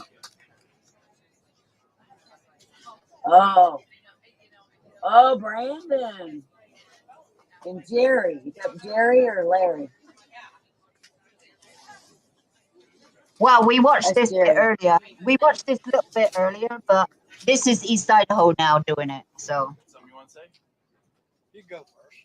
Yeah, this is Thank a you, I different guess. one, isn't it? I don't really have a lot to say. I think. Yeah, this is East Idaho doing theirs. But we appreciate all of I will say another one.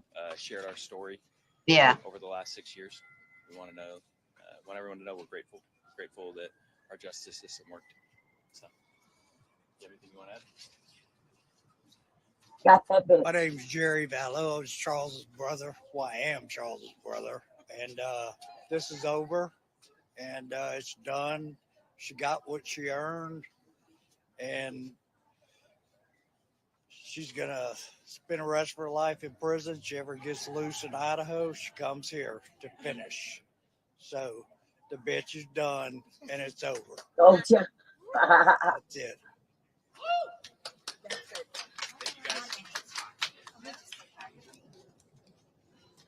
I like it. We're going to eat. It's like 104 degrees there.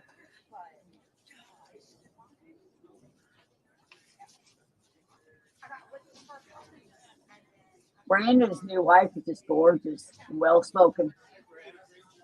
By the way, Lauren, I started watching you when I think it was Idaho 4. I started watching because a friend of mine from LA told me about you and John, and that's when I started watching you guys. She goes, "Oh yeah, I'm busy. I ain't got time to talk." I'm leaving, so anyway, it was like, yeah, I did. She's gotten really, really big, so My dad always, he's a photographer. He told me she always don't have ask much for a time. picture, no matter who it is. Anyway, take care of you guys. Her show's pretty big now.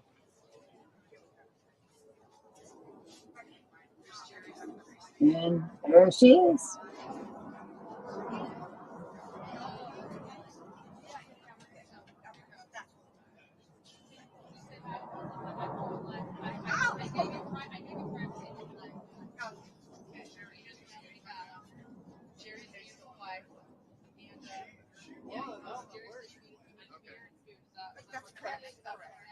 She a relative? I can't remember.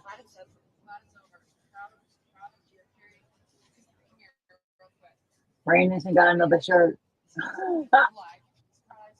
I don't know who she is, but the other blonde lady was there, was Tammy's sister or something, or niece, one or the other. That was I know there a her little sister bit. was there too. Yeah. Yeah, even Tammy's family were there. Do you know what I mean? Exactly. In support. And that's what these other people should have done. Yeah, they were there they supported each other in each case. Do you know what I mean? Exactly.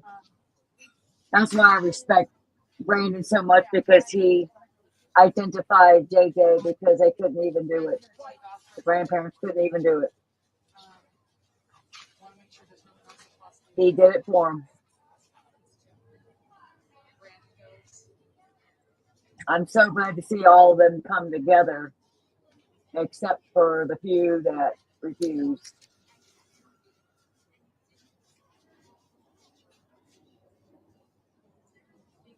Okay. What's up, lady? What you want? What question you got? Let's see. And that girl's filming the news.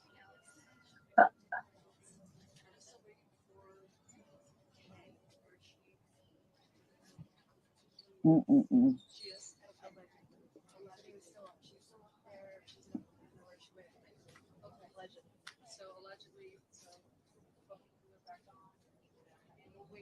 The trial I'm watching, the sentencing, Shelby, Nearly, they did the closing. We are going to be on verdict watch very soon with that one. And we will probably get a verdict today. I hope you do on that one. I don't know much about it. I've been watching a little of it because of you. Yep, she had to walk. There she goes again. Hi, Lauren.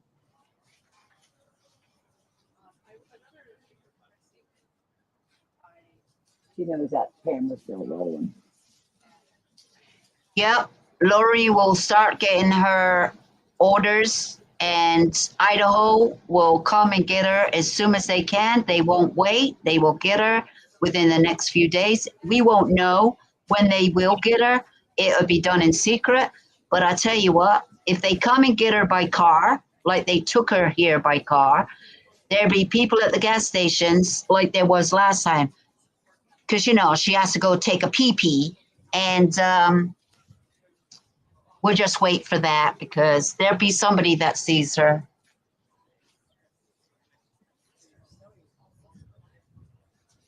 They saw her last time and put the video up. They saw her last time.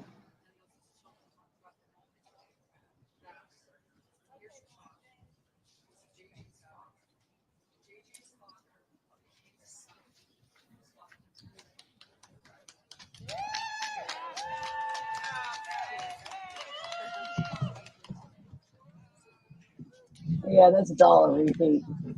Yeah, we do. I know, but we don't mind watching the repeat for a minute.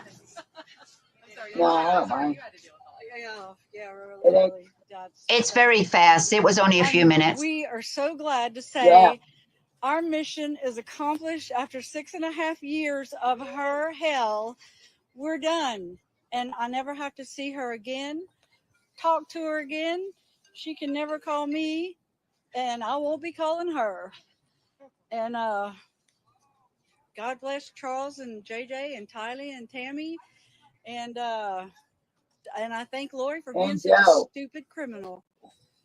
And Chad. Her and Chad. Stupid criminals. What'd you think of her impact statement today? Before, I mean, It was the obviously didn't same, address much. like the interview last night. It was just regurgitated from her interviews before. That's all she does. It's just regurgitation.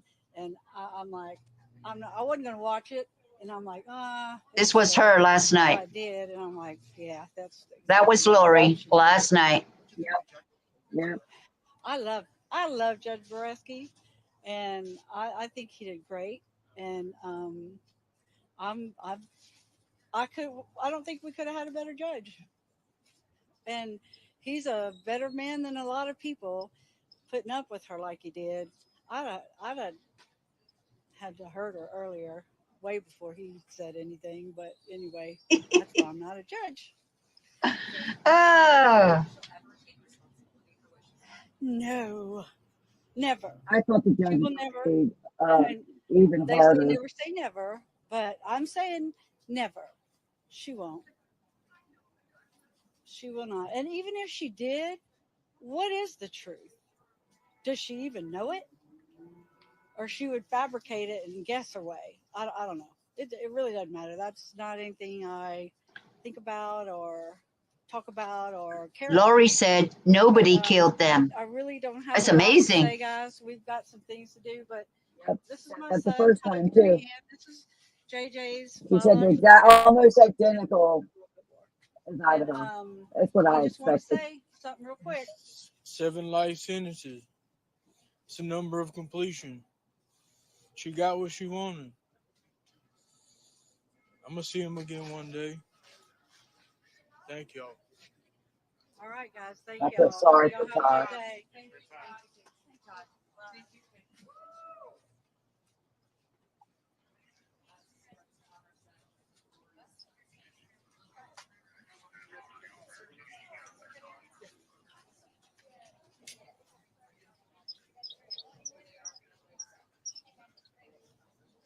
And deeply affected by this. And then Lori Vallow was given a chance to speak. She talked about how the criminal justice system is unfair, that the conditions in the jail where she's at are poor, that it was set up, she did nothing wrong, and if she did, she would acknowledge supposed it. to be nice. The judge then had some pretty strong words for her, told her that it will take an act of God for her to ever walk free. She's spoken a lot about God, a lot about her beliefs. The judge told her it will take an act of God for you to ever walk free, and proceeded to fact check her about some of the stats that she made. At the end, she was sentenced the maximum sentence, which is 25 years to life in prison. She is eligible for parole after 25 years. However, it's kind of a moot point because she is serving life in prison in Idaho. And that sentence, there is no parole. There is no chance of getting out on probation. She will be there for the rest of her life. And then the sentences will run consecutively, meaning one after the other after the other. So Lori Vallow has been sentenced to 7 life sentences for these crimes, and she will now be extradited back to Idaho in the coming days. We don't have a timeline. They aren't going to release that due to security concerns, but she will be on her way back to Idaho, where she will serve the rest of her life. Her sister was here summer today, not necessarily in support of Lori, but she did want to come and see her sister. She did sit behind the defense area. Really? And the courtroom was packed. There was not an empty seat in there. Many members of the public who are still outside the courthouse here wanted to be Now here we to know, witness guys. this day. And now a saga after 6 years is done. 6 years. Charles Vallow was shot 6 years Summer ago this came and very represented month. her family. One comment that stuck out to me, the judge said that he learned during the trial that Charles Vallow shared his birthday. And so he said on his birthday, he will always think about Charles Vallow, that he has never seen a case where the defendant was so calculated and planned so much and put time and effort into executing this type of a crime. And yet here it was today. So Kay Woodcock just addressed the media. So did Todd Trahan, JJ's father. biological father and a few other family members did. Brandon Boudreau said a few words. They are all now headed out to lunch together as a big family. We will have Courtroom Insider tonight, 7 o'clock Mountain Time, Idaho time, and I hope you'll tune in. We'll break down everything that happened today. You can go back and watch the whole hearing on our YouTube channel if you missed it. And thank you very much for sticking with us during all of this coverage. Jordan Wood is behind the camera. I'm Nate Eaton, live outside the Maricopa County Courthouse. We'll see you tonight on Courtroom Insider.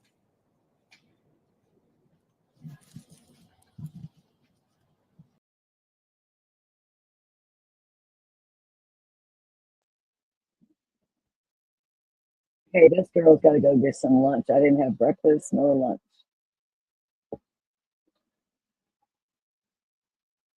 I had lots of coffee though. What? I said, this girl's got to go get some lunch. I didn't have breakfast nor lunch, but I've had lots of coffee. So, Lori's sister, Summer, was in court in the back row. She was there. Yep, she was right behind her. Because Nate Eaton just confirmed that Summer Shiplet was in court today. Lori's sister was there somewhere. Yes, ma'am. She probably was there to represent her mother and her father. I wonder if Lori saw her there or knew she was even coming. I saw her look back. Lori looked back a couple times. That's how we saw the smirks on the face.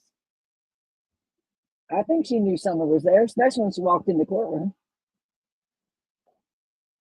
Because don't the people come in and be seated before they bring in the judge and all that, and then they got to rise? Yeah, So, but yeah, I think she saw. She saw. yeah, her. but she talks to her sister, so she probably said, "Yeah, I'll be there." It doesn't mean that she's in support of Lori. She was just there. Okay. I don't think she's talked. I don't think she's talked to her. Not after all this.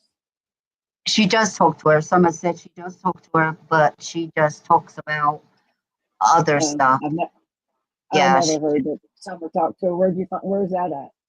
Oh, I Summer said it herself out of her mouth. I would love to hear that piece because she has got to be a Well, sicko to even want to talk to her. You have to listen to Nate Eaton because he got all the interviews with her.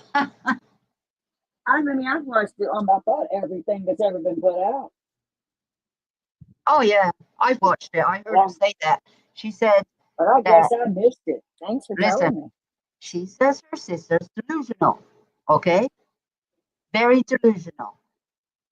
She's not happy with her, but she loves her sister. I think she's trying to get the truth out of her, but nobody's getting the truth out of her because all Lori says is, one day, you will all know the truth. Because the miracles are going to happen and we're going to be exonerated. Yeah. And we're going to get rich by telling you the truth. All right. But yeah, she doesn't believe her. It's kind of like Nate says. Nate is really good at wording what he worded.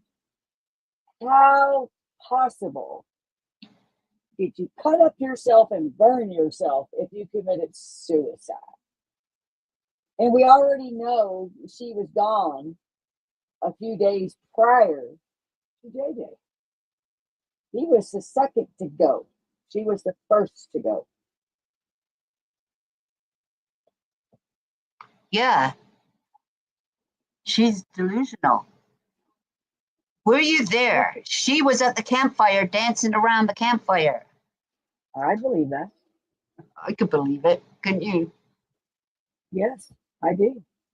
I mean, according to them, it's ritual. I mean, come on, look at the other things that we know about the world. Sacrifice. She was also asked the question, well, if you didn't do it, Alex did it. And she would not answer that. I can't answer that. I'm not going to talk about that. I'm not going to talk about that. No, we're not going to talk about that right now. The truth will come out at some point, but we're not going to talk about that. Well, how did they get there then? How did they get that? Did Chad do it? No, he would never do such a thing. I Well, wonder, that's funny. That's funny. do you think That's there's no funny because Chad was with Tammy when she died, okay? But he would never murder anybody. Okay. Oh, him and Alex did that together. No, I'm just saying. But Chad was in the house with his Yes. wife in bed. Yep. I doubt if he was in bed with her, but he said in bed with her. They didn't even sleep in the same damn room. Because she rolled off the bed, remember? Tangled up in the sheets. She was half off the bed. She was half off the bed. So how did she was dead? She was dead for hours. How did she roll off the bed when she was hanging yeah. off the bed? I mean, it's a miracle that dead people can move. Mm. His son's a witness to that because his son said that. He said she was hanging off the bed, or then he had to pick her off the floor. I mean, which is it? Hanging off the bed or on the floor? Yeah. Which is it? Yeah, that's exactly right. Which is it? Because that is exactly how it went down. Yeah. She was And hanging off the bed. those kids still believe he is innocent. I think Tammy was struggling and she got wrapped up in the sheets. Do you know what I mean? Yeah. She could have been struggling, but you know, Alex was there. Well, she was no match for two men. Two men. Poisoned her, and then she was strangled as well. Well, they had to make sure she was dead. And that's where Alex came in. And that's why Chad asked his wife to increase the life insurance. Yep. What a sicko. You know, this is what I'm saying. I said, how many others were going to die for insurance money? You're just going to live your life killing people for money? I mean, how long were they going to get away with this? It probably would have gone on for a long time if it hadn't been for Kay pushing and pushing and pushing for, what was it, 10 months on those kids. They were missing a long time. Yeah. But see, don't you think as a child, I know me as a child, if I just lost my mother or my father and they married within 14 days, I'm going to be shaking my head going, something ain't right. That's what Tammy's sister was doing, shaking her head. Shaking her head.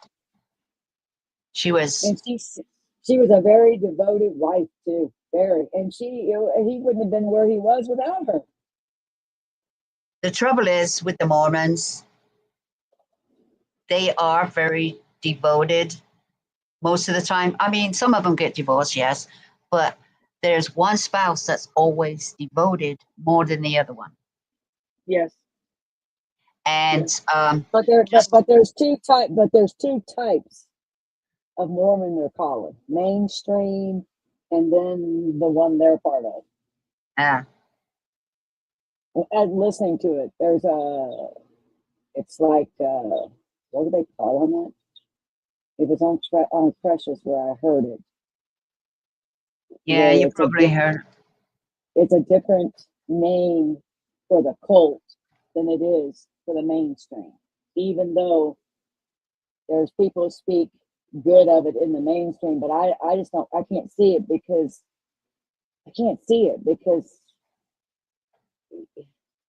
God only rules, not these people, not these leaders. It's crazy.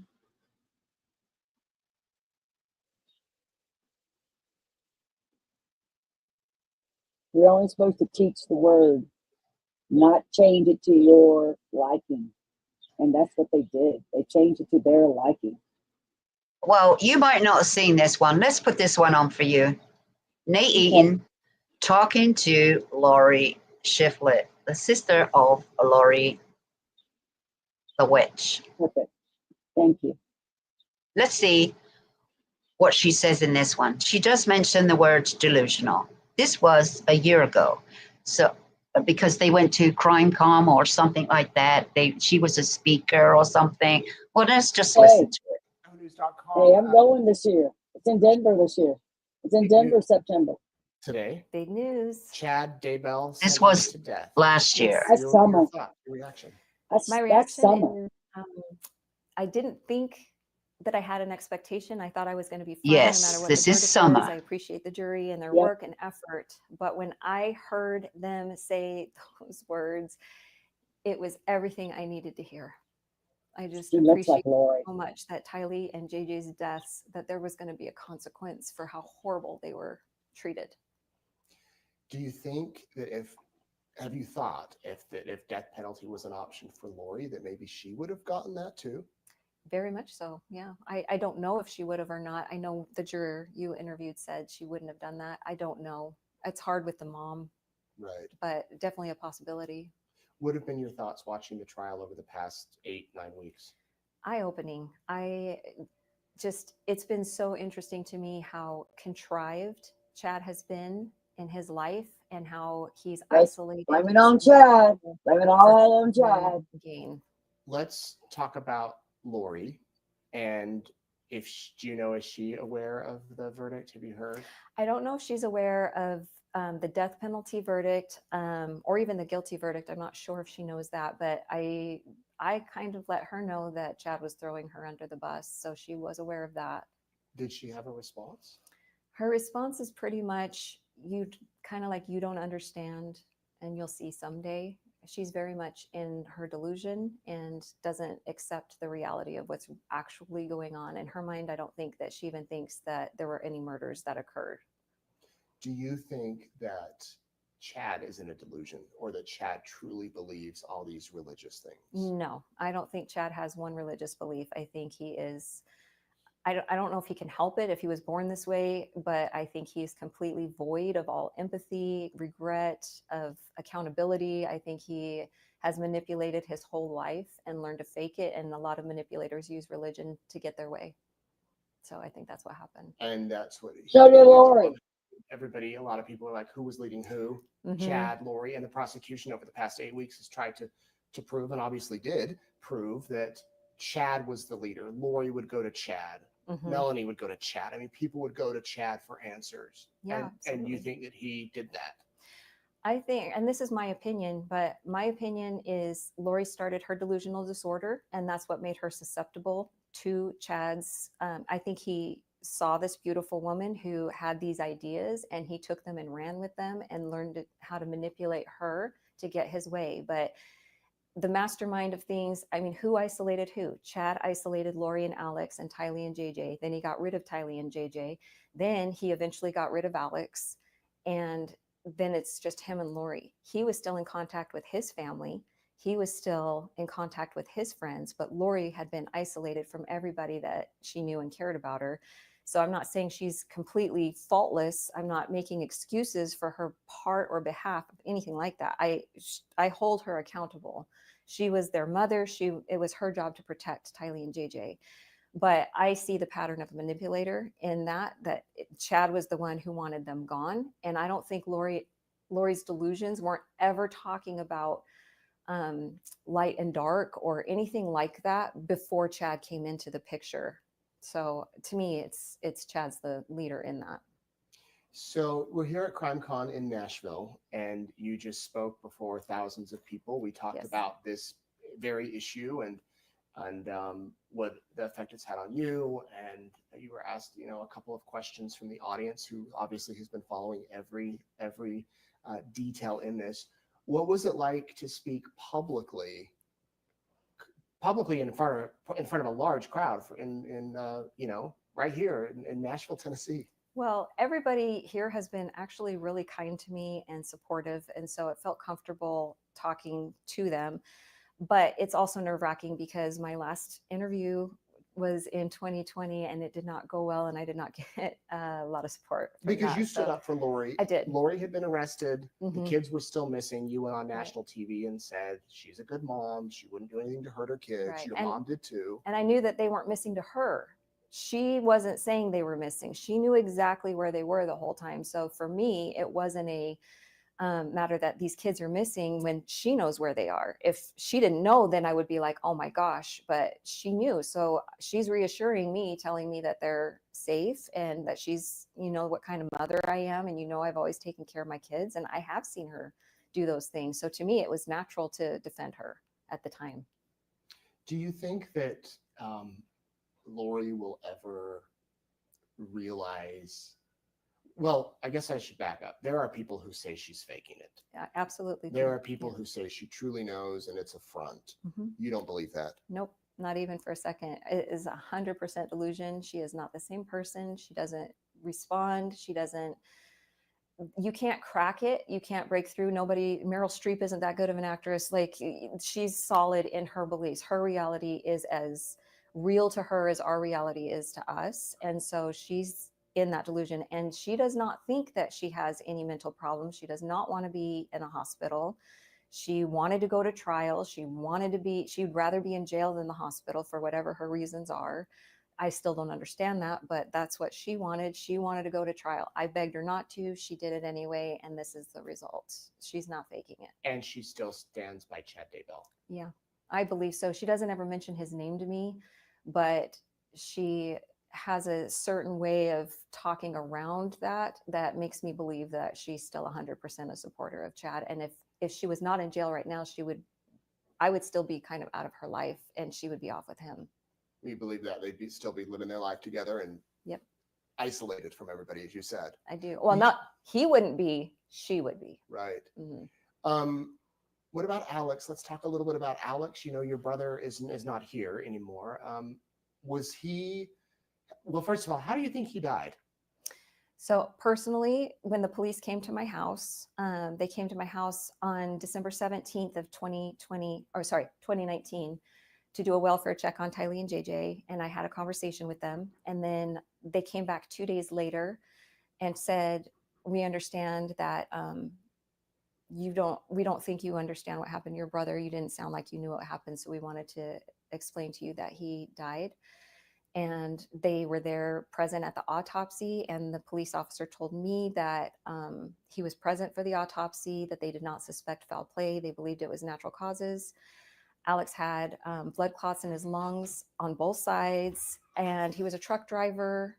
It's common with truck drivers to get blood clots.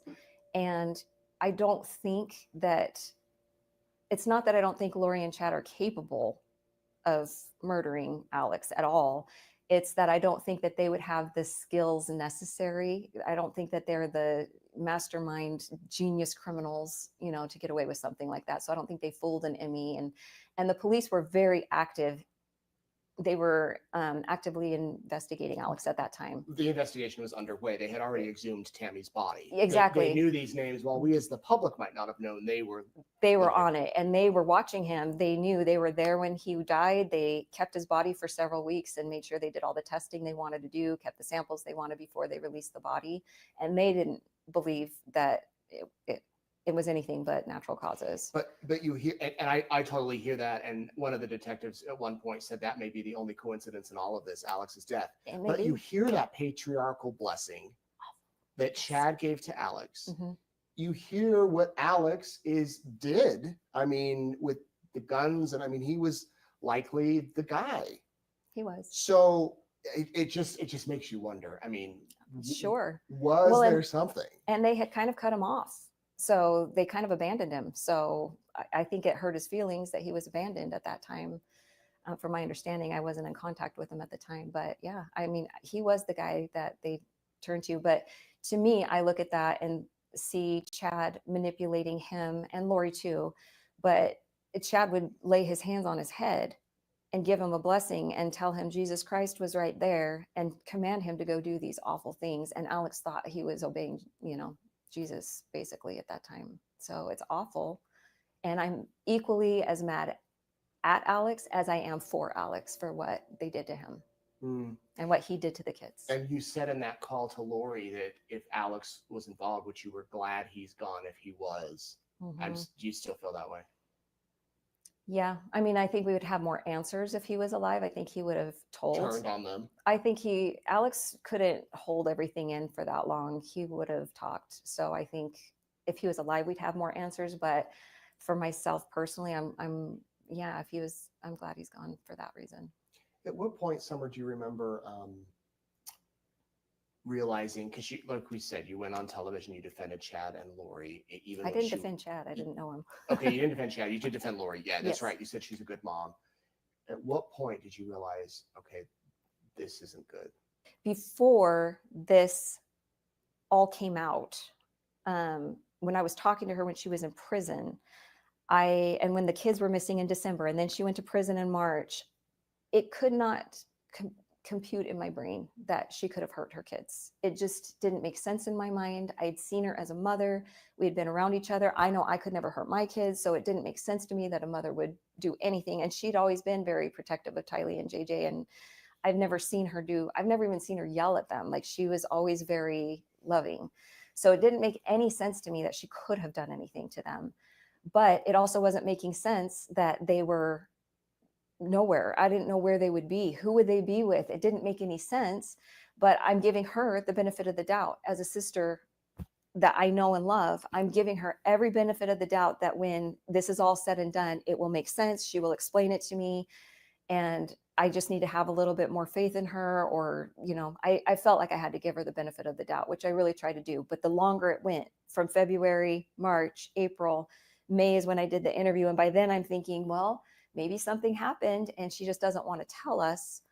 But I still couldn't wrap my brain around it at all. And where did you think the kids were? I had no idea. She never said a word. She wouldn't say. So I didn't know, but she just kept implying that they were safe, or she would say straight out they were safe. And so who am I to question? They're her kids. I'm thinking, where your kids are. And she obviously would have trusted whoever she had left them with, in my mind at the time. So I just couldn't understand it. So then was it June 9th, 2020 that really changed everything? That day is still the worst day of my life. And my thinking went from, my sister can't possibly have done this, and Alex couldn't have possibly done this, to she'd lied the whole time to me, to her, to Colby, to her son, to my mom. She was lying the whole time, and we knew it. And we knew that day that we found out death penalty was on the table, we knew it was bad. So one of the interesting things you said at CrimeCon today is that Lori was asking you to chat every 2 or 3 times a week. Mm-hmm. Talk about that before this. Yeah, so she was arrested, was it the end of February, beginning of March? Right, yep. Somewhere in that time frame. She would request for me to call her, and so I would. I talked to her. I hadn't talked to her from October. I think it was actually September was the last time I talked to her, but it was somewhere September, October-ish, that I had ended texting and calling with her, or she ended it with me rather. And then nothing. It was just crickets until she went to jail. And then she wanted to talk. And so we started talking about 2 times a week. And then when the kids were found on June 9th, crickets until June 24th. When she sent a message saying, do you want to talk? Can you talk? She sent me a request for, I think it was an afternoon time. And I panicked, and I called my mom, and I said, I can't talk to her. And she said, you don't have to. And then I got another request a couple hours later for that evening.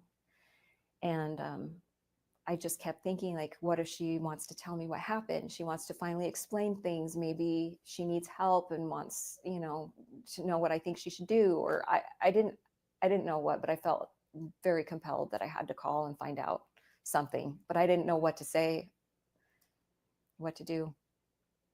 And you did the call. I did the call. And that was played in court, but you can go back and listen to it. We've got it on our YouTube channel if you want to hear it. Very, very emotional call. We played some of it today. Mm-hmm. And what's the communication been like since? I mean, you came to her trial. Mm-hmm. She smiled when you walked in. She tried to connect with you. I mean, she did. Has that been the only time you've seen her in person? In person, yeah. And she can't even have visitors right now. And I don't know that I would go see her if I could. I'm not sure if I would, but she's not allowed that anyway. So it would just be video chat, which I haven't done. The communication since then, we went a couple of long months without talking at all. And then when she was in the hospital, she was calling my mom. And then my mom added me in a couple of calls when she was on with Lori. So I talked to her twice on the phone in the hospital. And then after that, it's just been text on the app. Surface conversation? Very, very superficial. Don't talk to her about, I've asked her, I mean, I've pressed her and asked her about things before, but most of the conversation is movie quotes, uplifting quotes, Spiritual stuff. Church. Well, hers to me is a lot of spiritual stuff, Right. but You don't go there with. I try not to go there because it's really upsetting. And I don't give more than I'm willing to lose. So if I have an expectation of what I want back, I can't go there with her. And so if I feel generous that day, I might give a little bit more in our conversation. But if I'm feeling very, guarded and reserved and upset with her, which I am a lot of days, then either I don't send anything, and I don't text every day. This is just periodically, but like sometimes I'll just do literal movie quotes of movies that we both had liked and just leave it at that and not even say anything else. Did you ever think of just cutting her off? Yeah. Yeah. I hate what she did, but I don't hate her. That's my sister. We have a history. I've seen her be a good person. And what if she comes out of this delusion one day? I don't think she will. I don't think she'll allow herself to. But if she does, then I would want to know. And so I can't bring myself to I can't live with hate in my heart. I can't do it. So I just do the best that I can with grieving her as a sister while she's still alive. Our relationship's totally different. She's not my real sister, but I still have this history and I love her for that history. And I'm never going to just be like, shut the door. But you have no desire to talk to Chad? None. I have talked to Chad. Yeah, tell us about that if you can, if you want. I mean, there's not much to say. He called me when Lori was arrested in Hawaii. And the first thing that he said to me was, there's nothing I can tell you about the kids. And he's mumbly. I have a hard time hearing his voice and listening and making out the words. And I just don't have any respect for him. And I don't think that he would ever tell me the truth. So there would be 0 point in ever having a conversation with him. I think he's just void of all real emotion. Well, there's a lot more I could ask you, but we don't have 4 hours. We could go on. What is the biggest thing you want people to know? Well, before we get to that, sorry. Again, there's a lot I want to ask you. What's the biggest misconception out there? Is there anything that you want to clear up? Oh gosh, there's tons of them. There's been so many things said about our family. I can't even address them all. I just let people think what they want to think because I know what's real and what's not. But happy to answer those questions. But I can't spend all my time doing that. I know that the last interview, I know a lot of people were upset because they thought my mom and I lied for Lori and said that we talked to JJ on October 1st. But I'll just explain that really quickly. We were in the interview. We were in a total state of shock the entire time. And we're trying to just get through it the best we can. We had no preparation. We didn't know what we were going to say ahead of time. We just went in and just answered the questions. And they asked us when the last time we had spoken with Lori was. And we were like looking at each other like, I don't know, was it October? Was it September? We couldn't really remember. But we knew it was in that time frame. And we had remembered some of the calls. JJ had gotten on the phone with my mom a few times. And I had heard him in the background on a few of my calls. And I was positive it was him in the background of them. This was early September. And so we were just talking about that. And then when we got home, the station called and asked us for the phone records to show like when our calls were. And the most recent, like the last call my mom had with Lori was on October 1st, and it was about an hour long. So, it seemed reasonable that was the time she spoke with JJ, but she didn't really remember talking to him specifically on that day. And she wasn't trying to say, I talked to him on that day. Right. It was just, we think it was around this time. I see. So, and of course, we know sadly that JJ and Tylee were both gone by October 1st. Yes. It had been a few weeks. So, Wasn't September 8th the last time you talked to Lori before all this? Well, Or the day that you learned they moved? it was the day that I learned they moved. So when after Charles had been shot, she had told me that her landlord wanted her out at the end of August. And I'm like, where are you going to go and what are you going to do? And she told me that she was going to move back in with Alex. Her and Tylee and JJ were going to move back in with Alex. They had stayed with him before they rented that house. And so they were going to go back there. And we went over and helped them pack up their house and assumed that's where they were headed. My mom spent time with Tylee packing up her room. And as far as my mom knew and what it seemed Tylee knew is that was the plan. My mom said, if you don't want to go to Alex's, you can stay with me. And Tylee said she wanted to be with her mom. And so the next day is when they actually moved. And I called to say, can we come help you move? And she said, no, we got it. We already are on the road. And then, so I was texting all that week saying, do you guys want to come over for dinner? I know it's hard to move and, make meals. And she just kept saying, we have stuff going on. We're busy and little excuses. And so then she called on September 8th and,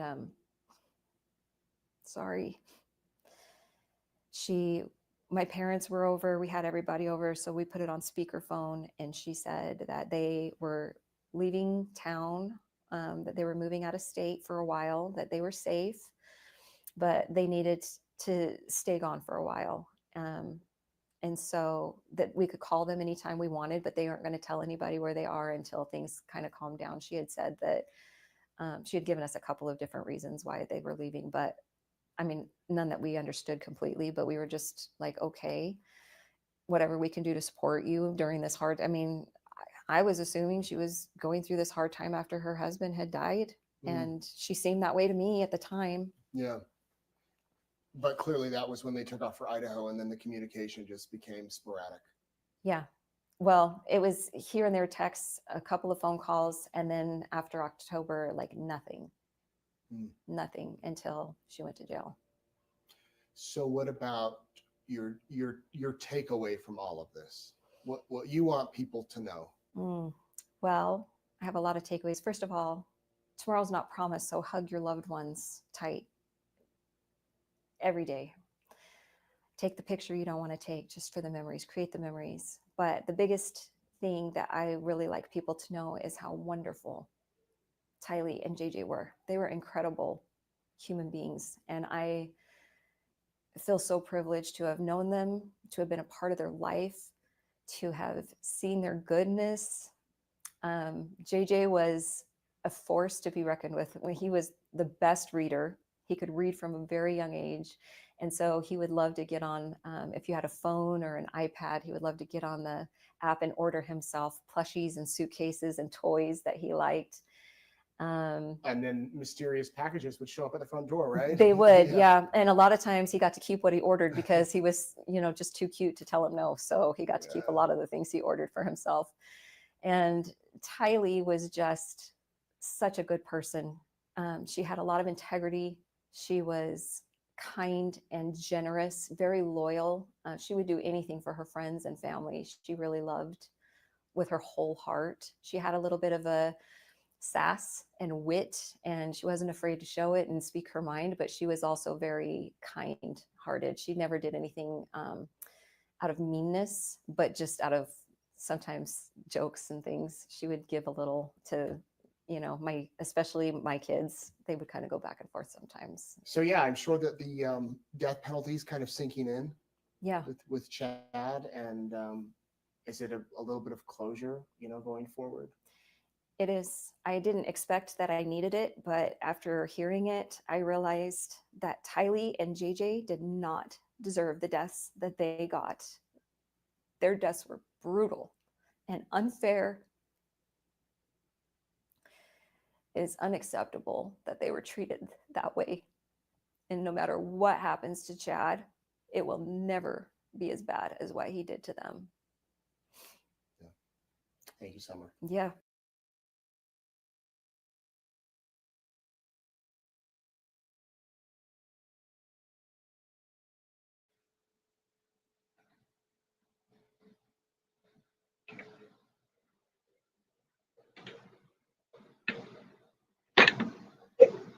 And there you go, guys. That was Summer, Lori's sister, and that's what she had to say about her sister's delusional thoughts. And she is mentally ill, and she'll never snap out of it. She has a mental illness. Yeah.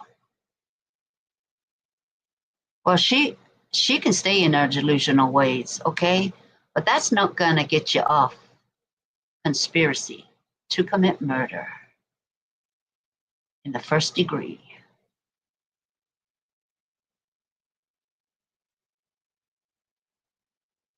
And that is the sentencing, guys.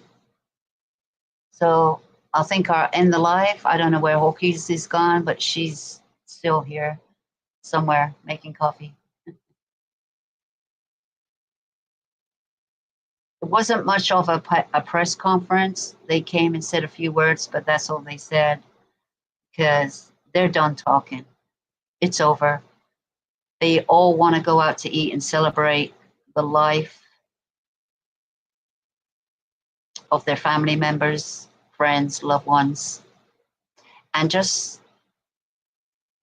say their goodbyes to each other. We'll meet again, you know, somewhere along the line, have a little chit chat. But you know what they want to do? They want to move on. And they can do that today with the sentencing.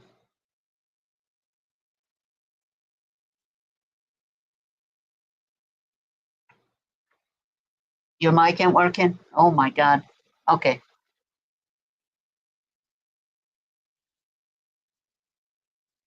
But I'm just saying I'm going to end it now. So I think that's all you got to say, Hawkeyes, right? That's all you got to say? You can talk in chat. Oh, okay then. Okay, then I'll end it then. Thanks for stopping by, everybody. You're welcome back anytime.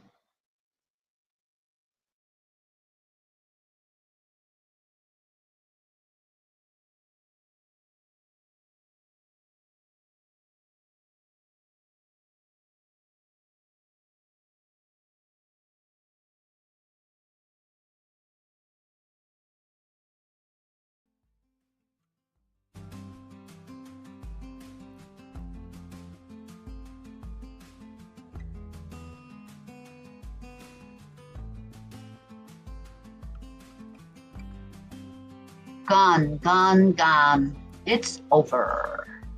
Thank God. And this is Lori, delusional husband as well, you know. See you next time.